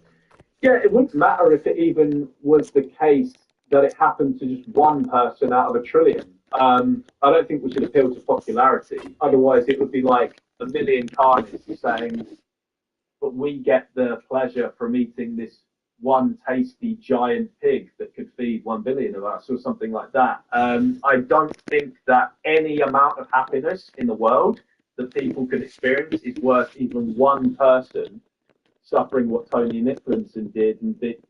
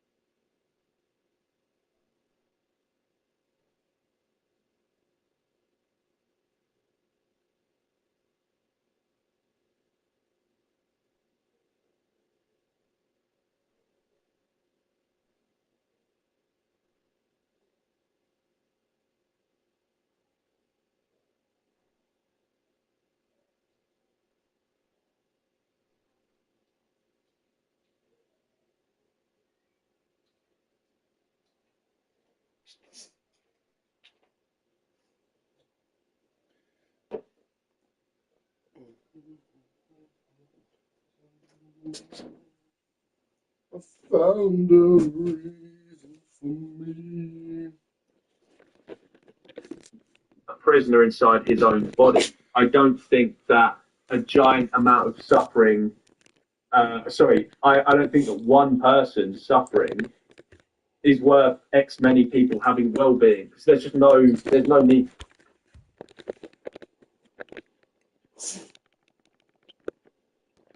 Actors. We can make you believe we know what we're doing, when in fact, we do not. Oops. I have no idea what these buttons do. I've never driven a stick in my life. Oh, my this whole year. Small business owner, because I have no idea what I'm doing. But GoDaddy Arrow does, using AI to build a logo.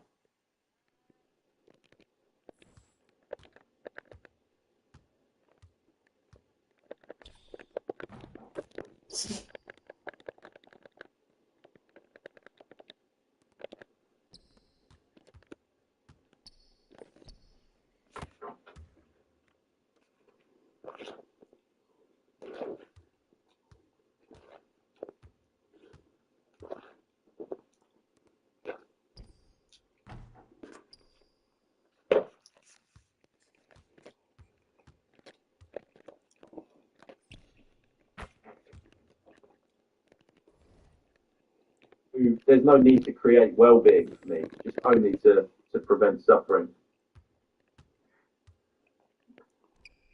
MJ says, I had epilepsy when I was younger, had kidney stones, wish I had never gone through it.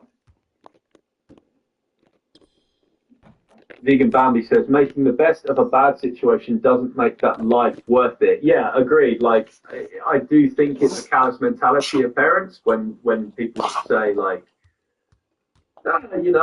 you can just do this to get over it, or, depression is one of the common ones for that. Depression, you can just take some meds kind of thing. The idea is I don't think a child should be in that situation in the first place.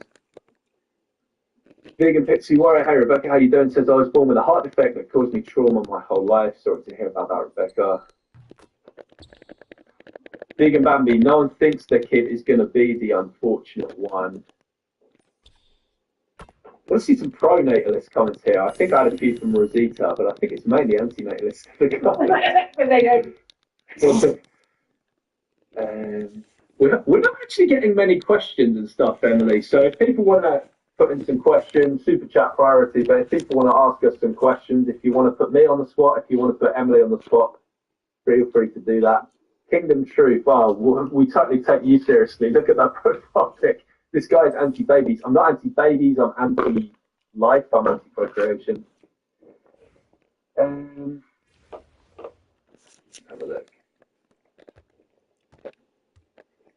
Here's a good one. Olive White Blue. All right, Emily. What compelled Emily to have a baby? So it's kind of hard to say because I've been wanting to have a baby since I was like 16. I've known that I wanted to have children from when I was a teenager. And I just like it's just this one like there's a few reasons. One, there's like a strong maternal urge to have children, and another thing is like that. Well, I love babies. I love babies, and I love the idea of raising children, and that's just something that I've always really enjoyed doing. And I don't know, I just find immense happiness in having, like in being with children and having my own and getting to decide how she's going to be raised. It's just overall happiness, I guess. Okay, cool. Thanks, Emily. This is a good one here from Rosita. Rosita, what caused you to come to such a dark place, George? I'm shocked. Well, I consider myself generally a pretty, like, I'm not a super guy, you know, I'm not some kind of emo or something like that. Like, I still experience joy and stuff like that. But if you're talking about what really made me become a realist and realize that, like, life sucks, it was me being vegan. Before I was vegan, I was very pro-human. I thought humans were this great thing for the planet. Then I watched footage of the animal holocaust. I tried to convince people to go vegan, and I assumed people would go vegan, and it just failed. I thought everyone would go vegan. I thought I would just show people what happens to the chicks being shredded alive in the hatchery, and people would change. I then realized that humans are not the nice species that we say we are. We cause a lot of abuse and suffering, and people literally don't care. You can show them all the footage that you want. You can make all the convincing arguments that they want, and they don't care. I then came across Gary Yourofsky shared some raps by the animal liberation and anti-natalist rapper Mistro on his Facebook page. So I was loving his songs, and I got looking into anti-natalism and stuff like that, all the horrific things. Is that Gary Yourofsky? Yeah, Gary Yourofsky. Hey, Gary. He shared a rapper called Mistro back in the day. He was an anti-natalist and animal liberation rapper. And yeah, as a result of Mistro's work, I became very disillusioned with kind of humans, the fact that our existence causes so much harm on this planet. And from there, I also got looking into the suffering we experience as humans and how it's just not worth our parents risking gambling with our lives like that, toying with our lives when we can, and just shoving us into the foray of rape and torture and death. So I became an anti-natalist in about 2015. So yeah, hopefully that answers your question, Rosita.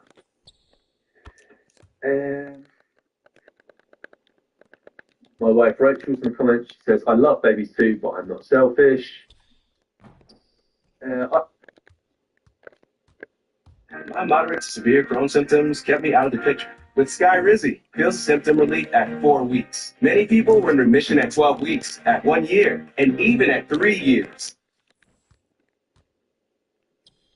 Ivy says, "Can't wait to make a proper comment about this when this is uploaded as a proper video. I agree with everything George is saying, although I do sympathise with Emily's feelings."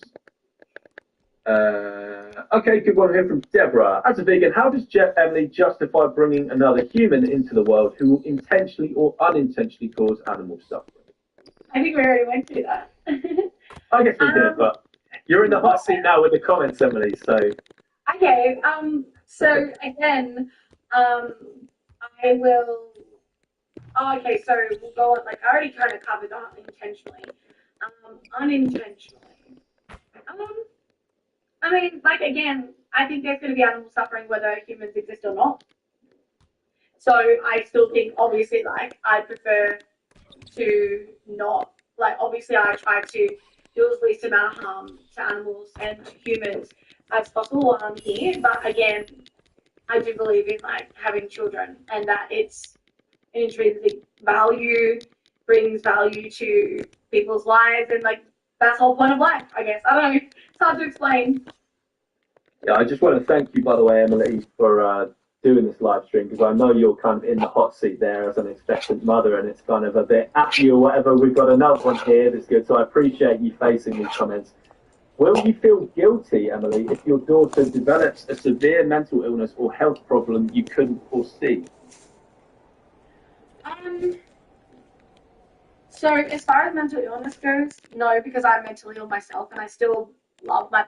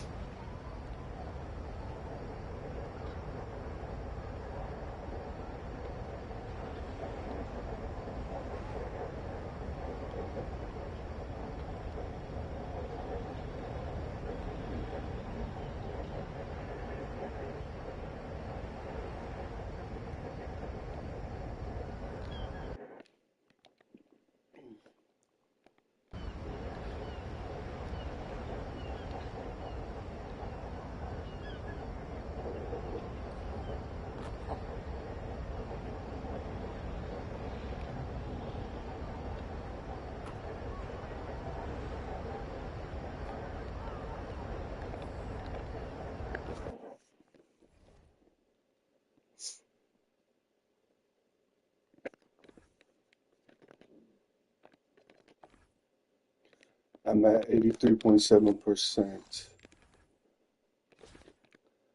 How much longer to get to 100 if each game is roughly 2 minutes 30 seconds, and I get 0.125 rep per game.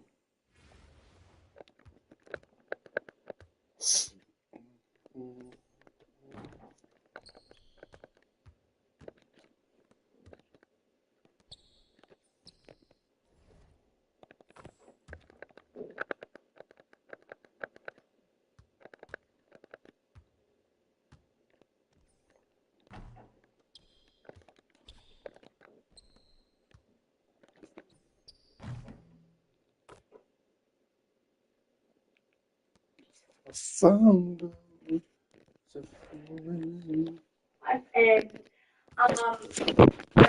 like I think it's sad if they get like severe mental illness and everything. I won't feel guilty, and health problem. I don't know. Like I know some like one of my best friends who has a really bad health problem, and yeah, like she has suffered a lot because of that. But ultimately, she she does want to she does enjoy life, and she has her moments just like everybody else, like where you have good and bad. Okay, cool. All right, Has Vegan says, life is beautiful and precious. How you doing, Has? I agree with you that it's precious once we come into existence. I think we have a strong interest in wanting to stay alive, as do animals, which is why I see murder as an abhorrent crime. I don't think life is beautiful. I think there's many beautiful moments in life, many, many beautiful moments, but life overwhelmingly is not beautiful. You're going to be chained to an office desk or whatever for most of your life, or for the animals that we murder and abuse throughout our lives before we're vegan, it's certainly not beautiful. Yeah, overwhelmingly, I would say life is very ugly, cruel, but our brain is due to optimism bias. We trick ourselves into seeing it as overwhelmingly beautiful, just as a survival mechanism, as a coping mechanism. But life is in the brain, really.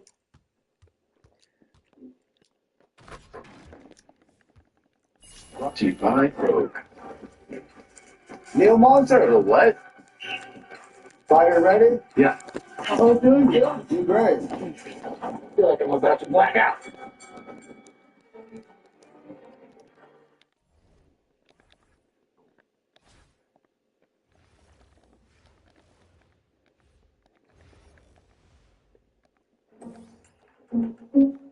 Omar, staff, don't tell me you're doing marketing. You steer the ship, let the crew help you grow. I'll train you. There you go. There you go. I think in the brain, though. Like, it's all about our perception of reality, not what reality like is. How we feel about it. Rebecca here, who's an adoptive parent, says, I just want to say that being a parent is the hardest and most frustrating job I've ever had. Don't get me wrong, I love my kids, but it's not easy. Yes, another thing to actually take into account, actually, for vegans who want to have kids. And Rebecca did this as an activist, and credit to her, she's still doing activism stuff. But there are so many vegans who actually have kids, and they don't understand how hard it is and how frustrating it is and how challenging it is. And Rebecca could tell you that, Vegan Pixie Warrior. She adopted. Yeah. We talked about it ages ago. And it's amazing she's still doing activism. But what I was just saying is there is a lot of vegans who don't consider just what a massive, massive task it is. I don't think they weigh it up. And unfortunately, a lot of vegans drop out of activism as a result of having kids. So guys, if you are choosing to adopt, procreate, or whatever, just know, Rebecca will tell you, it's very hard. I think when kids are little, you kind of drop off, but then as kids get older, you can come back onto it and everything.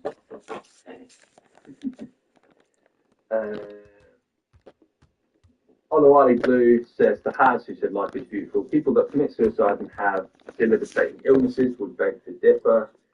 Yeah, I agree. I do agree that life is, as I say to Haz, I agree, it's precious when we're here. We want to stay alive. Murder is wrong, but I don't think it's beautiful overall. Rebecca says, I'm already bringing up my adopted kids to adopt and not pop. So a vegan and an anti-natalist parent, so they're all in one. So that's interesting. Eartha Rosita says, congrats, Emily. I'm excited for you. I'm glad that you didn't go the anti-natalist route. Did you want to answer that? Yay, thank you. Thank you, yes. Yeah, I think that, as much as, the thing is that in the West at least, people are having less children, so there is less children to adopt. So if you, like for the Pixie Warrior, if you are teaching your children to adopt, then just let them know that like there may be a chance that they might not get a child. So, I think. Yeah, and Rosita, also to save up and, as you would know, save up and apply young. Yeah, and I get on well with Rosita. So Rosita, if you want to reach out to me to either come on for a live stream and discuss antinatalism, or you want me to just send you the stuff that I saw that made me become an antinatalist in the first place, I'm happy to do that. But there's a whole world of literature and shit that I guess a lot of people should look into, because I guess to the average person, antinatalism is going to sound a bit crazy, a bit wacko. It probably did to me before I came across it. Because, you know, I thought like everyone, oh, life is amazing, and who wouldn't want the gift of life, whatever. But then I came across the arguments, and I was a little bit. I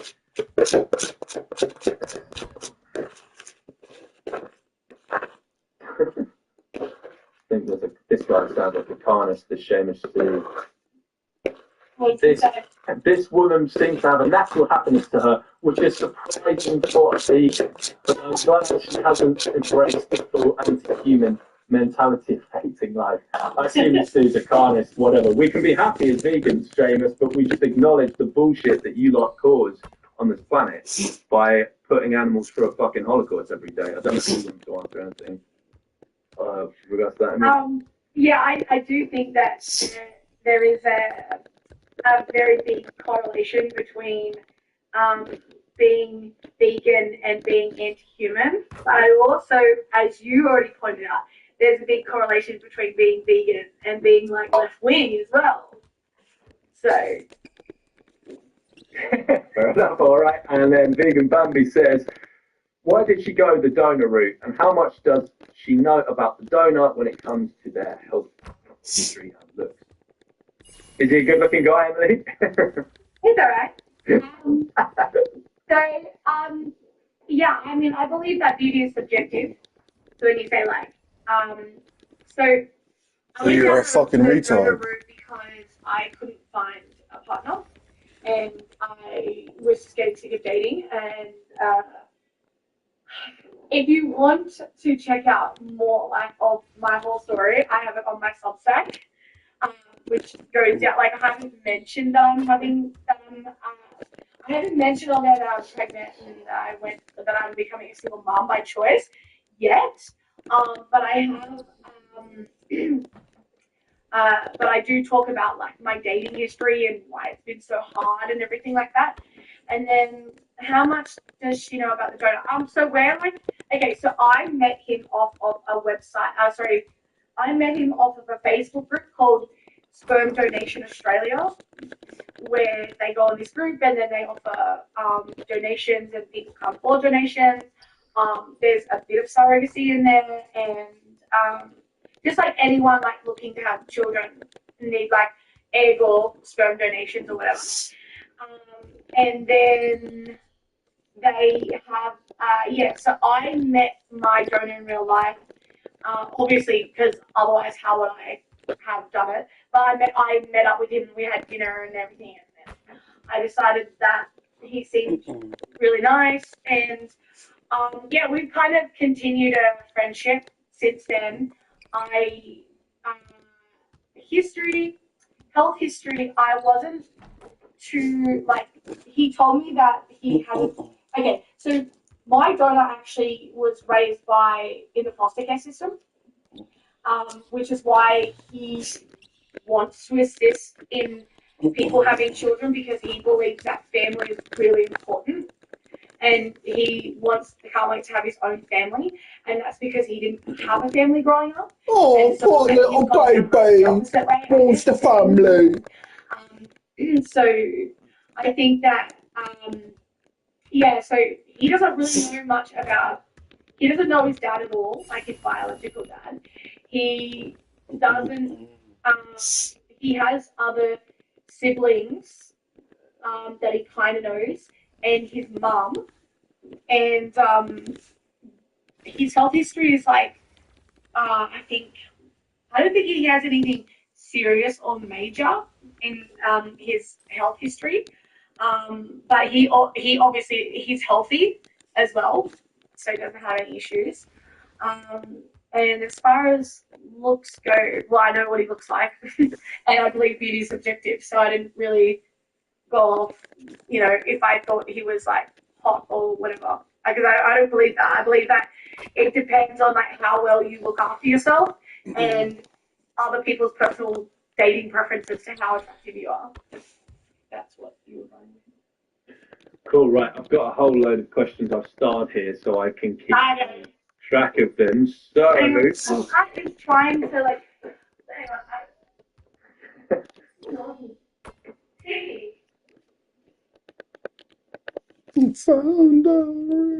I was rushed to the hospital, violently ill.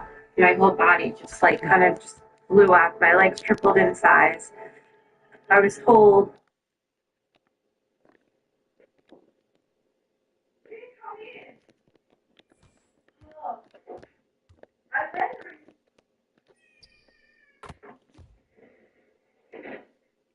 I'll answer this one quickly while Emily's out. George, are you going to see Pro Extinction? I'm not sure I know about it, so yeah, let me know about that. Okay. Oh, very cute. All right. There's one for you, Emily. Big and Pixie Warrior asks, she mentioned earlier that she won't allow her daughter to suffer. How will she prevent this? I didn't say that I won't allow her to suffer. I meant like I will be doing like everything I can possibly to not have her suffer. That's not true. I can't remember what that was, like what my point was, but if it was, I considered how she was, like how she'd be raised and all that. So that was just to say that I wasn't selfish because I did consider everything involved. So Cool. All right. Jeremy says, would you antinatalists feel guilty if you took someone to the hospital to fix their broken finger, but a car unexpectedly hit them on the way, causing crippling chronic pain? That's totally disanalogous, Jeremy. They're already in existence, and you're taking this risk for their own interest. Before someone exists, there's no interest in them coming into a world of risks, a world of cars hitting them, a world of finger breakings. So if you're comparing something accidentally happening to someone you're trying to help who already exists to forcing someone into a world of harm and rights violations and all these things that you need to do once they exist, then I'd just say that's totally disanalogous. Has Vegan says, another world is possible. The current state of the world is responsible for a lot of the pessimism. Not that having kids is a solution, but it's also not the cause of mass harmful ideologies. Well, in order for these ideologies to exist, humans need to exist. So, yeah, is another world possible? I don't know. We're trying while we can to fix that, but it's not working very well. So this is why I just think that, yeah, we can try as much as we can while we're here to do something, but ultimately, I don't have maybe the optimism that you has. Did you want to say anything on that, Emily? Yeah, like having less people won't fix won't make people behave better. Okay, cool. All right. Josh Banks says, are there alternative solutions that can be put in place to minimize suffering other than ending the human race, i.e. raising a vegan nation, technological improvements and societal change? Yeah, that's what we're trying to do. I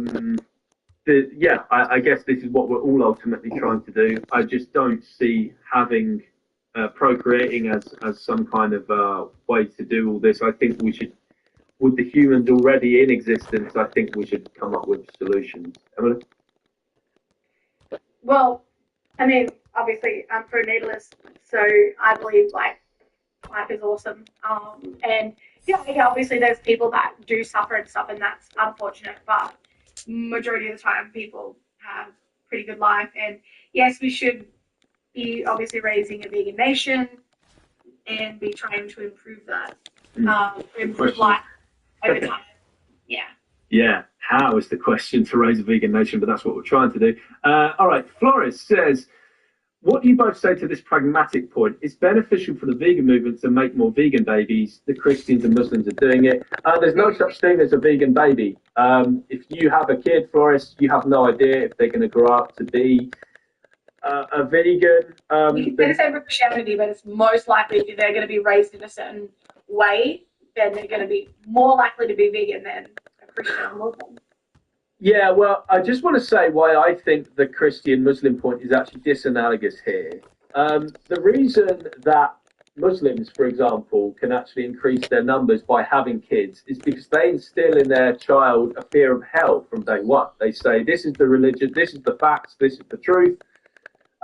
This is Allah, your God, this is the Quran, this is a factual, you can't disagree with it. If you disagree with it, you'll burn in hell in a lake of fire for all eternity. So that is how a child is trapped within religion from day one. Veganism doesn't have that fear factor.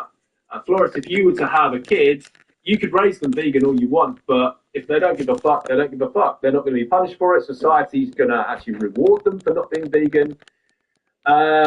So you might as well just adopt. And also, we see this time and time again that notable animal rights activists have kids and they grow up to not be vegan, or something happens, or their kid says, I want to eat what the other kids eat. It just doesn't work in the same way. So every vegan activist, you know, Flores, who you admire, comes from non-vegan parents. Every single... I don't think that's what he means. I think what he means is that, like, the Christians and Muslims are having children and raising them non-vegan, especially Muslims. What he's saying, he's saying that the Christians and Muslims are making babies and those babies are Christian and Muslim, like to increase their numbers and therefore. No. I think what it means is there's a lot of Christians and Muslims that creating that are having lots of children that are non-vegan. So it would be good to have children and raise them vegan. Yeah, unfortunately, unfortunately for us, that could be your child who grows up to not be vegan, and so you might. And a lot of Christians grow up to not be Christians. Yeah. And Muslims grow up to not be Muslims. All right, let's go on to this one from Lawrence here. Now, Lawrence says, would Emily see herself as at least partly responsible for all the harms that befall her child once they exist, given she ultimately created them knowing all these things could happen?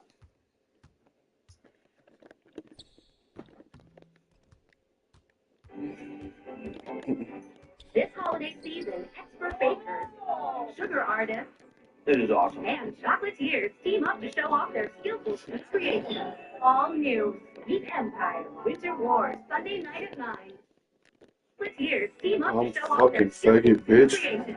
All new Sweet Empire Winter Wars Sunday night at 9.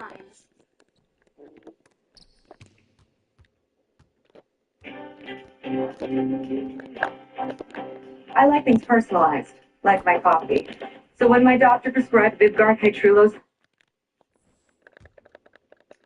I mean, yes, but I can also say the same thing about her joy as well and her accomplishments and all the good things that happen is because of my being responsible, and not just for the fact that I brought her into existence, but the fact that I'm prepared to give her a life where I, raise her with love and kindness, and I want to teach her things from a young age so that she's well equipped. I'll be responsible for that as well. You take responsibility for everything.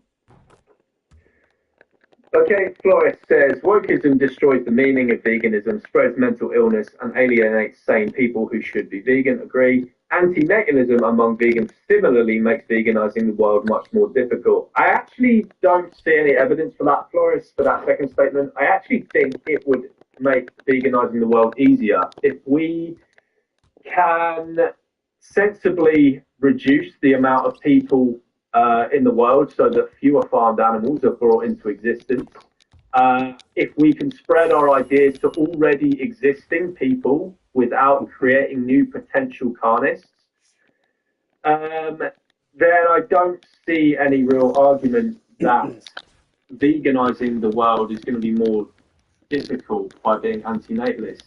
Again, it's just a massive, there's no real data, I don't think, to say that vegans procreating makes a more vegan world. Vegans have always procreated throughout history, and it hasn't, as a result of that, made the world any more vegan. I think most of us here are vegan actually because we were raised non-vegan and we came across something that made us go vegan.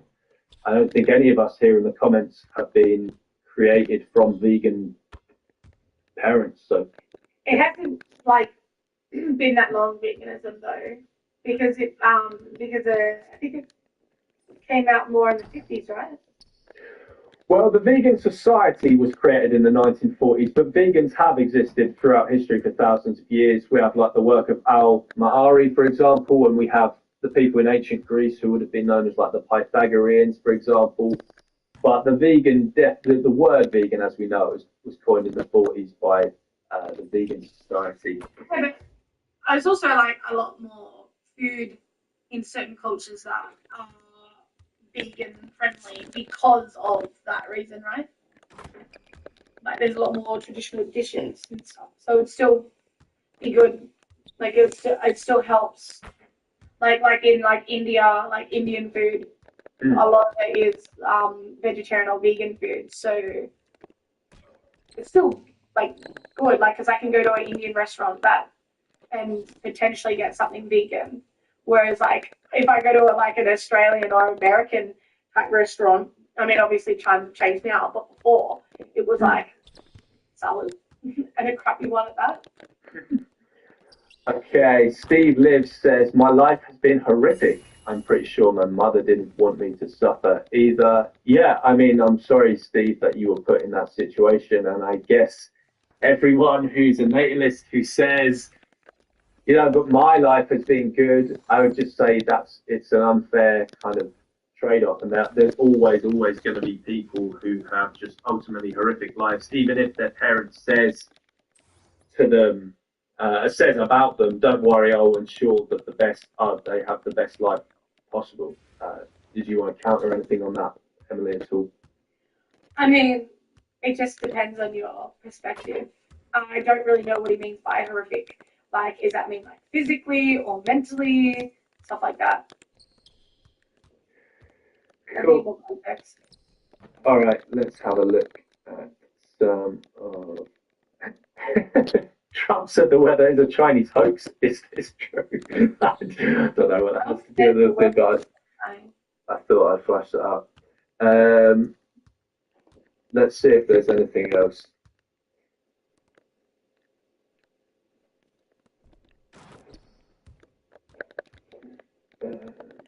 Okay, yeah, I don't think there's that many more questions. Although I am starving anyway, it's been like 2 hours, Yeah. and I need to have something to eat. Awesome, me too. All right, guys, well, thanks. I guess we will end it there. Oh, we do have one super chat just now from Lawrence, actually. Oh, wait, no, we don't. That's not super chat. That's actually what we asked earlier. Okay, cool. Yeah, that's it. Thank you then, guys, for tuning in. Special thank you for Emily for coming into this and facing such a contentious topic as a pregnant woman, and for not being, for not being triggered by the debate. So I think you did. I already knew what I was heading into, and I'm the one that suggested it anyway. You do, exactly. Yeah, you proposed it. So I was like, well, I proposed it, so I can't really be upset. All right, guys. Well, we hope you enjoyed listening to this.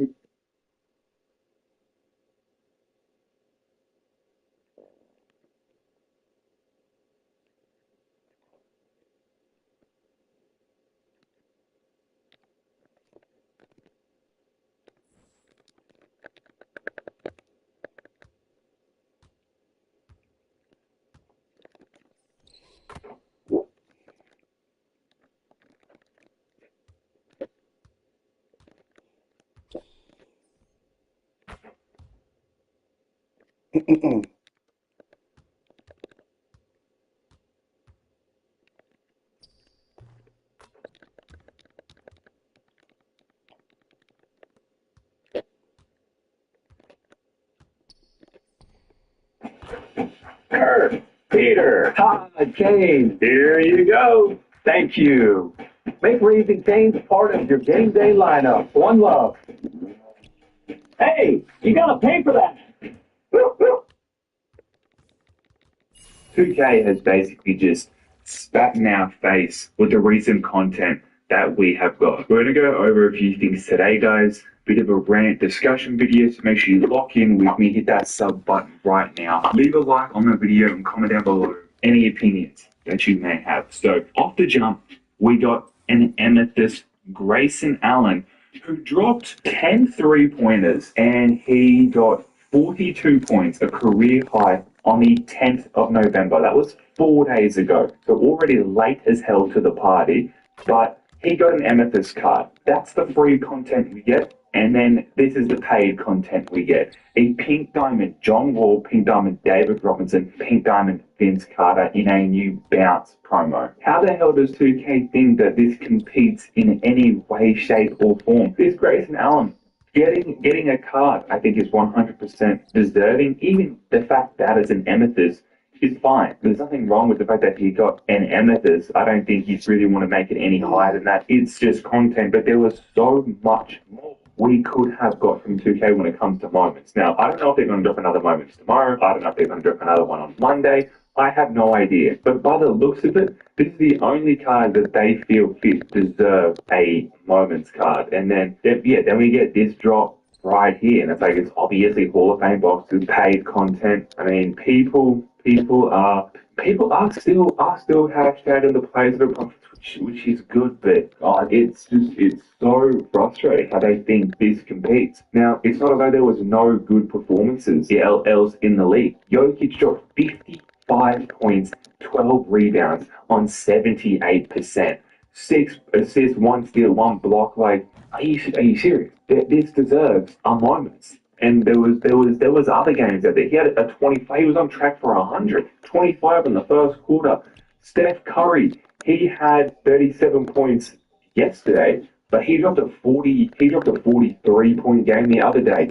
Wemby, 31, 15, and 10, triple double, great game. Steph Curry, here it is, 44 points he ended up dropping. I can't find it right now, but I know. I mean, James Harden had a 35-point triple double. Cooper Flag, 26 and 9. That's pretty good for a rookie. And we also had Cade Cunningham had a 40-point game. CJ McCollum had a 42-point game. 2K could have dropped a hell of a lot more than an Emmett to Grayson Allen. You could have dropped multiple diamond moments. You could have dropped a Nikola Jokic diamond that only plays center. Like, it's not going to take away from the point guard Jokic. It just seems like 2K think they can drop an god-awful amethyst every now and then just expect us to blow a bag on packs. Like, my minimum is I'm not spending money on 2K until next season. I honestly don't think that's going to happen. Like, I genuinely want to open up packs. I want to make pack opening content. It's easy content to make. You know, I enjoy it at the end of the day. But 2K, you're not giving me a reason to open up packs. They make it so unbelievably hard to want to do that. And it's like, even they dropped this right here, which I've already made a video of, but spoiler alert, it's not even good. Like, these cards suck, and these cards are rare as hell, and they still don't even, and they suck, and they still don't even show up on these boards. I'm starting to think Wild Gem Super Packs midweek content is the best thing we're getting at the moment because of the Diamond and Amethyst player that are actually somewhat obtainable. Like, even the packs are better. Wild Gem Super Packs, I would say, are better. The odds are awful, but because everything costs so much, it would be more worth it to open up Wild Gem Super Pack, sell everything you get, or use to just get the Diamond and the Amethyst card. Sell everything you get to then just buy the Diamond and the Amethyst card. Like, that's it. The pink diamonds are for whales, and you've got to spend money or do quite a lot of grinding for the pink diamond. But and the annoying part is 2K are doing all the right steps, and I think they know that to a certain degree as well. They're doing all the right things. Midweek content, you're dropping somewhat paid, somewhat not paid content. Regardless, you can leave midweek content entirely to money spent. Who cares? Whatever. But there is free stuff that you can grind, which is great. But then they up a breakout board. That's great, but they make them trash. You could make the rewards good, but you don't. Everything's unoptionable. The cards are rare. The cards are trash. So then there's no point of playing the game mode. So you shoot yourself in the foot on this one again. And then you drop moments cards again. But you don't drop the correct amount of drop moments cards. Like, you could have a 3, 4, 5 drop. Save it until Monday. Make a Monday moments. That's what you should do. Every Monday is you drop moments cards. Drop 4 or 5 cards that people can grind for. You know, make them little challenges like this. They're easy to get. Drop 4 or 5 of them in one hit. And that's Monday moment. So we know when they're coming out. But no, you drop a random card like this and think it's okay and it'll just keep everyone quiet. And then you drop promos like this, which if they had actual good pack odds, it would be somewhat exciting, but there's no point because all you want to do is people to open up money because the free content doesn't compete with this stuff anyway. And we did get a locker code during the NBA game yesterday, Lakers versus Thunder, which was an absolute drag. It was a blowout, and the locker code didn't drop until like 6 minutes left in the fourth quarter. It was absolute torture watching that game. And then you drop it for a non-deluxe Swift promo where 99% of people got a gold card and the other 1% got an amethyst, where all you have to do, 2K, is drop promos like this and make The perfect holiday meal doesn't need to be homemade. With great savings on our quality selections, we'll make your holiday easier so you can make it memorable. Thank you very much. Holidays are better at fashions.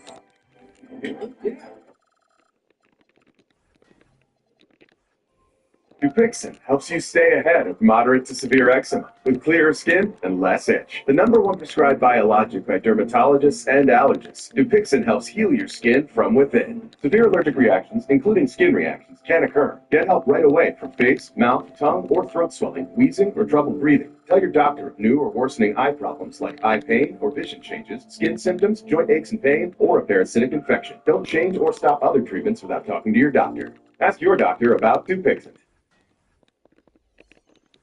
And make pack odds good. Drop locker codes for actual good rewards like a deluxe, a minimum of an amethyst.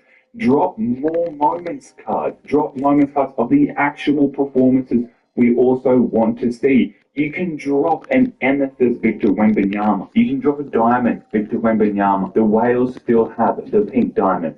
And then when the opal Wemby comes out, then maybe a pink diamond moments Wemby can get dropped. You can follow like that. You can drop a diamond Nicole Jokic that can only play center, not point guard. You can update breakout boards and actually make these cards common because they're trash anyway. So you may as well just get people on the mode. But updating breakout as a whole, I would have loved to play so much breakout, but there is no reason to. I can make a bit of MT, but it's really not worth it still.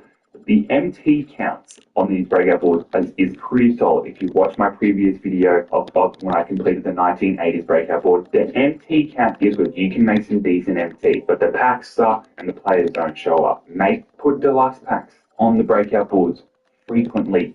Put the players on the board frequently. This right here, this is fine. I honestly think this is fine. This has some decent balance. It's the midweek content, honestly. The really, really good grinders can get the pink diamonds, but it's basically for money spent players anyway. Like I said, you can grind and get the pink diamond, you get the diamond and the amethyst card. You really can, but still, like, and then that's it. This has been really good. This is good. It's difficult, but it is good.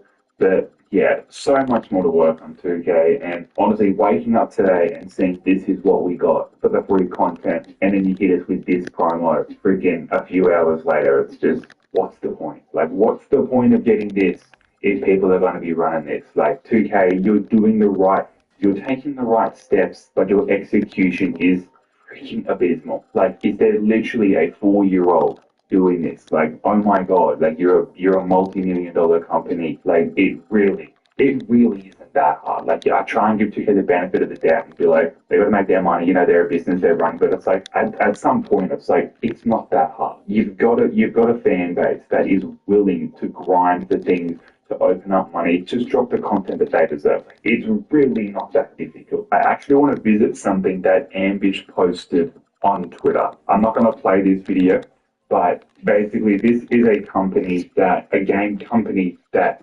admitted that microtransactions ruined their game. And when they started focusing on the players over the microtransactions, like basically the players over the profits, their sales went right back up because they kept pushing people away from the game with the microtransaction. And this is something that can 100% happen to MyTeam, and I think it will happen to MyTeam.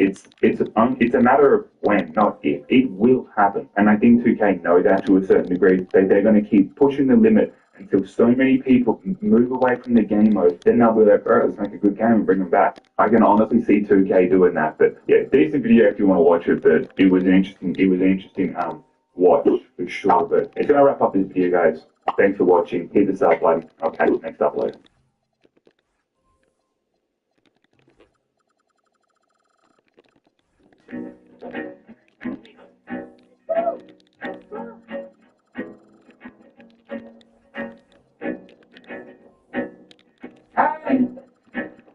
Places from all in, I know you're sharing with you. It's like joy, who you share it with.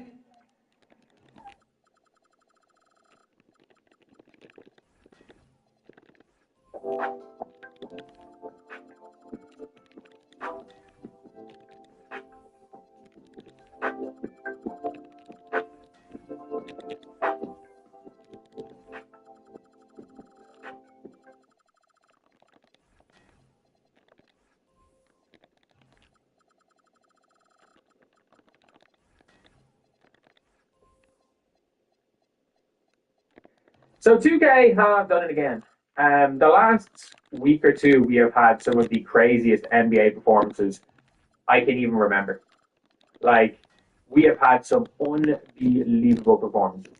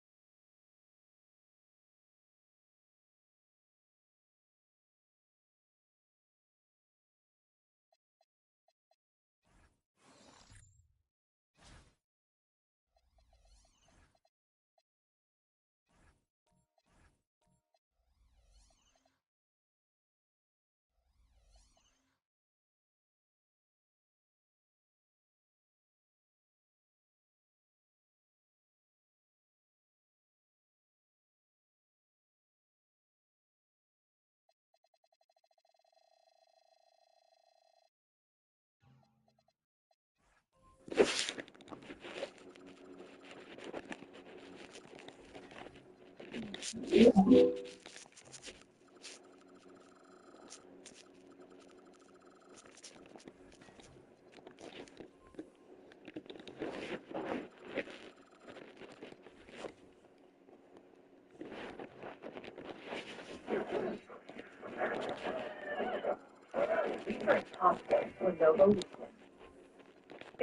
to dine in Dynasty. The young and try the feast in. What's up, y'all? Inside in this video today, we're going to be going over talking about the new bounce cards, or at least some of the new bounce cards that are going to be coming to NBA 2K20 is my team tomorrow. What day is hell? And again, which of these cards am I personally excited about as well? Now, as we do dive into that, if you are new to the channel and have not yet, make sure you guys do smash that subscribe button. I appreciate all the support. You guys are absolutely amazing. And again, with the way your 2K is at, I can't even sit up here and say I'm loving things, but I love you guys. So that's all that matters. Now, we're going to start off with you see 4 pink diamonds that are coming to my team tomorrow. Am I, super excited about that? I mean, I don't know. One of them is a WNBA player at 6'2", 6'2" shooting guard. That's going to be tough. We also do see John Wall, T-Rob, Vince Carter, who honestly I think all 3 of those cards are going to be good, as well as a Diamond Tyrese Maxey card, who again I'm just personally not super excited about. So we'll start with Tyrese Maxey and then move forward. Now for Tyrese Maxey, we do have a hidden gem Tyrese Maxey, so I'm guessing the Diamond tomorrow is going to be the exact same. So expected 93 3-ball. 80 driving dunk, honestly, for Tyrese Maxey isn't bad. Solid speed as well, solid speed. Defensively, obviously, not ideal. Back-wise, not ideal either. Do I really like Tyrese Maxey's stats and badges, what he's going to provide for you guys? Honestly, no. I don't think the card is going to be that great. Now, again, I don't even want to sit up here and hate on it. That's just kind of my personal thoughts on it. I just think you guys can find a lot better point guards, especially budget point guards, than a guy like Tyrese Maxey, especially for that value. Now, again, that's just kind of my personal opinion on things. If you want Tyrese Maxey, hey, go and get him. I'm not going to sit up here and say, guys, what you can and can't do as far as picking up players. I'm just telling you, I'm personally not the biggest fan of that Tyrese Maxey card. Up next, I do want to talk about John Wall. We do have a hidden gem, John Wall, so we kind of know what he's going to provide. I got to be honest with you, he's going to be one of the best point guards in the game. Say whatever you want. John Wall is going to be one of the best point guards in the game. Okay, let's talk about it. 6'3", 6'9" wingspan. He literally has hot spots from everywhere. There is not one place on the court he doesn't have a hot spot. Whether that's from the mid, whether that's from 3, he's got hot spots from everywhere. He's got a 98 driving dunk, a 99 steal, a 92 shot, 98 agility, good interior, good perimeter, solid defense all across the board. To me, he's one of the most complete point guards in the game. He's going to come with 28 base badges, fully badged, and looking at 33 badges for this pink diamond John Wall. There's literally no downsides to John Wall at all. And again, this is just me talking to you. I have no skin in the game with John Wall. And if anything, he's a card that I would have to get to pick up. But look, I went and got SGA. I went and got Penny Hardaway. I don't need John Wall, right? And obviously, SGA and Penny are both way taller than John Wall. But when I'm looking at things as far as like auctionable, sellable point guards, I gotta be honest with you, I don't see many better than John Wall. To apply, the bailouts, payment filters, the post lockdown on it, maybe slippery off ball. John Wall is one of your best point guards in the game. There's really no ifs, ands, or buts about it. There's nothing else to say. The card is absolutely elite. He fits the meta of the game. Right? Dr. J is incredibly good. Martin Richards has that release. Guess what? John Wall has that release for quick, right? And so, again, I'm super high on John Wall heading into tomorrow. Well, just as much for his offense as his defense. Again, he obviously is for the defense stats that he has. He is going to be incredibly good on this game. Now, again, you got some point guards, don't necessarily worry about it, but you are indeed at that point guard position. John Wall is going to be absolutely incredible. Next up, let's talk about the WNBA player that we do see. Okay, 1 second. I gotta pull her up. Because we got a promo card of her. And again, 6'2", the promo card is powerful and small. So we kind of know what she's called. 6'2", obviously, is just going to be tough to put. I don't know what else I can really say about the WNBA player. She is going to be what she's got to be. Just to be small. Again, I can't really hype her up that much. Then we see the big guy in Shroud. Well, people are mad he can't play power forward. To me, why does it matter? I mean, I guess Arlo is the one that's mad, and he's got Wemby, and I guess you can't run D-Rob with Wemby. But D-Rob's got an 85 3-ball. He's going to come with 87 speed agility, great interior, solid enough for match doesn't nearly. Bad Black's pretty solid. Really bad. You're looking at 32. D-Rod's going to be one of your best pieces of the game, right? Like, I hope you guys didn't get the team of anyone. Just only because I think D-Rod is going to knock down shots more consistently than the team. Other than that, the cards are literally basically identical. So I do think D-Rod is really, really, really good. Do I think he's as good as Joel Embiid? Probably not. But I think he's right on the level of like a team like one card. And so if you're one where you're really trying to get a team that's fine, just know and realize D-Rod is just as good as a card like a team like one. So I hope you guys kind of know that. And that's just kind of another way of saying, like, if you didn't go and get the team, it's okay, because D-Rod is really solid. As far as like the Pink Diamond and Jets, D-Rod is one of the best cards that we still have remaining to get. Last, certainly not least, the card I want to talk about is the Pink Diamond Vince Carter card. Now, let's start with this Dribble League 6, okay? There's no Dribble League I like about Vince Carter. And honestly, this card got passed when Pro 2 got nerfed, right? They nerfed Pro 2, they nerfed Vince Carter. Comes with a 94 3-ball, 98 driving, good triple letters 91. Defensively, 95, 90, interior perimeter, not a no defense field goal, not a What's the best part about Vince Carter is he comes with 31 base stats. He comes with hot spots from everywhere. He does have Pro 2, which again, obviously got a little bit nerfed, but it's still not the worst. Vince Carter is really good and still comes to market. I'm not obviously going to sit up here and gas him as much as I would have if he still had, Pro 2 was still as useful as it once was. But the fact of the matter is, his catch-and-shoot release is still going to be really good, right? So Vince Carter base is still going to be really solid. The Pro 2 with hot spots from everywhere and a max three ball, basically max midi, is still going to be serviceable, right? Obviously, again, I'm not as high on Pro 2 as I once was. Nobody is, but it's still going to be solid. Meanwhile, Vince Carter is a 98 driving depth, so he's basically got that. I like Vince Carter. I like John Wall, and I like Dave Robinson coming from. The problem is, to pull these cards, you're going to have to have less than 2%. So, again, that's the real problem that's, lies with the bounce set, the pack set that are going to drop tomorrow. The pack odds are still going to be bad. Hopefully, we see some good diamonds, because obviously, again, Tyrese Maxey is not really what I'm looking for. Obviously, again, as far as, like, the budget damages, we'll have to wait and see what obviously comes. Hopefully, we get some other good cards as far as, that excites the nobody set the budget card again. Tyrese Maxey.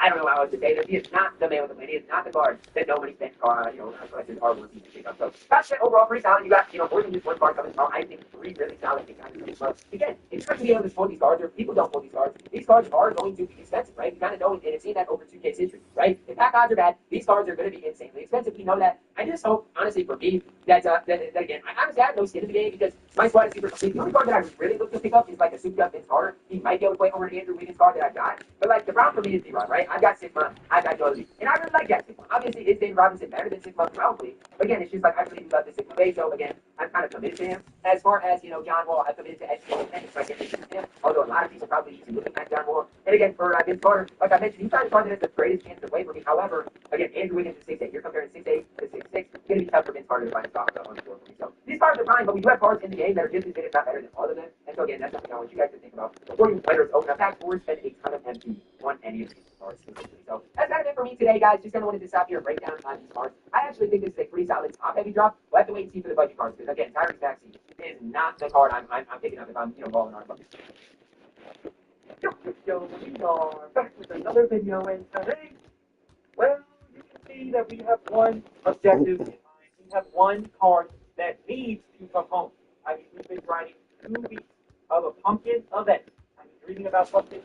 I've been it's giving nightmares, they're in my dreams, there's everything I think about at this point. As I'm working, all I can think about is getting home and grinding for LeBron James. And unfortunately, 2K has not made that easy for us.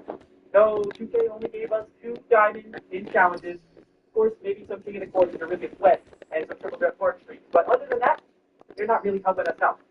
The only real way to get this card is to have grinded the entire, maybe 8 to 10 hours of each day. And I just basically could not do that given my circumstances. I currently sit at 18 big diamond pumpkins, 1 diamond pumpkin, and 3 ruby pumpkins, roughly around 2,300 or something, around 2,300 pumpkins. And that means I have 700 more to get. Now, if you say having this short midget bitch Friday, within 48 hours, less than 48 hours of me recording this video, obviously I can't play 700 games of triple threat.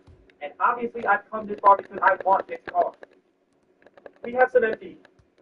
We have some pre-order VC. Are you thinking what I'm thinking? Because if you are, hit that like button, subscribe if you're new, and turn on notifications because we are getting LeBron. LeBron is coming home. Big. But we'll go down to like 7.7 with this, and then we'll go to 18. So we got solid rates on bases too, but just lower. Doing good, man. 7 mil MP. Damn. Yes, sir. Yes, sir. We've been grinding. Rob, you not been on the YouTube fucking you not watching the YouTube, my guy? It's fire. You get 6 big diamond pumpkins and 6 packs, and it's over. Who's gonna get 6 big diamonds and 6 packs? Bro, be honest with yourself. Jake spent $350 and got maybe like 9 pumpkins. So that's like what? $700 on that. 18Ks. Got down 751. Let's see what these 18Ks can do. So I opened one earlier. I got absolutely trolled, got a gold, but hopefully we can get some higher tier gems up because that is going to speed up the process, and that is what we need. You can see right here, that is not what we need. I got 5 packs of 150. Okay, Ruby. W the chat. Okay, done. I think freaking done, man. Come on. Another Ruby. Bang, bang, bang, bang, bang. Keep going.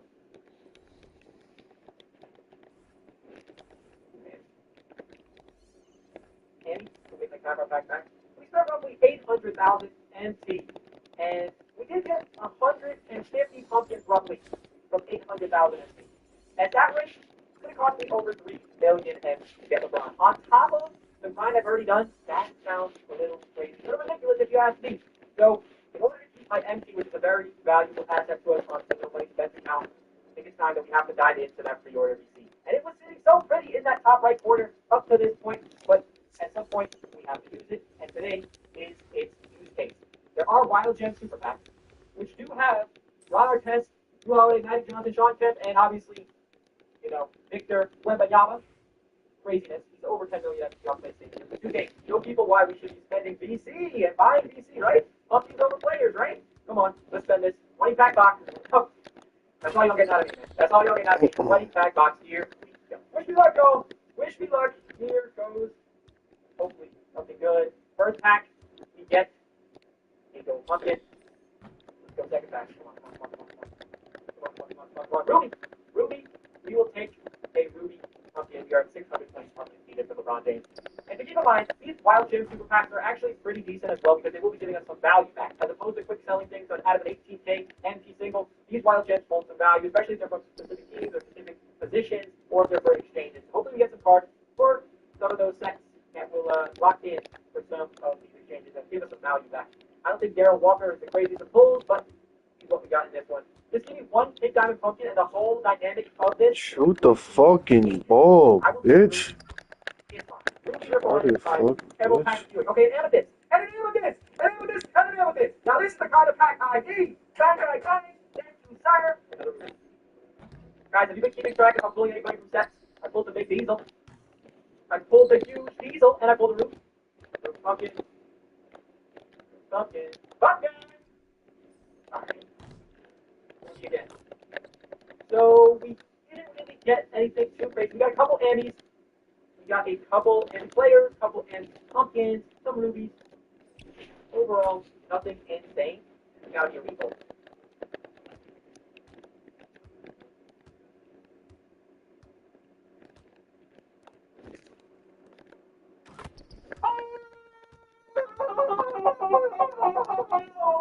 Let's go!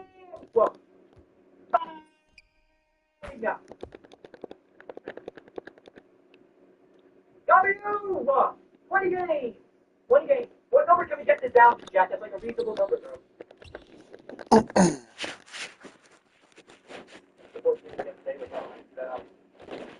God, you don't have to do that. Amethyst? Okay. Let's go. 403. 403. Close to getting under 400. Yo! W pack. W. Diamond again. Give me diamond again. Come on. Fall forward. Close lockdown. Is this Rocco? Maybe Rocco. That's Rocco, right? Hey. That's fire. Rocco in the building. W's in the chat. Good pull. We'll make some FT back from him for sure.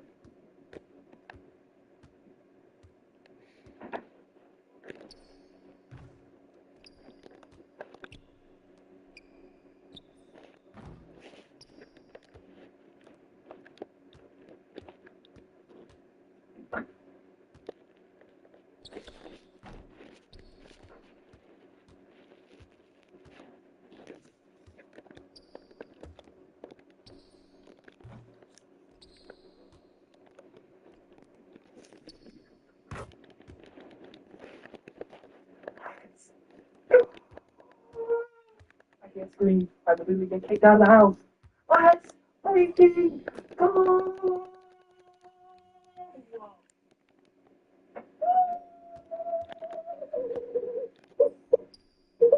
Let's freaking go! Come on, man. 183.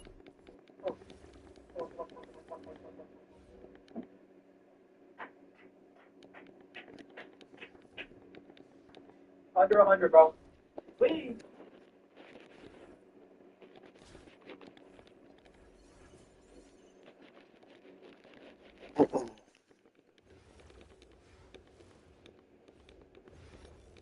Let's go. 62.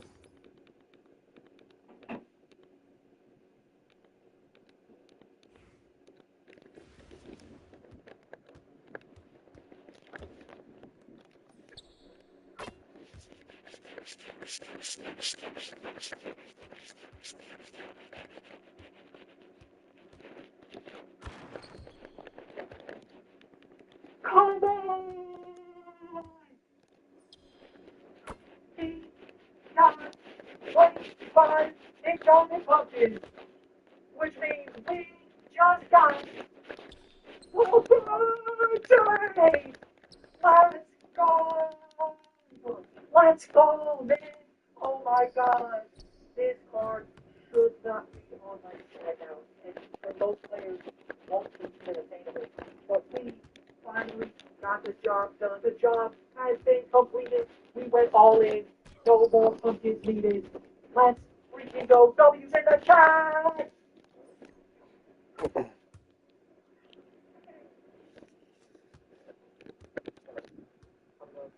I'm in love. I'm in love. Like that, there we go. 97 speed. He's glitching on the court. Why is he glitching? That step back is great. That's like James Harden from the. Oh my god. Oh.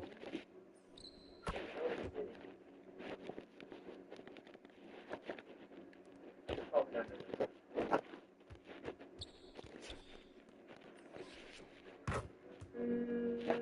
This is gonna get scary. Oh, no, no, no, no.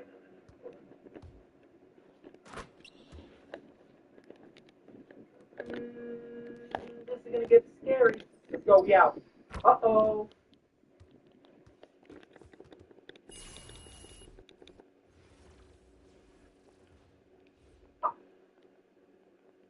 Oh, LeBron James! You shoot over Allen Iverson, Queen! Uh-oh. Get out the way! Get out the way! Oh my god! Oh my god! Get Allen Iverson out the way! He's on a stretcher! Replay that!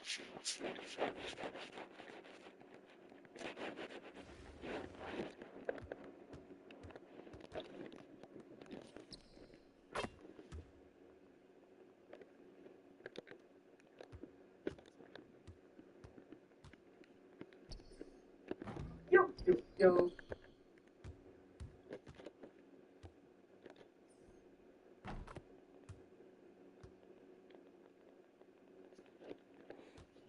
Out the way! Get out the way! Oh my god! Get Allen Iverson out the way! He's on a stretcher! Replay that! Iverson is on a poster! Oh my god!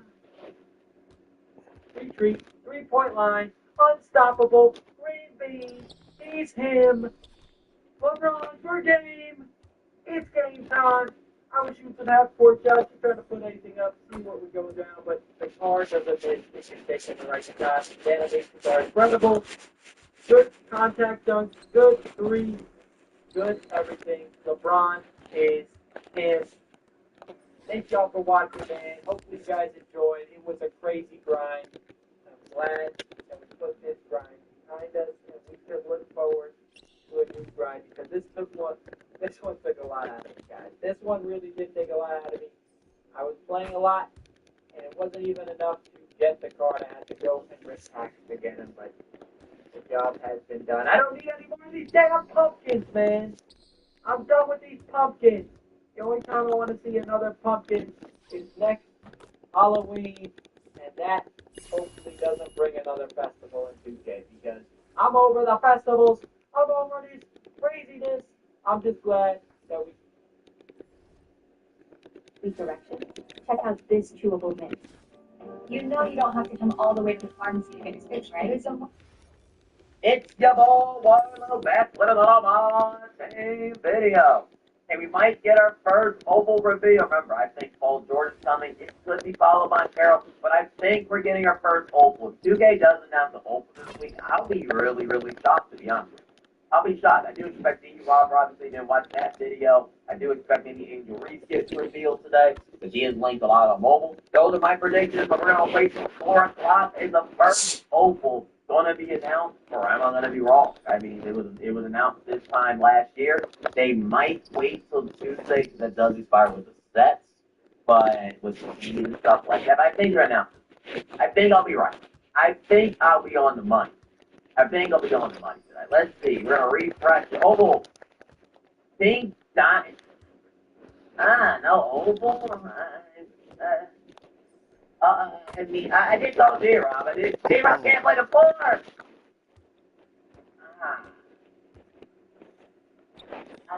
I mean,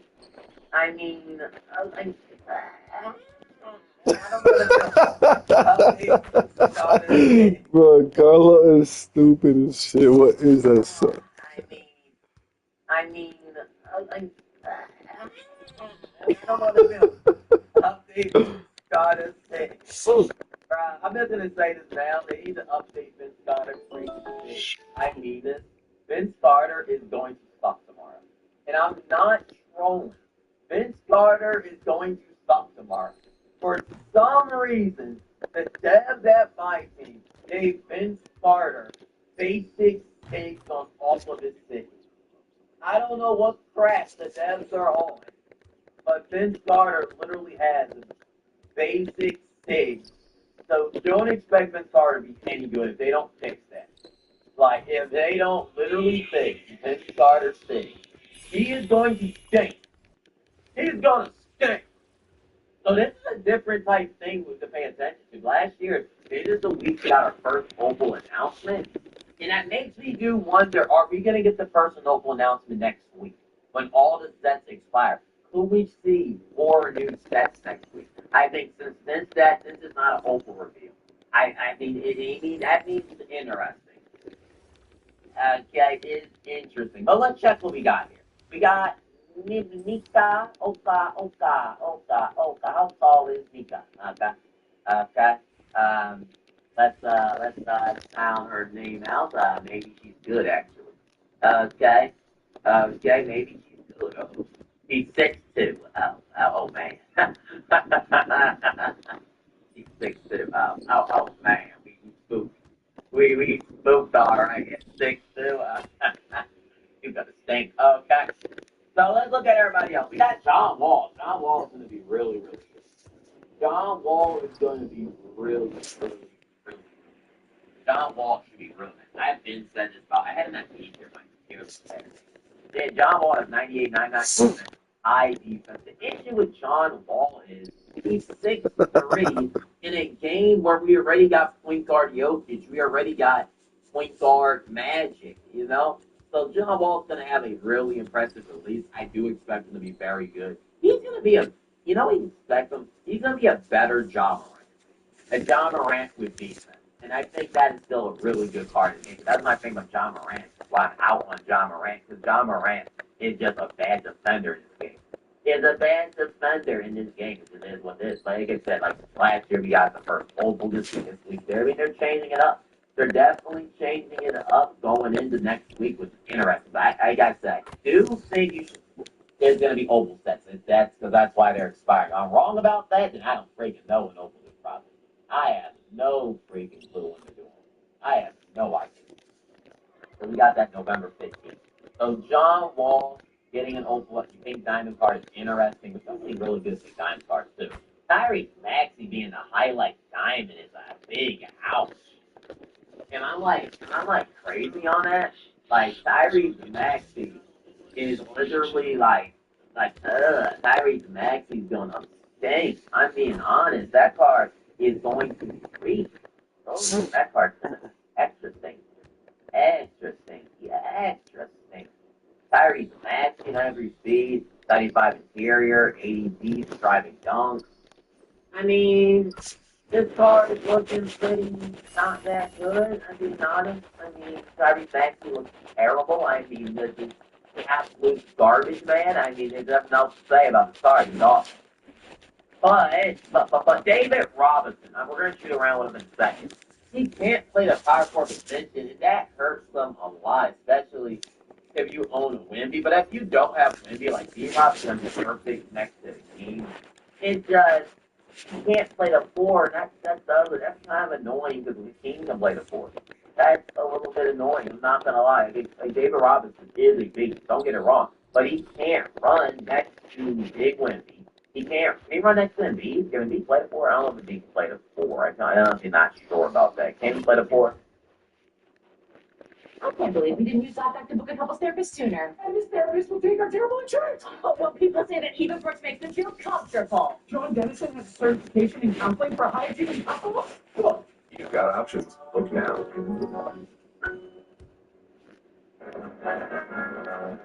You said the bar now, we're burning in a man of fun. Hey, Still living Why all these things work good together?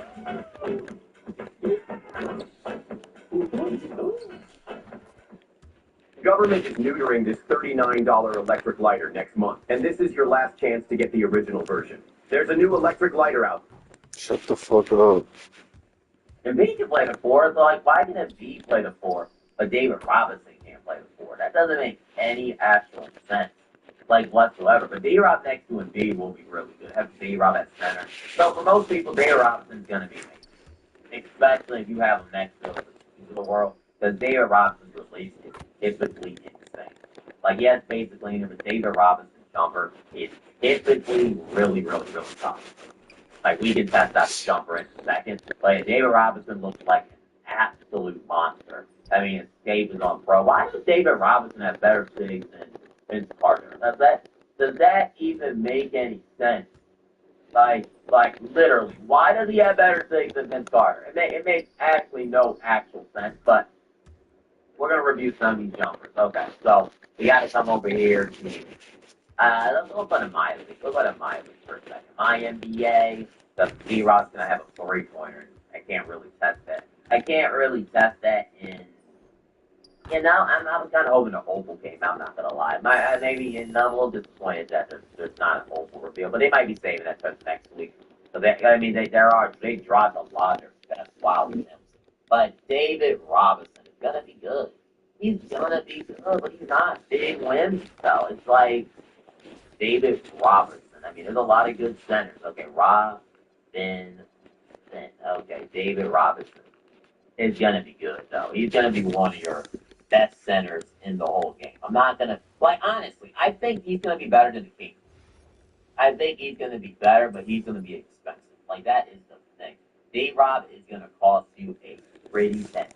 Like, I wish Dave Robinson was I really wish, because I would definitely not have to figure out a way he could play the four. I wish he could play the four.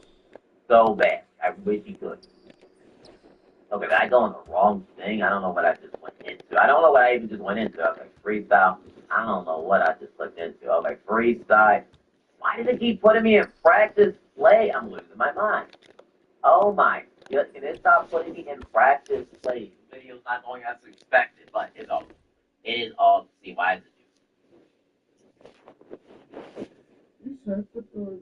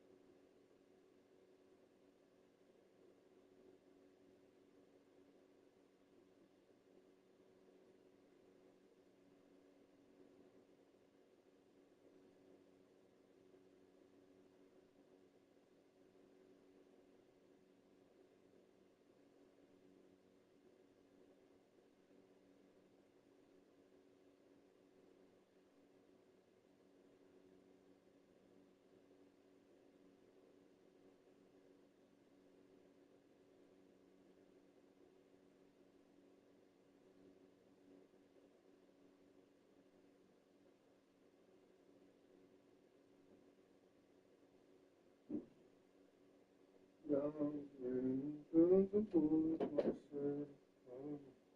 still everything.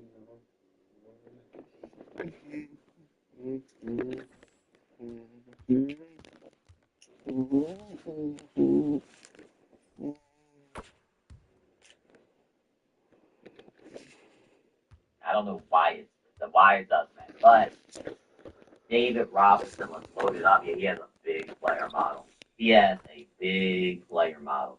Okay, that jumper with the stick. I don't know about David Robinson jumper with the stick. I'm being honest. Okay, I feel like I'm greening it. I feel like I have no issue greening it. I mean, we have to see how it works in game. His player model is huge. Like, I feel like it's money. Dead money. It's money. Compared to last year, the thing was broken last year. It's pretty money this year. It feels pretty money. I mean, it's on pro difficulty, so it's not even the worst difficulty in the world. It looks, I mean, D-Rob looks good. What's that size? D-Rob's size looks kind of good. I ain't gonna lie. Oh, that size up is nice. David Robinson might be cooking. Okay, D-Rob. Okay. D-Rob, why is D-Rob moving better than Vince Carter? But okay, let's check his shot one more time. Green, that's pretty easy. Quick dip, yeah, that jumper feels smooth this year. It feels very, very smooth. D-Rob is gonna be absolutely amazing. Switch, I can run him. I always put him on the bench, which D-Rob is gonna be incredible. Incredible. But Vince Carter up next. Real quick, we can look at it. Vince Carter, is he gonna be any good? So I just think Vince Carter Sigs are so wrong. I don't even know what to say about it. I think the funny part is, I think on the regular rosters, I just want to check. Does Vince Carter have SIGs on the regular rosters? I actually want to verify that. Because I actually want to verify that. If he has the same SIGs, or I'm just going crazy. Because Vince Carter's SIGs are literally, I'm 99% sure, they are absolutely incorrect. Maybe I'll check. I'm pretty sure he has his own step back in the game. Let's look at it.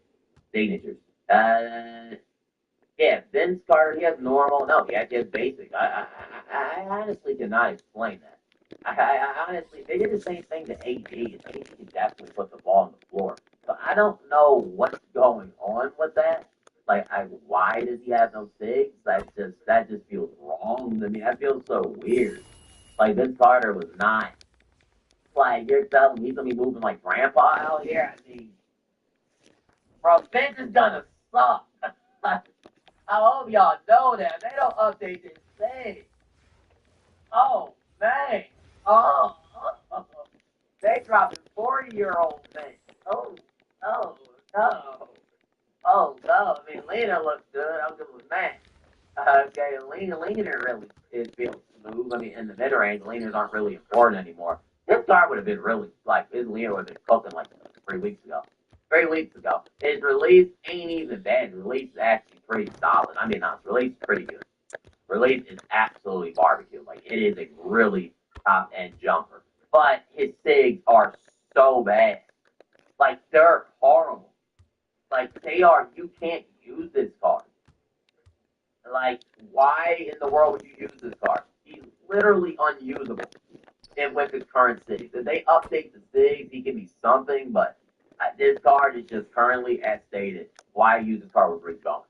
Why? Bruce Bowen is going to be better. He's not going to be able to rim run with these SIGs. Like, they're just terrible. So, yeah, I'm being honest, this card is going to absolutely suck. I mean, he's not going to be good whatsoever. And it just kind of sucks because Vince Carter should be really good, and 2K's just rolling, making him that bad. I'm just being honest. So he's just going to suck. But I bet all we had to try. John Wall doesn't really have a card on regular roster, so he can't even check his release. But yeah, I mean, this is the content we got from her. I think the content interesting. We did call D-Rob, right? But I just wish we got a Galaxy Opal. But I mean, we got a lot of pink diamonds coming tomorrow still. So Dave Robinson is coming. I'm just really disappointed. He can't play the four. He still can't play the four. I'm really upset about that. But and I'm interested in anyone, not really. But Dave Robinson should be the highlighter of this drop, though. But I'm gonna see y'all in the next MyTeam video and give me.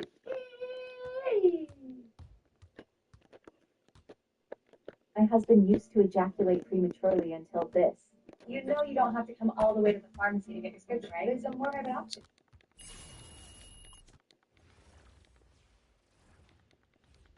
Peace.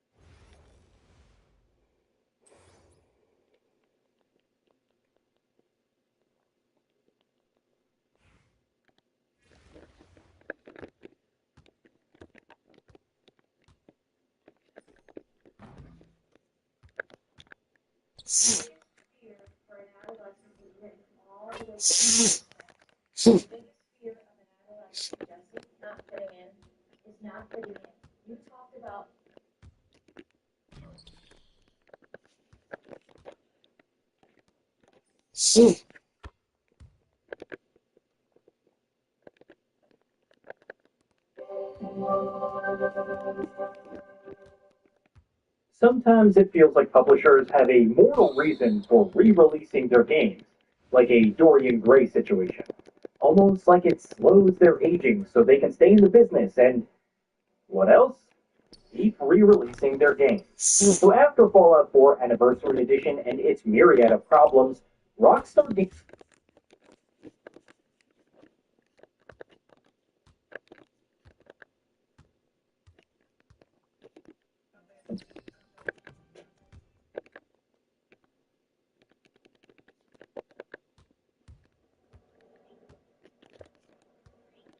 Where are you going today? Dallas, Texas. What are you going to do there? Visit my daughter, my son-in-law, my two grandsons. Oh, we're headed out to Washington State, to the Olympic National Park. We are going to Taipei. We're going to Southwest England, mostly. Well, I'm heading to Okinawa. We're going home to Los Angeles. I'm going home, India. Every type of person going every place in the world, all attempting to get there the fastest way and the safest way. That's what aviation is. People of moderate circumstances can travel today. I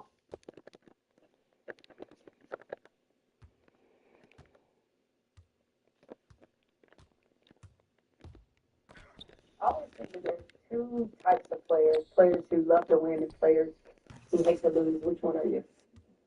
I'm neither. Neither. Meaning that, I play to figure things out.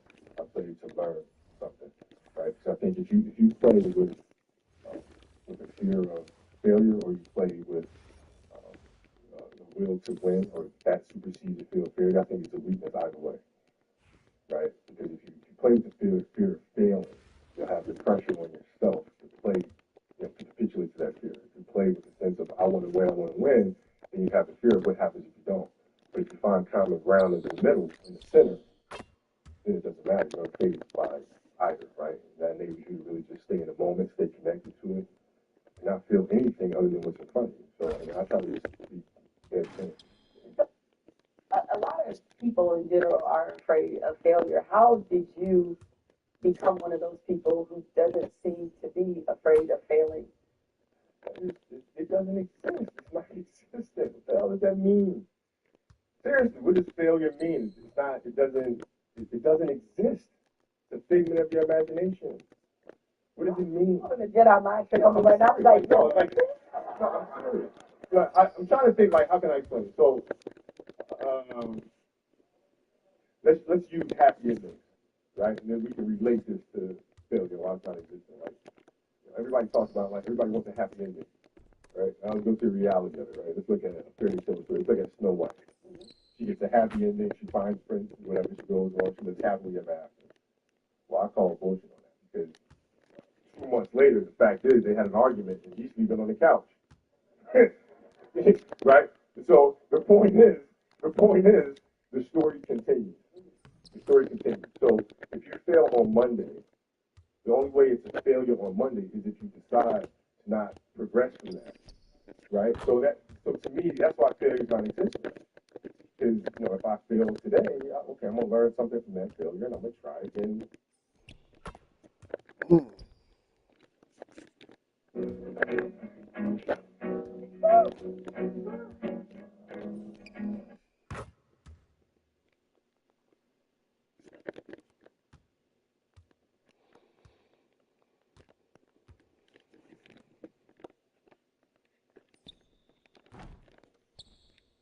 no doubt, no hesitation, take Luka Doncic, the #1 overall pick. Luka Doncic is the guard wing 2-3 from Real Madrid and Barcelona. He's 18, 19 years old. Spent the last 3 or 4 years since he's 16 playing professional basketball against men. Much higher level in NCAA. And as I saw Bill Simmons tweet out, much higher level than watching 7-foot prospects shoot against 5'9" trainers standing still. That's what we get against most of these NBA prospects. We get things like Yi Jinling.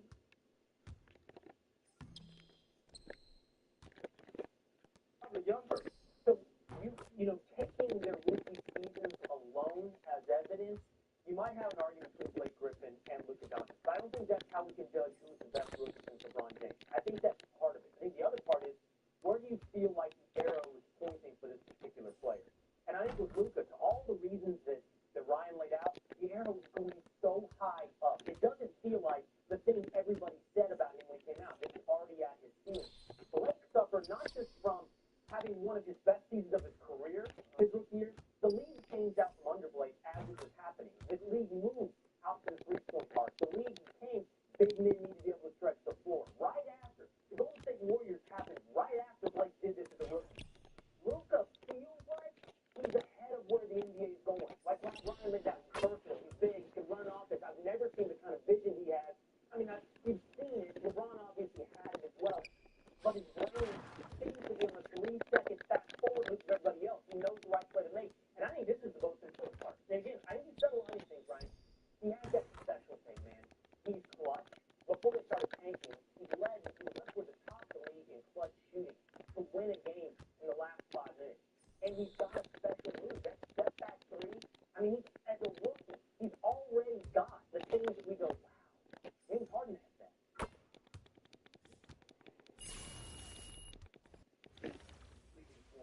That the Phoenix Suns don't mess this up. He's right there in Arizona. He's right down the road. He's a box office attraction who can flat out ball, who's a big boy, the size, the athleticism, and the combination of all of those things that you simply can't teach. I don't give a damn about how this kid in Europe looks. I understand he's 6'8" point guard. He's the real, he'll probably be the #2 overall pick. If it were anybody else, of course you take those things into consideration. But in Phoenix, considering the level of ineptitude that they have raped that city with in terms of this basketball that they put out on the floor, Raped? Think about it, it's nothing of ineptitude that they have raped that city with. That is crazy.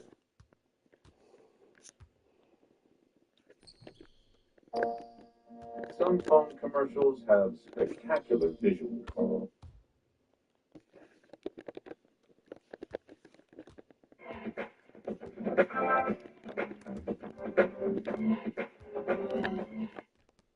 Your personal finances start with you, but they support your entire home team. There's a pattern I keep seeing with a lot of women today, especially the younger ones who already have a divorce under their belt. The marriage didn't make them happy. And, not necessarily because the husband failed, but because nothing ever seems to be enough for them. And then when they get back out there, even genuinely good men still don't feel right. There's always some vague feeling they're chasing that never actually shows up. And for some, even the divorce itself, right, the big reset they've built up in their minds falls flat. And if you look into the paradox of female happiness, you'll see that since the 70s, their self-reported happiness has fallen off a cliff. In fact, we're now living in a time where men's reported happiness is actually higher than women's. And before the 1970s, that was not the case. So it seems that the more we've progressed as a society, female contentment has regressed. I said I wouldn't talk about my dating life on here, but I feel like I cannot be the only one to alone in this. This went on a first date, and just no offense to this man, obviously, perfectly fine, normal, lovely date. Get to the point though that that's the problem. Like there's just nothing happening, and I feel no sparks and no chemistry with people, and I feel bad. I feel like it's just me. I'm going out with really handsome, accomplished, interesting people, and I feel nothing. I feel like I'm just another girl. Like I'm one of a million, and there's just nothing special about me. Probably not presenting that great either. It's not like that's sparkly or interesting or like, hey, I'm have it in me to fight them anymore. This is amazing meal you cooked today. And so all the hearts of Shad, you just kept going and kept dating and kept seeing people. And I admire people so much that have it. Some things I just don't have it in me. I was safe and I thought I was done. And like having to do this again, it feels like work every time I go on a date. It feels like so hard. So this woman hasn't back been divorced. I've seen her TikToks before. She's quite open about it. Shocker. And this story here just dropped. I see a lot of people in red pill circles talk about how like people that have high, well, particularly women, but I've seen one person say that it's even both. People with high body counts um, have a harder time pair bonding in the future and all these things.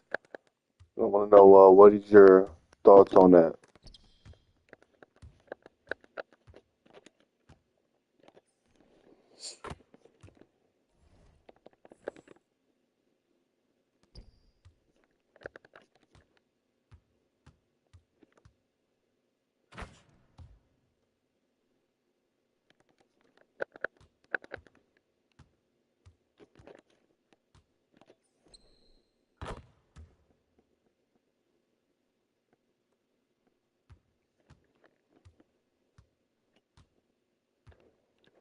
Well, couldn't they argue, which isn't probably scientific, and maybe more of a hypothesis that the higher or the more amount of people you deal with could be indicative of having trauma, trust issues, mental health issues, all these things you laid out, attachment styles.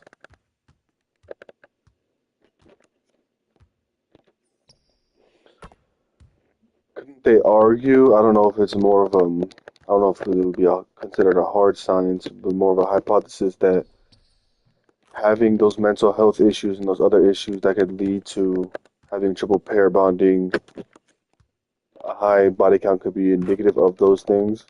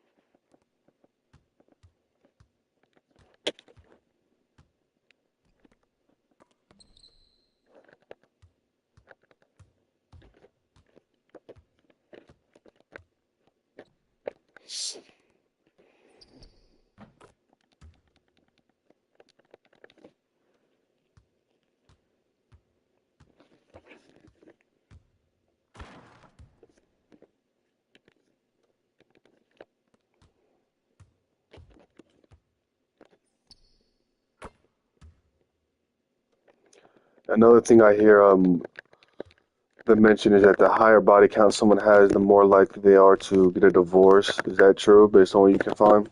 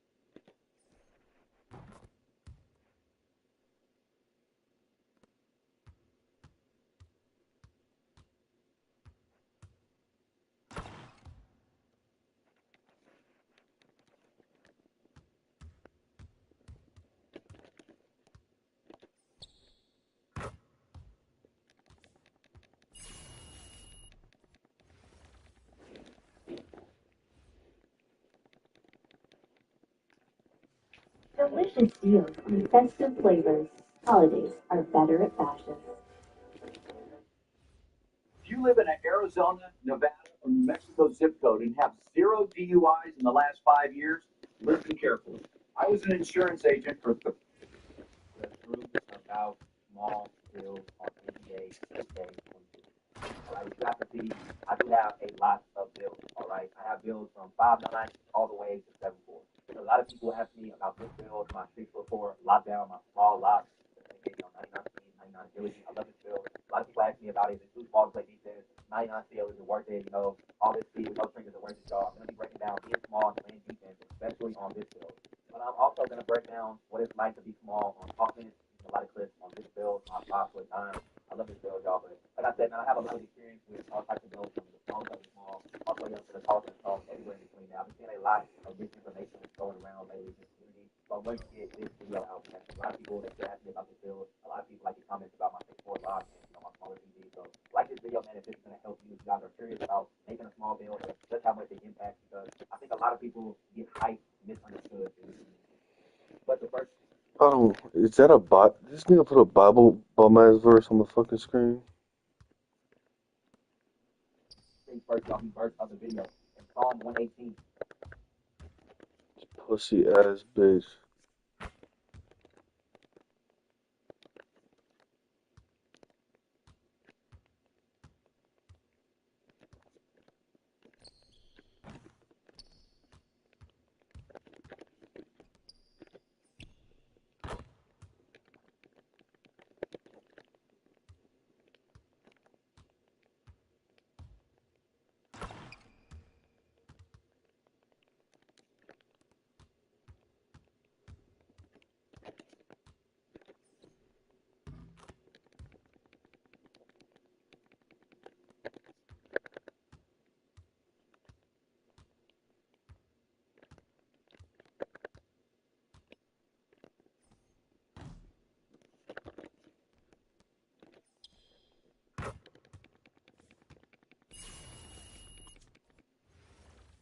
Your first number one, let's go down. Yeah. Okay, so first off, I really dislike a lot of different arguments that pro-choice advocates give. I'm sure you've heard the violinist argument. Yeah, don't worry about that. Maybe your positive argument. You also, great, okay. So the first is, well, I don't know if this is a positive argument. Okay, we'll skip that one. The first is that, I'm basically, I kind of have a dream philosophy. I got one more question. Right. We talked about there were, what? Oh, cringe. Philosophy, Yeah. And it wasn't true. I'm sorry, you're fine. Yo, give me your head. All right. So, we talked about in class that there are like, in Latin, there's like two different categories, like Zoe and Bios. And the first is like biological universal life, and Bios is like humanness, personhood, worthiness, right? And that like we need a. I think it's something that you believe as well, right? I think most people believe this. Like we obviously treat sperm, even though sperm has human DNA, we can throw that away. We can flush that in the toilet. No one gives a fuck. But also, you know, we obviously wouldn't do that with a person, right? I think my claim is that there's a third category. I don't know what to call it. I think I'm gonna I'm gonna call it like fuck. Like I guess okay, but damn though. Like I think that there's a gradient to these lives, to life, essentially. That like we aren't callous enough to kill them without thought, but we also don't treat them as worthy of being human. Okay. Okay. Do you agree with this? Yeah, but whatever category you make here, if it's not getting the full human life, I think it would auto fail any kind of bodily autonomy argument. Because now the woman has a very easy, like if it's not getting like the full consideration of a human being, then it's like, okay, well. I think my first argument is that I don't think bodily autonomy is an argument at all. I think it can be fully subsumed by don't harm others. I don't know if bodily autonomy makes sense. Well, that's what I mean, yeah, but it would, things would fail at that point, right? If there's a thing inside you, if there's a thing inside you that's harming you that doesn't get the consideration of a human, when would you ever harming? Yeah, no, sorry, of course. If you're trying to save a woman's life, of course. Like no. Just being pregnant, right? There's that condition, the being inside somebody's body, taking resources and drugs. I don't know if it's fair to call that harm, though. Well, does it? It's in every single metric or any possible way we could measure good outcome versus bad outcome. It seems like every single thing is getting worse for the woman. No. To some degree. Well, Sure, to every but degree. Or can we think of any exceptions to this? well, okay, no. I'm saying, yeah, obviously that their life is getting worse to some degree. Yeah. But like in every metric to some degree. Yeah. But like I don't know if it's to such a degree that it would involve terminating the life of that second category. Like an example that I often use, I think I heard you say this. I don't follow some of your stuff, but I do think that you said that this is like a fetus is very similar to like an unconscious like a brain dead vegetable, right? Like, sure. Oh, sorry, that might not be your argument, but whatever. I've heard this, and I think that intuition is pretty fair. But Yeah, but the brain dead vegetable we terminated the second it was causing any harm at all, basically, to anybody else. I don't think you would tolerate any amount of harm from I don't. Sure. But I also think that we would probably likely describe someone as a little bit antisocial or psychotic, or not psychotic, like maybe a little bit psychopathic, if they don't give a fuck and they're willing to fully just step away from the vegetable. If they're like, no, just pull the plug, I don't care. It's nothing to me. I think that most people would say you obviously need to treat it at least with some degree of how much harm do you think a person would generally bear for that? No, sure. And there is a threshold. I agree that there's a threshold. Yeah, but whatever that threshold is, it's going to be way past being pregnant for 9 months. I don't know if it's that fucking harmful. Oh, sorry, I have 2 kids, and like, yeah, for sure, my wife, like it was a lot of harm that was being done. Harm seems like such a strong word. I don't know if I would use the word harm. Sure, it's negative, right? Like her back was aching. It was hard to do. Like I saw how. What's the one thing in your mind that's making it not harmful? There's an answer here. I know what it is. Can you? Well, no, that harm is such a strong word. Yeah, but why do you think it's a strong word? I think what you're saying is that it's a strong word because it's not a person that's doing it. Is that? No, you think the harm aspect you're downplaying it in your mind because a baby came out at the end that you want, which in my personal experience, almost every woman I've ever spoken to who's born children says that. It feels like the people that overplay the bad aspect of pregnancy are usually women that have never been pregnant before and have no intention, or men who are just talking about it. No, sure. But I'm saying that like that's because there's a baby coming out at the end that you want. What if you don't want it? You don't want to have a family, and now you're like held hostage by that entire pregnancy process. Right. Yeah. I totally agree with this, and this does get to my later argument, which is that any prescription that I make needs to be countered by other people's intuitions about the like when life begins. And I think that like I'm not advocating for a law that just states abortion should be illegal. Well, sure, we're not even getting to that point yet. We're just on this first part. Yeah, no, I know. But so I agree. So I'll concede that, of course. Okay. That my intuitions are different from other people. Well, no, this isn't an intuition thing. I think that if I could inflict a pregnancy on somebody if there was no baby at the end, would we say that person has been pretty severely harmed? Sure, yeah. Okay, that injury is going to be worse than what most people encounter in their life, right? Yeah. Okay. All right. So then we say pregnancy inflicts a great deal of harm. It just tends to be kind of worse. Fine. Yeah, no, I'll use the word harm. Okay. Yeah. I think what I would say as well is that I don't think it's just because I'm a man who wants a baby. I do think that a lot of women who believe that life begins at conception and that like family is the heart of their moral system would not say harm in the same way that I would.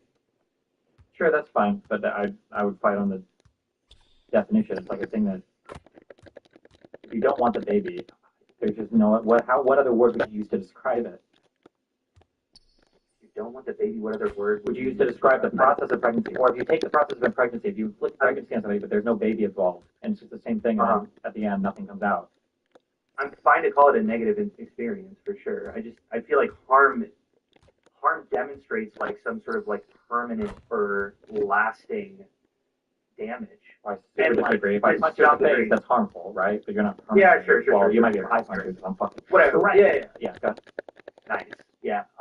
Whatever. I'm happy to concede the.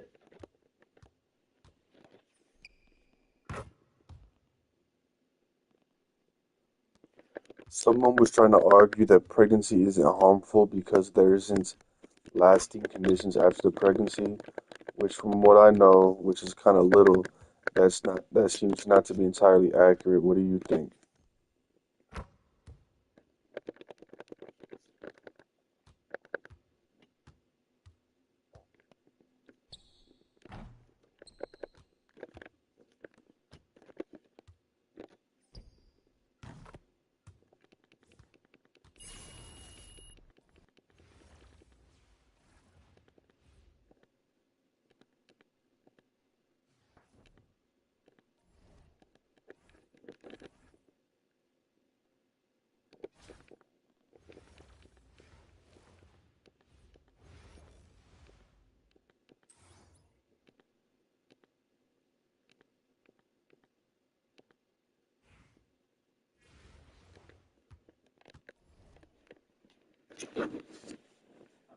the harm.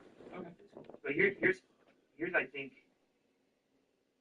my main thrust of the argument, which is that I do think there's a futility to arguing about abortion, and I know there's some sort of like contradiction about it. Okay, that's we're gonna move to the meta argument. I actually agree with you here, but it's gonna be something else that I'll hit on. But go for it. I'll see how you get there. Okay. So yeah, I'm getting my degree in philosophy of language. So like in something in linguistics that we talk about a ton is that you can't make normative claims using descriptive models. Like a common thing that people do is they use a dictionary and say this is how people ought Oh, to yeah, act. I understand. You guys locked out, but that's technically true of all morality, depending on your perspective, right? Sure. Yeah. Yes. But I think my point is that normal political conversations, like we can just allow assumptions about our intuitiveness about morality. We can just say people being murdered by guns is bad, and then how do we stop that? Right? Sure. Like we're never having conversations about is that bad, is that good? Yeah, I agree. And in abortion is kind of a unique political argument because that's always what we're arguing is when is it bad and when is it good? I think I think that anytime people argue about abortion and they make concessions like that's not life though, but it is a life though. Like everything boils down to life. Abortion. Like, everything boils down to whether or not you're inflicting harm on it. Yeah. Okay. Okay. So I think so. I watched this debate that you did, and I basically said I'm gonna whatever. You can disagree if this is exactly what you said, but you said basically, yeah, well, you wouldn't save a fetus over a child in a burning home. That's why it's okay to throw a 10-week-old baby out despite your intuition. Do you agree with that statement? A 10-week baby or a 10-week like fetus? Yeah, fetus. Oh, sorry. Do I agree with that statement? My bias is Sure. I mean, I guess it depends on the context that I'm using that statement in, but okay. I guess my question is, how doesn't this just get flipped into a never-ending cycle? Like, how can the other person go, yeah, well, you would throw a 10-week-old baby out, or fetus. My notes here showing my biases. You would throw a 10-week-old fetus. That's why it's okay to save a fetus over a child in a burning home, despite your intuition. Like, all you're doing is arguing about intuitions that are you guys clearly have different intuitions about when life is. Yeah, so this is this is what I disagree with. I don't think that there are different intuitions here. So my argument, especially as I guess like a moral anti-realist who believes in a great deal of no, I won't say something to actually, that's not true. I believe that all of us have similar biological underpinnings. I think that from those underpinnings we get our human things that emerge from us, and one of those human things is like our culture, our preferences, things that are downstream from that, like our morality and our laws. Okay, and I think that for some debates we might be debating about, our ideal worldview or whatever. In other debates, I think some people are pushing you or begging for an unintuitive or a view that doesn't immediately strike one as like moral or immoral. And there's a great deal of exploration that has to happen there. So when I'm arguing with a Christian, I feel like there is a whole lot of intellectual legwork that they're having to do in order to try to convince you that you have an intuition that I don't believe any of us actually have. I don't think that anybody has the intuition of looking at a single cell creature or a 1 week or 2 week, fetus or whatever. I don't think anybody has the intuition that they're like, oh my God, this is a precious human life that needs to be protected. I think you have to intellectually build your way there, or you have to program yourself to get there to see it over and over again. There's a humorous way of explaining this, and seeing that one guy show this sort of surf thing. He thinks he's a human life. The dolphin. Yeah. So usually, when I'm arguing about when does a person's life begin, when do we defend personhood? Well, to try to test that intuition at the beginning, what I usually do is I try to go to the very end, and I try to say, well, where is the intuition at the end of life? When do we feel like the life is over? Is it when you cut off somebody's arm? No. Is it when you cut off somebody's, cut off somebody's heart? When you put a fake heart in? No. What about when you replace their brain or head? Well, that starts to feel brain dead. Yeah. So it feels like there's something going on there, and once the brain doesn't function any longer, even if we keep the body alive indefinitely in the machine, it feels like so. I'm pushing on. Like if I give an example of a thing, what's your gut reaction? Ooh, like I don't like that, or ooh, I think it would. No, yeah, for sure. That's what I'm looking for. Yeah. I think I disagree about the gut reaction. Like I understand that if you look at a fetus, you're not going to feel warm and fuzzy feelings about it, but I do think sitting in the doctor's appointment when we first got the ultrasound, like I had an intuition that like that's a that's a thing that needs protecting. And my wife had an intuition like that's a fucking parasite in my body. But I also think, like, I know that someone would say, okay, well, that's because that's in her body. But I think that my mom was tied to me. Well, wait, would you guys trying to get pregnant? No. Well, kind of. It was a half accident. We were saying that we wanted kids, but then we didn't really get off birth control. It came a little bit earlier than we wanted. Okay. Both times. Well, okay, so I mean, like, so that I feel like then it's not necessarily that it feels more intellectualized to me. Like you're going there, like this is like you're not like seeing a thing and you're like, oh my god, like I have an immediate gut reaction. It's more like you're starting the process of having a baby, and basically every single thing along the way is going to be like a fun, cool thing, right? Like you said, you have two kids. I'll fight you to death on this. Like newborns, probably for like the first month, they're fucking hideous. They're disgusting alien creatures. They're but it's like when you see your baby.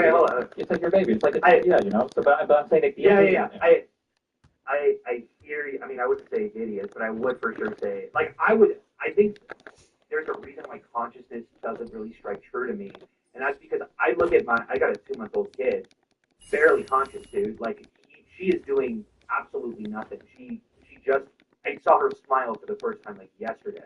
Like she's not doing a thing. She's sleeping, pooping, crying. That's the 3 actions that she gives. And like when it comes to consciousness, I look at my older kid and I'm like, that dude knows what's going on. He is looking around. He sees things, like he's interacting with things in a way that is way more indicative of like human life. And I might even make the claim that that's more of a person than she is. I might use language in that way. But then doesn't that defeat the whole pro-choice argument wherein we talk about human life as a gradient? Like, I would obviously say it's horrific for her to be killed, even though she's not as conscious as he is. Does that make sense? Kind of. I wouldn't describe consciousness as like a gradient. You're like more or less conscious. I would say that when the mind emerges from structures underneath, and then once the mind is there, the mind will grow as the structures underneath grow. But I would say like a 1-month-old has a mind, is conscious, is having an experience, is a little overwhelmed by all the sensory input now that it's out in the world and everything. But like, yeah, but go ahead. Who's using more clinical language now to like reconstruct? You know what I'm like? I well, feel the clinical language where like the thalamocortical fucking tube from the spine or whatever extends of the 24 weeks is what I want to use the clinical language. But I mean like there's no clinical language ever to describe stages of consciousness, right? You either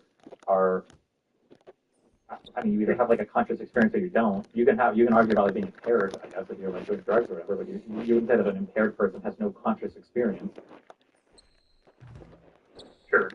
Well, but I do think we would say that they're less conscious. No? Like, we would say that, like... I mean, you could, but the language we're using there is not the same thing we mean when we talk about just somebody having a conscious experience. You think I'm equivocating? Okay, I don't understand your definition of consciousness. Then I might be equivocating. Sure, a mind like ours, right? When the ability to have an experience, have a human experience with a human mind. I think that is a Wouldn't a deeply drunk person have a more muddy version of I mean, it might be temporarily abated, I guess, in the same way that a person sleeping, has maybe a temporarily abated experience. But I guess my question is, wouldn't my daughter, who's 2 months old, be less conscious using your definition? I mean, you can argue, but you can argue that there might be somewhat of a lesser experience, but it's like it's bucketed. Like the experience is there. That maybe there is a gradient there, but there's no moral gradient, right? Like there's a big difference. There's a difference between like a 7-year-old and a 10-year-old, right? But all of them are. I can use pedophile rape example. There's a difference. Like there's a difference between a 7-year-old and a 12-year-old signing a contract, but neither of them should be able to sign a contract. They're both minors, right? So like it's even worse for the 7-year-old than the 12-year-old, but like it's still both bad, right? So just because you have some gradient in describing some experience, you can still bound that gradient on both sides. No, sure. With some moral, like absolute statement, yeah. Well, yeah. Sure. Sure. When's your claim? When does consciousness occur? In 20 to 24 weeks is when the underlying brain structures are developed and communicating with each other. Okay, and you would advocate for. I'm curious about your position. Would you advocate for, like in a bunch of blue states, you can have third trimester abortions? Well, on the legal side, I think you have to keep abortion legal the entire time, unfortunately. Is that because because women would go outside of the legal system? No, it's because if you need an abortion for medical reasons, having even third trimester abortions be illegal can lead to a whole bunch of weird hurdles that make it so that even somebody who's getting an abortion for a life-saving reason still dies because there's too many tests that have to be done so the doctor covers their back, basically. Sure, but do you think can't I just argue that those hurdles should be mitigated? Make them easier to overcome or something? Yeah. That couldn't I just say, okay, well, yeah, those hurdles shouldn't be that strong then. Like, it shouldn't be so much so that a woman is dying on the hospital sheet, like, oh well, shit, I got to do all this stuff. I think that couldn't I just say, well, that's the issue then, not necessarily that like the law in essence shouldn't exist, but that we should just change it a little bit. I don't know if you could do that at all. Okay. I'm not sure. Just because the idea that my guess is going to be that doctors never want to have to consider criminal liability for performing a procedure, and that if you introduce, even if you said, sure, before there was a 30% chance, now there's only a 5% chance. My guess is a lot of why would I ever do? I'm never doing this because it's not worth my time. Sure. Yeah, I would say it's immoral to get a recreational abortion, if you want to call it that, in the third trimester. I think it's not. I think it's Right. immoral. Yeah. Right, and I often, something that does bother me about pro-choice arguments is people talk about how rare it is for same-sex abortions to occur. Like, I for sure agree. I think it's 1% of abortions, or maybe even less than that. But my question is so what? Why does the rarity of the event mean that we shouldn't be talking about it? Well, probably because people will take them outer perimeter examples and then try to extrapolate that to the entirety of the abortion. Sure. That's fair. Okay. That's probably true. Conservative argument, well, because when you talk about making guns illegal, they say that it's only a small percentage of people that are committing crimes with guns, therefore, they'll use it for other things. Okay, so, sorry, just to be clear, your position is that people's intuitions on when life begins is not different between each other. You fully believe that, as a society we've constructed, yeah, I think the intuitions on when life begins is probably around, the intuition, I think, is probably around birth. And it's maybe earlier when you can feel the fetus starting to kick a lot when the man can. Yeah, but maybe around there. But it can't be birth because I do think that when people have these intuitions about I think one of the big things that intuitively I think about a lot when it comes to abortion is it doesn't make any fucking sense to argue that a woman can give you can cut a woman up, pull the baby out, and it would be perfectly fine. It's a full functioning baby that doesn't need a lot of. Yeah, no, I don't disagree with you there. I'm just saying intuitively we feel we're intellectualizing it. Well, what if we could keep a baby alive? If we deliver them earlier, we do C-section. I agree with you there. That's why I don't say birth. I think that's kind of crazy, at least morally. That's why I'm intellectualizing a bit. But I don't think intellectualizing is always bad. But when we're intellectualizing, I think we're using things like science or we're using our reason to try to further expand upon or clarify where our actual intuitions are. So, for instance, a long time ago, we might have said, well, when a person's heart stops beating, they're dead. They're dead. They're gone. Okay. And it's okay, is that really true? When their heart stops, they kind of are dead. It's well, what if we could keep the heart going long enough to do something else? Maybe, in this case, yeah, sure. Right. And then we kind of further refine our understandings of death. So that's kind of intellectualizing it a bit. But we're doing it to push in, our intuitions are still are still being guiding there. Yeah. Right. Yeah. I have a hard time because my positive argument then, I feel like my positive argument is bookended very neatly in that in almost every single intuitive way, there's a billion different examples I feel where intuitively it's always leaning in my direction. When is a person dead? I think we would very easily say the person is dead when they are brain dead, right? Okay. Sure. Okay. Sorry. Yeah. Sorry to distract. I just had a thought. So my prescription is strictly I'm coming. I know you disagree on the idea that Sorry, go ahead. What? My thing is fine. Oh, okay. Sorry. My specific prescription is that I do think that my intuitions are different from the average, or might be different from the other person. So we should just find out where the median American is, and then that's where we should decide that life begins. You would say and I've got polls that say like people are wildly different on when life begins. You would say that's because people are intellectualizing or idealizing. We're not polling on our moral intuition. Have ideological. Why would? Well, moral intuitions are things that are way deeper. That's coming out way before. Like nobody has the moral intuition, for instance, that like illegal immigration is bad. That's like way down the road when you hit on policy positions there, right? You think that? Sorry, repeat what you said that people don't have intuitions on when life begins. When people don't vote. Okay, wait. Have you done like class on ethics? Sure. Yeah. You know, there's like okay, and I could be retired, but you know, not too much. I'm mostly in analytical. Okay, you know, there's like meta ethics, there's like normative ethics, there's like applied ethics. Yeah. Right. I feel like, and I could be wrong, but when we're thinking about like things like moral intuitions, like where does our sense of goodness come from or whatever, this feels like a meta ethical question to me. When we're thinking about things like what should the law be, we're like past even like applied ethics.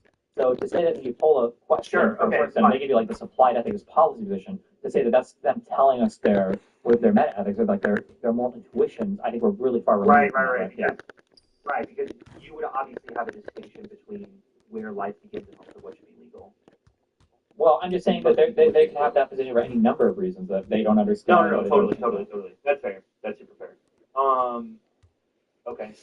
I think that's fair. Like I could argue the vegan argument is the strongest here, right? Where you say, how many of you support animal agriculture? And everybody would say, like 95% of people would say yes. So then it's like, how many of you would support watching your neighbors breed and then slice up and eat their, like a family of dogs? Right, and I feel like for America, I feel like less than 10% would be okay with that. So like, where are the intuitions? It's not coming out in this polling question, because I would argue that there's two different, the same set of intuitions can't lead you to both things. There's something else that we operate out of it, right? Yeah. Sure. I will say that, like, it is the case. I think about the veganism argument a lot, and that's mostly because I think I see in other people what vegans see in me. Because I see the same thing in pro-choice arguments that vegans see in me. Because I often say that, like, it doesn't matter if animals die; they don't have like moral consideration. Okay. But then I was asked recently if I would change to impossible meat if it cost me basically the same. And I was like, of course. Sure. But like, why would it be of course if I just said that it doesn't matter? You know what I'm saying? Like it seems like I'm holding this intuition and I've intellectualized, I've covered it up completely when that's absolutely not how I feel. Obviously I think that it's bad if animals suffer. I just have had to intellectualize it because I also want to eat meat. I think it tastes good. Sure. I mean, there could also be like, there could be, I don't know, in ethics, if there's like a category for like secondary moral considerations or whatever, but like it could be that there are things that have moral consideration that are in different buckets and that there's like a threshold that could move you from one to the next. So, for instance, it sounds shitty, but like given the choice between my son's life and like two other kids, I would expect most people would pick their child. There between like 3 or 4 other kids, probably. But if it was like my kid and like 1,000 other kids, right? Man, like even if you did pick your child, you're gonna feel like shit about it, you know. And is this because like, well, do other children not have moral consideration? Well, it's like, well, no, from a subjective perspective, or from a subject or whatever. If you're looking at things like your family members are probably bucketed in a higher category that are literally just categorically different. But like, there's a threshold that could be overcome, in a lower thing. So like maybe for animals, it's not that they have like you wouldn't necessarily give the same moral consideration you give a car, an animal, and like maybe there is some level of harm reduction that can happen for animals. You don't necessarily think they're humans, but like they should have some consideration, and if you can make their lives significantly better, like that could be an argument. But also, guys, vegan suck. Yeah. Do you think that it's possible that like preconscious fetuses have some degree of moral consideration, but it's just so consistently overtaken by the mother that it's basically negligible? No, I would almost argue. I would say that pre-human fetuses or pre-person fetuses are less than animals. Yes. What the? Okay, sure. You have to acknowledge though that. I guess that's my question. Is like I think that most people intuitively go, "What the fuck?" to that in the same way that I just did. Like that feels like such a strong. Like, how do you contest that? That like. I do think that here's like this is the thing. If I could show you, let's say I show you in a petri dish, I get you a microscope, and there's a single cell underneath it. There's one cell, and let's say that I reach my finger to the petri dish and I crush it. No, I understand. No, wait. Do you feel the depth of a human being there? Does that feel anything? No. Okay. Obviously not. Yeah, so I don't believe that intuition exists. I think you have to hardcore intellectualize your way there. I think a lot of people have, because of religious argument. But like, so I would say that what if there were 1,000 single cell zygotes in that petri dish, and then I blip my finger in and I crush all 1,000 of them? Are you going to feel like a genocide? Just going to no. The intuition I would argue is entirely absent. Yes.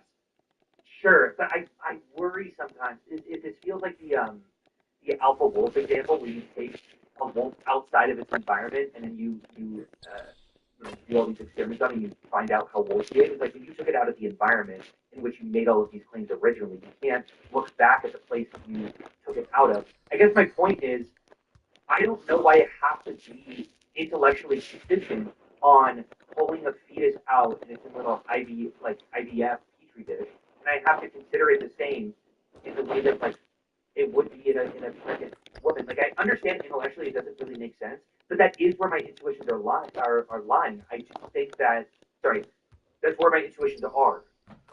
It's that I think that if the baby I think that if the fetus is in a pregnant woman, I do feel more like that's a person than if I took it out. And I don't know why that's the case. Yeah, but I don't think you feel like it's a person. I think you feel like it's on the way to becoming a person. No, I agree. It's in that second category. That's what I was talking about. It's a gradient to life, but it's certainly more than sperm. It's certainly, I feel more for that than someone jizzing in a toilet. I don't give a fuck. But if someone threw that into the toilet, I go, wow. I don't love that. But it's certainly also less than if someone killed a baby. Yeah, and I don't necessarily disagree. But like if I wanted to go to school for music and I get into a bad accident and then I like lose like 4 or 5 fingers on my right hand, like I would feel really devastated about that because I really wanted to be a musician. But I would never say that somebody took music away from me, or I was a musician and now I can't be. I would say, okay, well, there's a thing there that it would have been nice, but now I don't have the opportunity to go that route. But you didn't lose the thing. You just the whole journey was just kind of like aborted, one would say.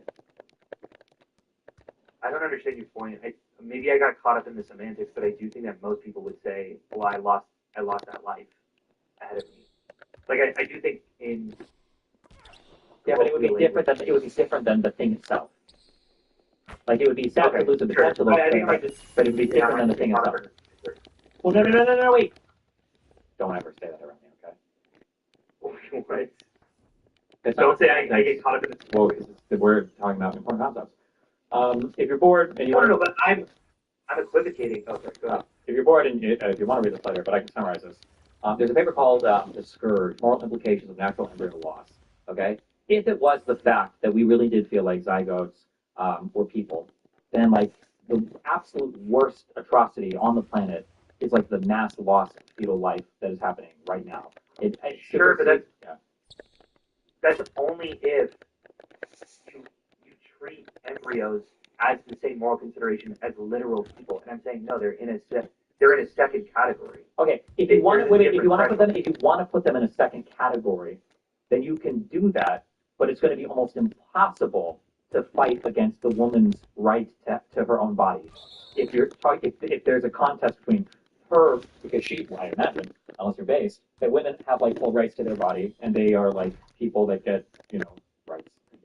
So if 9 months of pregnancy is in conflict with another thing that doesn't even have the same threshold of like human rights, there's no way that you're ever choosing that other thing. You're always But I think moral intuition is keep the baby, and like I do think I'm willing to bite quite a bit of bullets and say no. Yeah, I do think in these cases it's actually like your moral consideration as a human being does not outweigh this because it's a slight harm that's being done to you, and you're fully terminating the second category.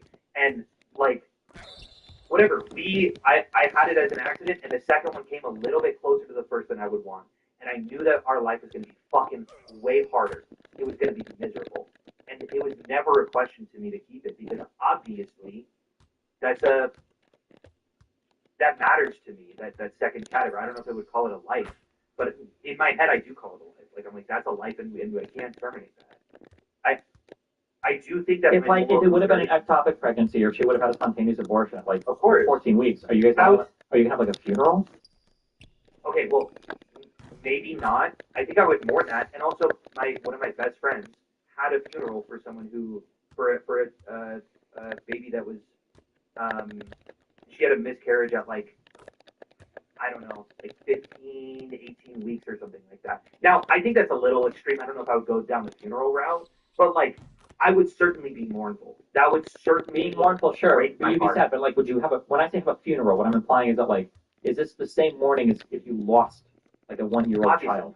Obviously. Okay, yeah, I think it's like fundamentally a different type of thing. I still think miscarriages can be tragic, but the biggest issue I think is that I think that if the other side of this, if the pro-life side is being fair, and if I argue this, as we have, I think it is entirely reasonable to say that there are legitimate contentions on when we can say, the development of a human when they assume personhood, whether that comes at the moment of conception or 20 to 24 weeks. I think we can say there's a legit. I can fight. I would argue more than legitimate, but I would say there's a legitimate sense of disagreement here. So we know that.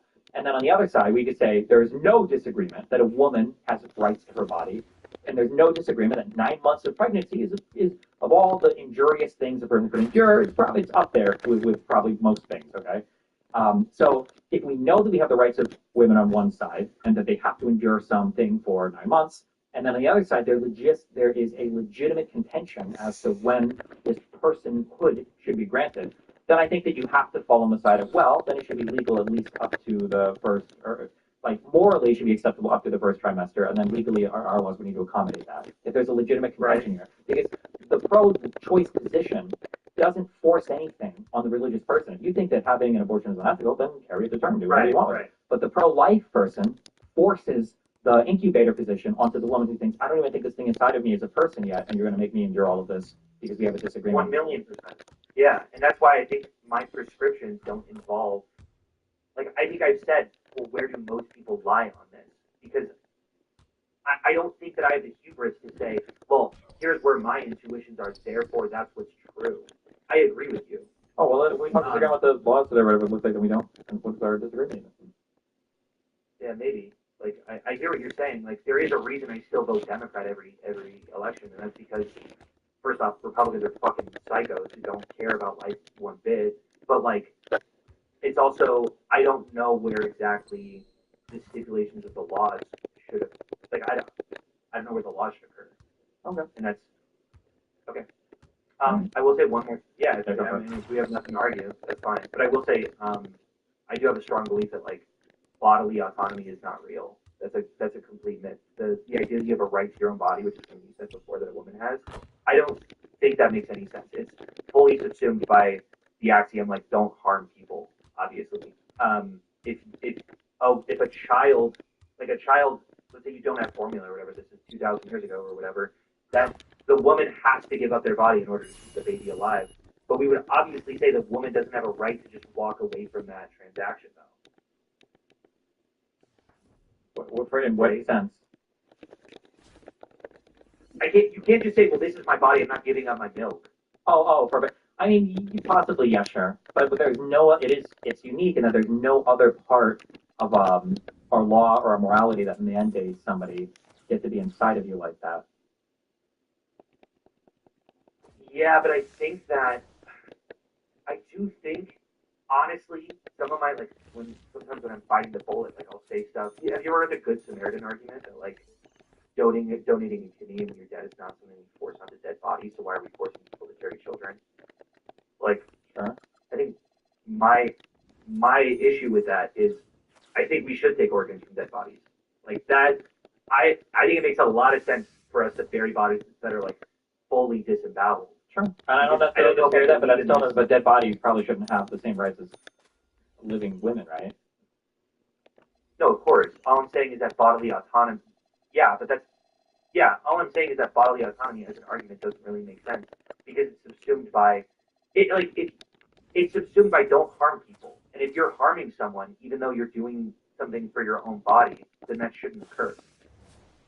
Well, I think you keep saying subsumed by, but I think it's just powered by. Like, why do we have bodily autonomy? Because if somebody's taking your autonomy from you, it's a form of harm, right? Yeah, but if you are using your you're saying it in a negative sense rather than positive. Sure. Like I think you can kind of like go back and forth on these, right? Sure. Sorry, I don't know if I thought about it in the negative sense. Let me write that down. I need to think about that more. That's a good point.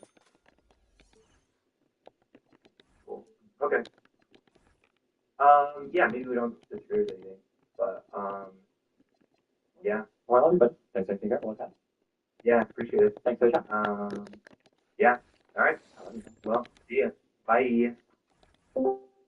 Hello. What's up? Oh, wow. Okay, so, no, I had some pointers here about the ethical stuff around, not so much abortion, but like asking really what the purpose and what really the meaning of good actually is. And I don't really mean from a meta-ethical perspective, but well, in the absence of real meta-ethical groundwork, what are we really defining good for and what's its purpose? I don't know. There's probably some collection of. I'd probably build like some fucking Sam Harris quality of bullshit, good experiences or something. Like I think all of us have intuitions around things that are generally good. We all try to like orient ourselves in that direction, and then whatever maximizes those outcomes for those people, it's probably a good thing. Where did those intuitions come from? What was the? Could you consider there being a purpose behind those intuitions? I mean, they're not just random fluctuations. Like capital P purpose or whatever? No, but like things that are emergent or abstracted from our biological underpinnings. Yes. Yeah, so I mean, you could even argue that it's an evolutionary behavior that we've developed. Necessarily, yeah. You have right. Yeah, people believe in evolution. Yeah, okay. I mean, that's for some people that's a struggle, I guess. But if you do believe in evolution and you do see that there's clear patterns in people's behavior.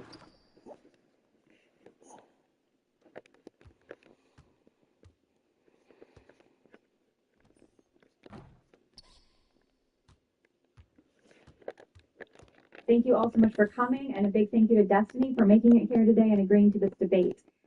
Before we dive into arguments today, I want to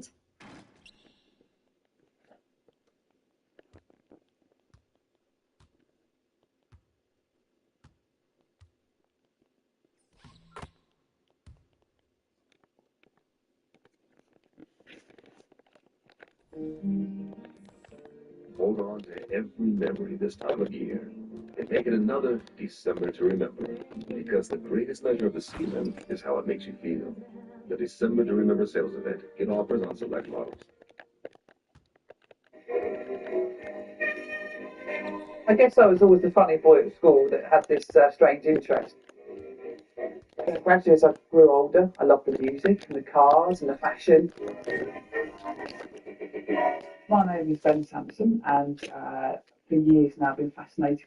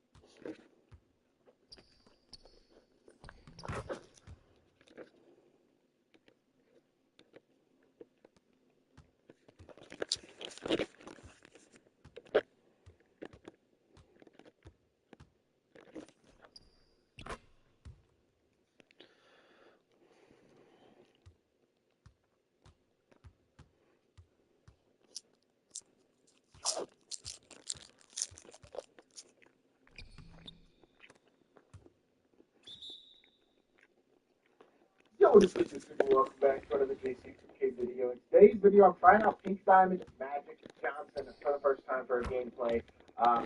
To be totally honest, do not expect this card to be all that great. He's saying arguably the best one card in the history that has such great cards in the past. But the honest truth is, this card is flawed, and I'm going to talk about why. I do still think he's good, but I wonder how good. Now, size is valuable. The honest truth is, Jokic is still one of the best point guards in the game, despite a lot of flaws with his jumper and some of his movement and stuff like that, even some of his lateral defense just because of his size. The same will kind of be true for Magic, but I don't think his jumper is very good. I don't know if his movement's very good. I'm not sure he's that incredibly defensively either. Honestly, still a similar concern, even though they're different cards. 98 offense, 88 defense, a 6'9" point guard, 94 diving lane, 92 poster, 94 close shot, 88 mid-range, but only a 77 three ball. That's not great. 80 driving dunk, that's not insane.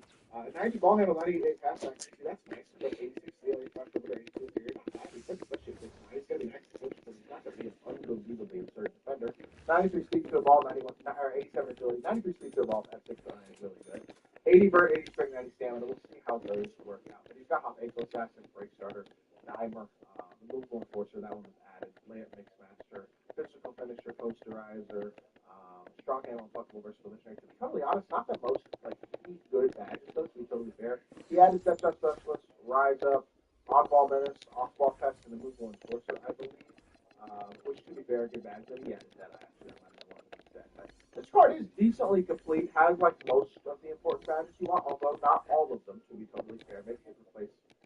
He didn't have rise. I wonder what he added because they're still missing a few badges. Take control of them. There's a couple things that would be nice to have.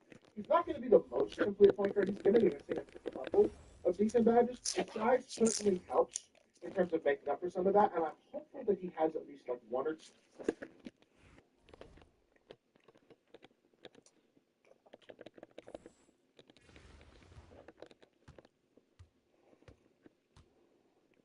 I'm at 89.8%, and I get 0.1 mostly every game. Like every 4 or 5 games, I get 0.2, so I don't know how you want to do the calculations. But each game is 2 minutes and 30 seconds roughly.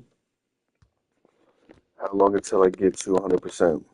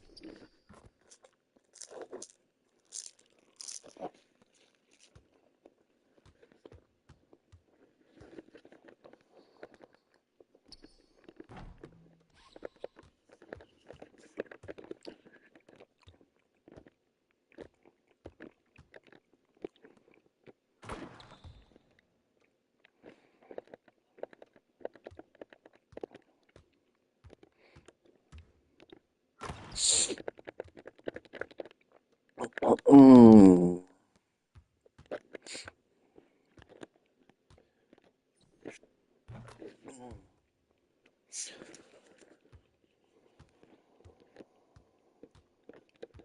Sure, he's got incredible defensively either, honestly. Similar concerns, even though they're different cars.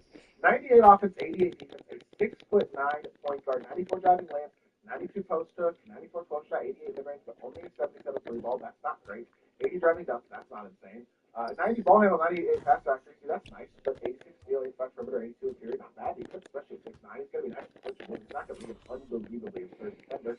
93 speed to a ball, 91 or 87 agility, 93 speed to a ball at 6'9" is really good. 80 vert, 80 string, 90 stamina. We'll see how those work out. But he's got hot ankle assassin, great starter, primer, movable enforcer. That one was added. Plant mix master, physical finisher, posterizer, strong handle, flexible, versatile missionary. To be totally honest, not the most like key good badges though. To be totally fair, he added step shot specialist, rise up, on ball menace, off ball testing, and movable enforcer, I believe. Which to be fair, good badge. But he added that. That might have been one of them instead. But this card is decently complete. Has like most of the important badges you want, although not all of them. To be totally fair, maybe you replace